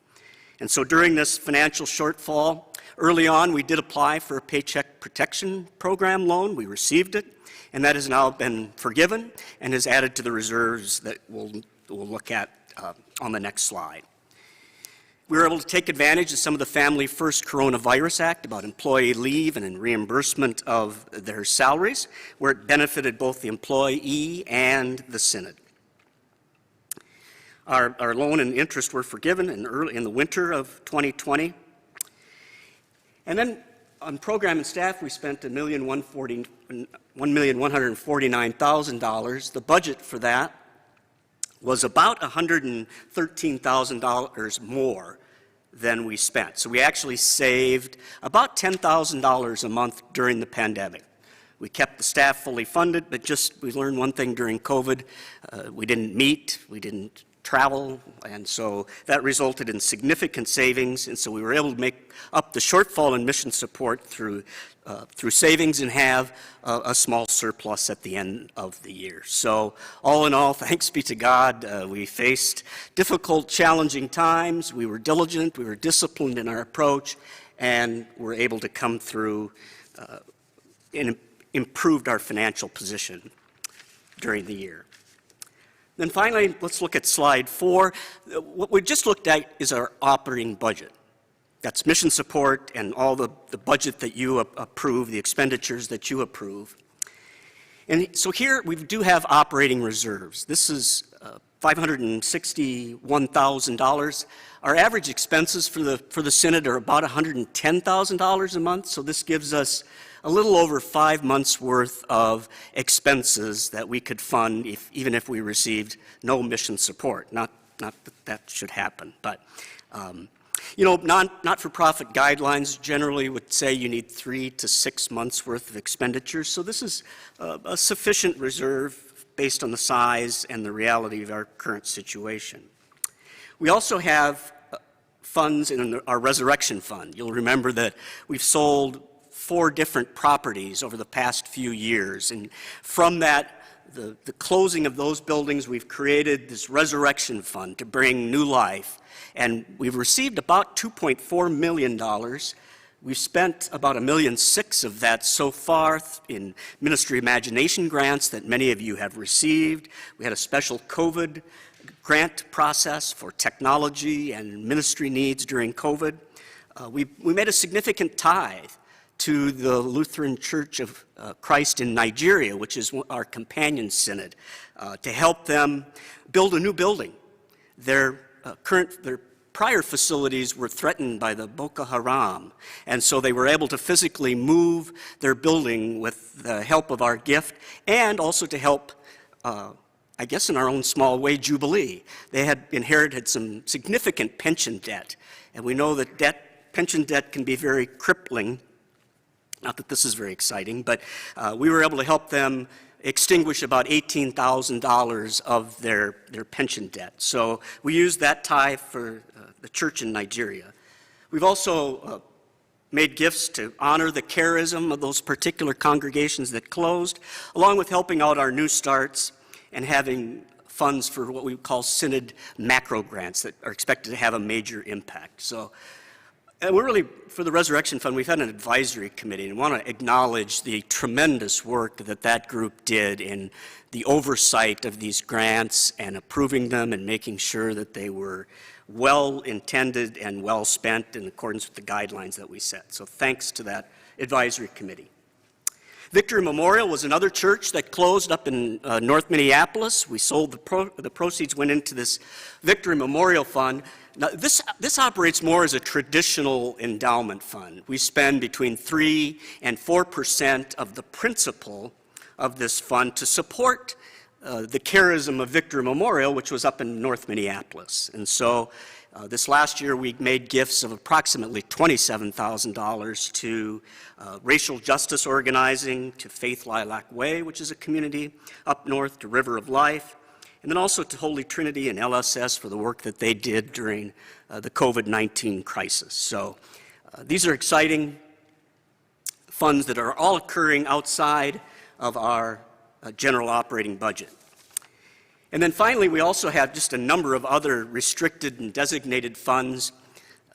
We heard Dr. Hart. It was interesting to hear him talk about that organizing is conducive to the life of the church. And so we're very blessed to have 3 talented organizers. We've got about $130,000 in designated funds for this organizing that Emily and Megan and Brenda do. So they raise their own money, and they get their own funding and their own grants. So when they're coming to your congregations and making presentations, feel free to help contribute to the work that they're doing on behalf of our synod. Also in the $1.2 million, we're so excited about this Lilly grant. It was a $999,000 grant. We received $500,000 of that in advance. That's included in this balance as well. And we also have about $300,000 for the Center for Leadership and Neighborhood Engagement, Kelly Chapman and his ministry on the north side of Minneapolis. So it is an exciting time to be a part of the Minneapolis Area Synod. We're doing important work, impactful work, innovative work, and finding new ways to find the resources to do that work even when mission support falls short of our intended goals. So I'll close just by saying thank you for your generosity, for your faithful commitment to the shared work that we do. I also want to thank Candy Carlson, our Synod accountant, who's been with us now a couple years and honestly has just picked up the ball and produced our financial statements and got us through our 7th year of getting clean, unmodified opinions. We've worked very hard to go from a place where we've had material weaknesses in our internal controls to now we don't have any deficiencies that get noted by our auditors in our annual audits. And then finally, I'll just close. I think every church treasurer has had probably some Samuel moment where somebody has resigned or somebody has asked to serve on a committee or be a church treasurer, and you have stepped up and said, "Here I am. I will go if you lead me." My personal story is about a copier and a treasurer resigning because they were going to buy a copier versus leasing a copier. So that was my particular Samuel moment, and here I am 12 years later still hanging in there with you. So thank you. It's a pleasure. Go in peace.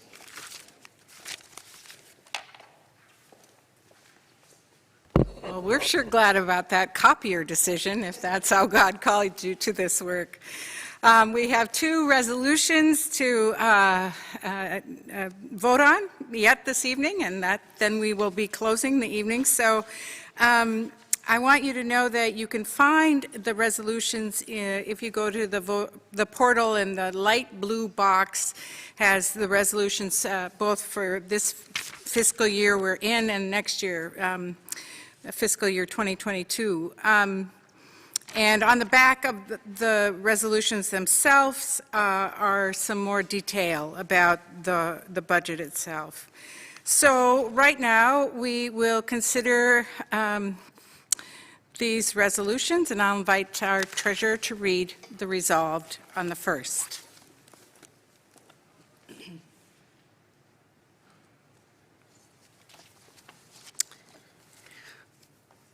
Resolved that the fiscal year 2021 budget be adjusted and adopted as follows.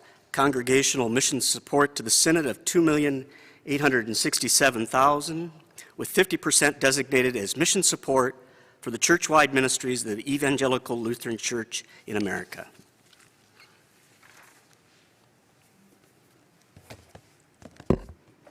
This resolution comes from the Synod Council and needs no second. Is there any discussion?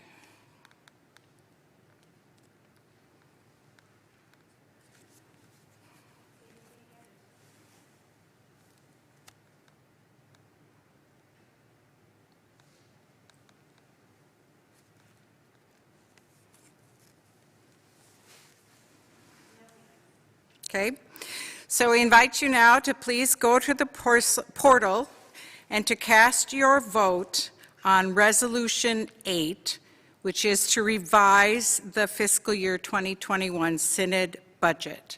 And we will give you at least 60 seconds to find the place to vote and to cast your vote.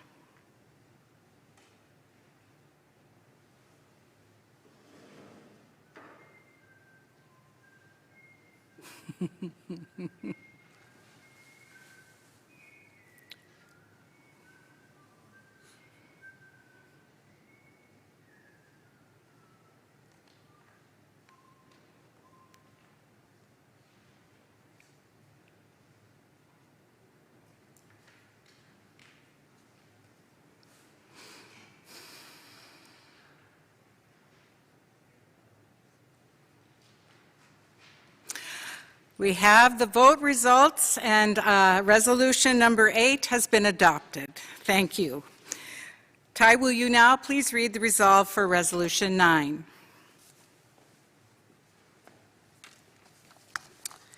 Resolved that the 2021 Minneapolis Area Synod meeting in Assembly adopt the following fiscal year 2022 Minneapolis Area Synod budget. Congregational mission support to the Synod of $2,867,000, with 50% designated as mission support for the churchwide ministries of the Evangelical Lutheran Church in America. Again, the resolution comes from the council and needs no second. Is there discussion?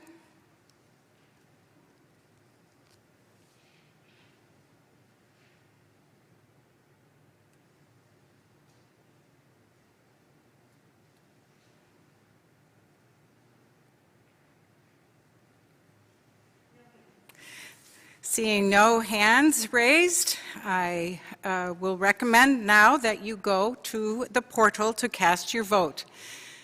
Cast your vote on Resolution 9 to approve the proposed budget for fiscal year 2022.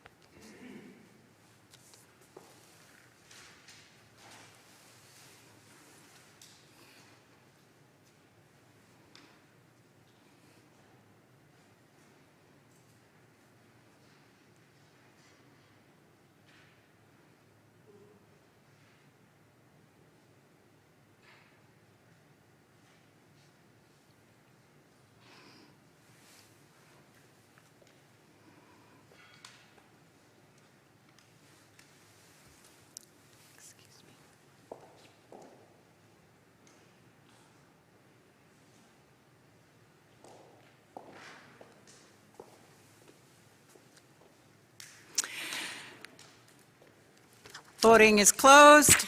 The resolution has passed. We'll end our resolution conversation for tonight, and in fact, we are close to the end of our meeting. I want to just take a moment to thank the team at work here at Christ Lutheran Church. We have about 7 computer pods all throughout the church for doing all kinds of things, and then we have runners between them. So we're sort of high tech and low tech with runners and computer pods. But somehow I hope it's working well for you. I also want to thank you for your patience and willingness to be with us in this journey of accomplishing our work through Zoom and all the other technology that we are using. Couple announcements before we close for the evening. Check-in is at 8:30 a.m. tomorrow. That's when it begins. But the plenary session will begin promptly at 9 a.m. So I encourage you to get into checking in between 8:30 and before 9 a.m. The deadline for submitting nominations and resolutions is 8 a.m. tomorrow. Again, visit the Synod Assembly voting member portal for more information if you want to submit a nomination or a resolution.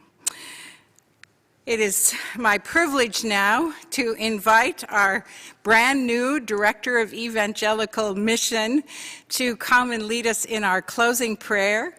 After the prayer, we will have one last song as our sort of outgoing song, and that is Put One Foot in Front of the Other, sung by a group from Edina Community Lutheran and used in one of our worship services. So thank you for this good work this evening. God bless you, and we will see you tomorrow morning.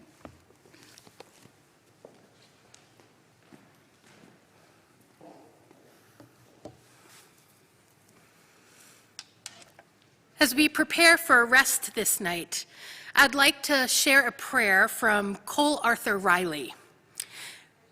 She is the founder and writer of Black Liturgies, a project seeking to integrate concepts of dignity, lament, rage, justice, rest, and liberation with the practice of written prayer. She currently serves at Cornell University in Ithaca, New York, my old stomping grounds. And you can find her on Instagram at Black Liturgies or on her website, blackliturgist.com. So let's take a deep breath together and let's pray.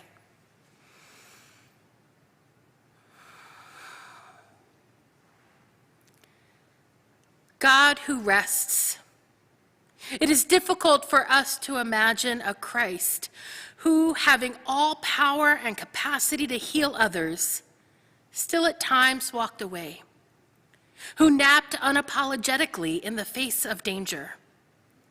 Give us courage to rest, the holy audacity to do absolutely nothing at all.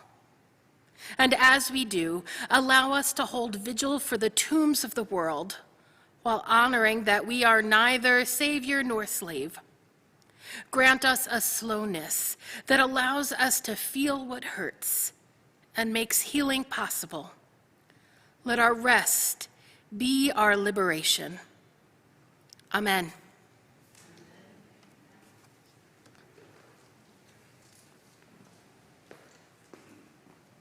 You gotta put one foot in front of the other and lead with love. Put one foot in front of the other and lead with love. You gotta put one foot in front of the other and lead with love. Put one foot in front of the other and lead with love. Don't give up hope. Don't give up hope. You're not alone. You're not alone. Don't you give up. Don't you give up. Keep moving on. Keep moving on. You gotta put one foot in front of the other and lead with love. Put one foot in front of the other and lead with love.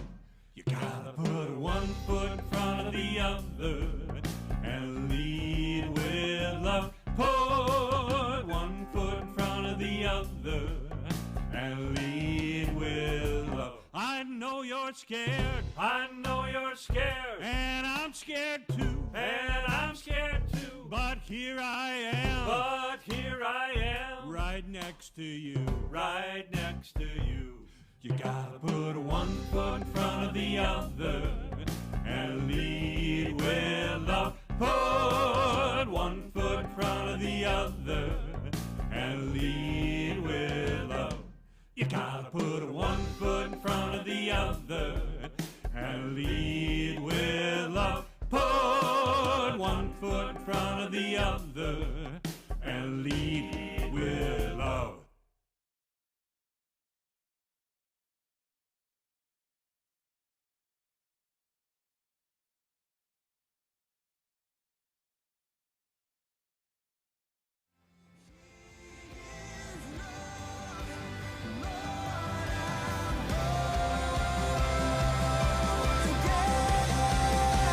Cry still alone.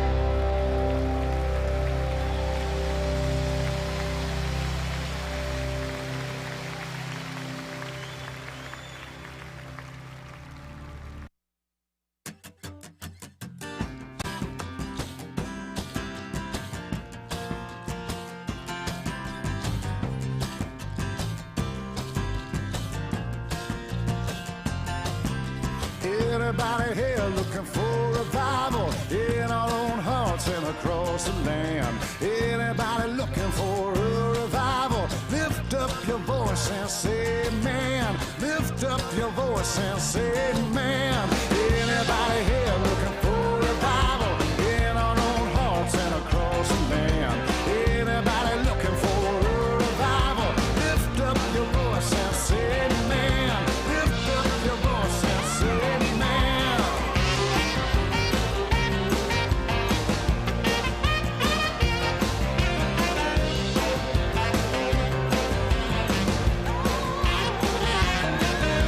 Ain't gonna find it in a politician, not from the government or any law. Can't get it going by your own religion, only by the Spirit and the Word of God.